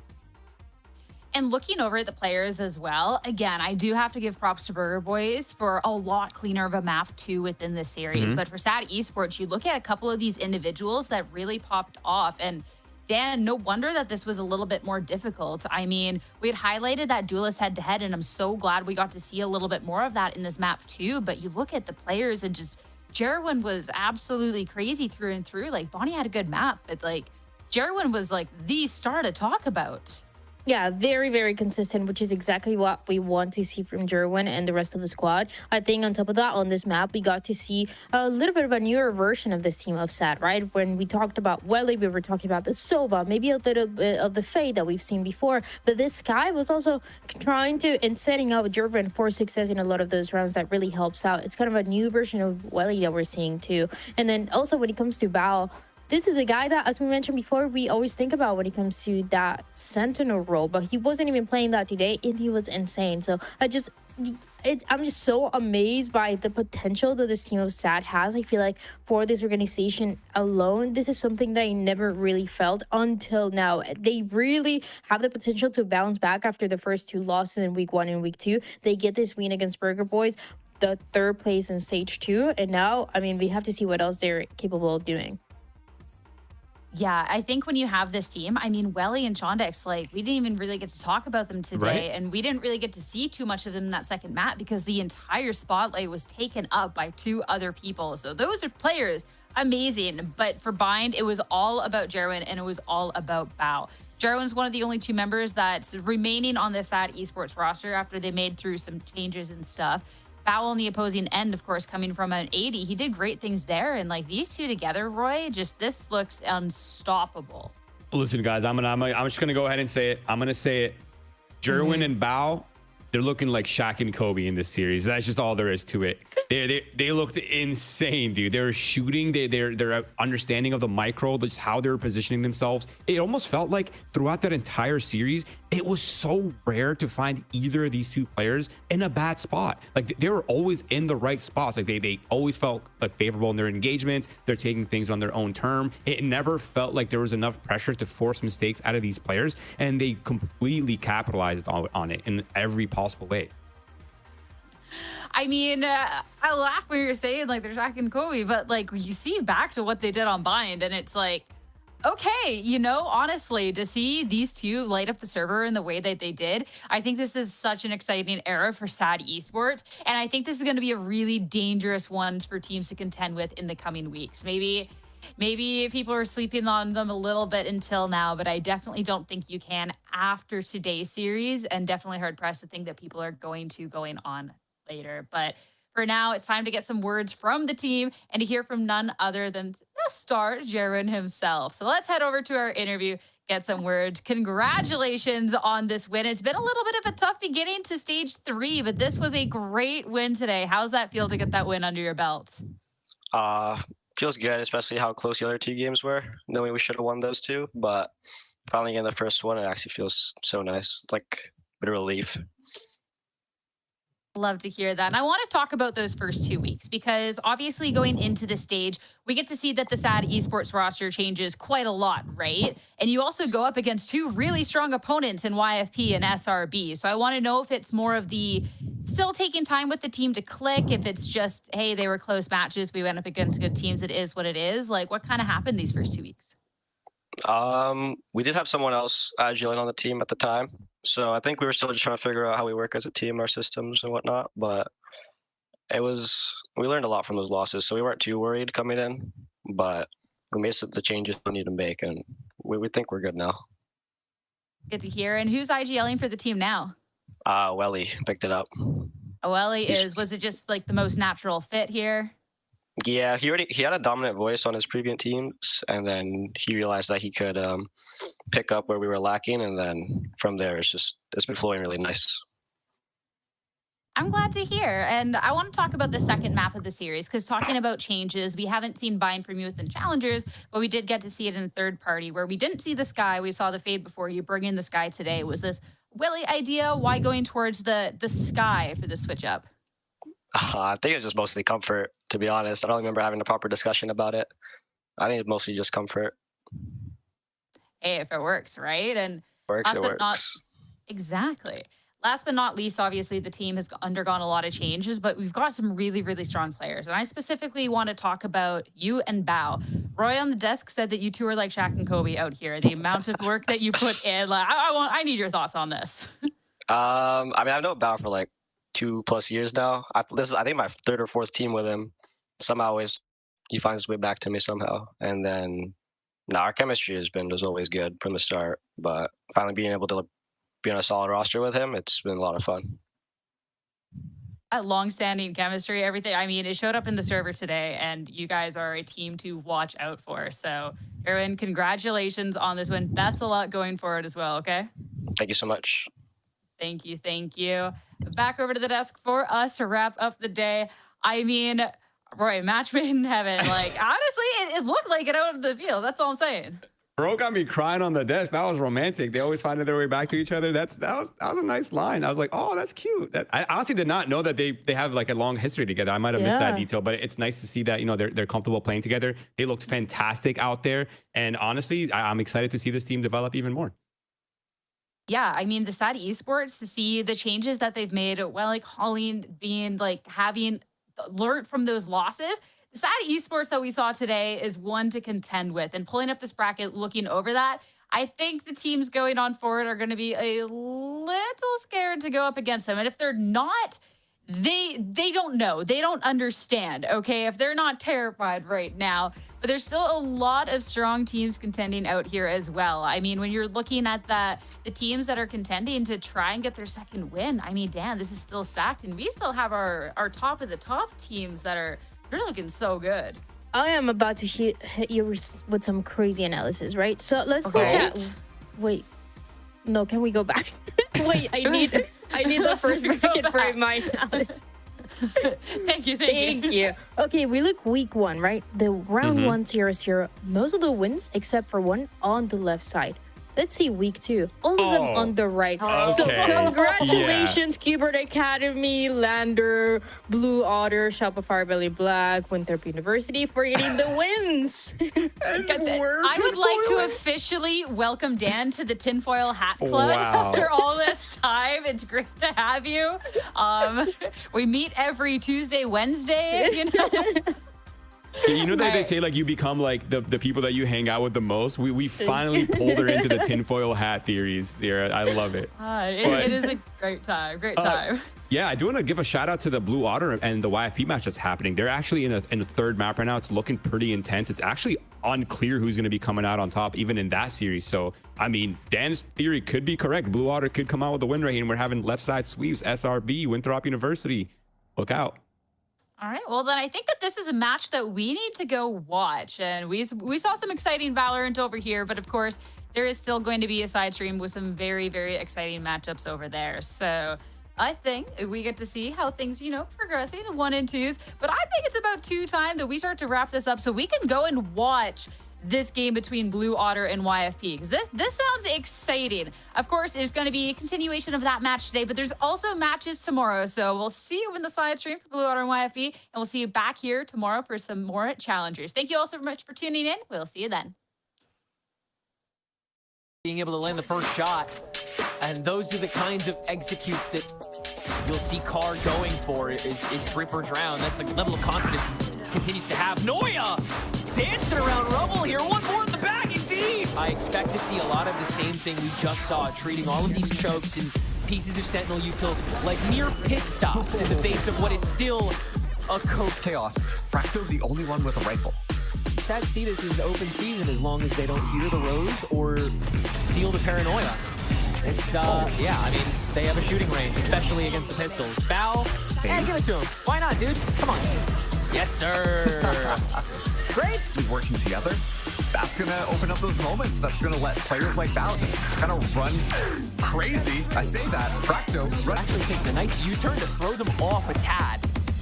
Everyone's posted in spawn. And if anything, SAD Esports would love to get this done now. By the looks of it, Sherwin's just poking out, seeing if he can get a free kill on the way. And Bao has wrapped around the back. Let's go ahead and finish this up, shall we? Everyone crunches, everyone wins. Being able to land the first...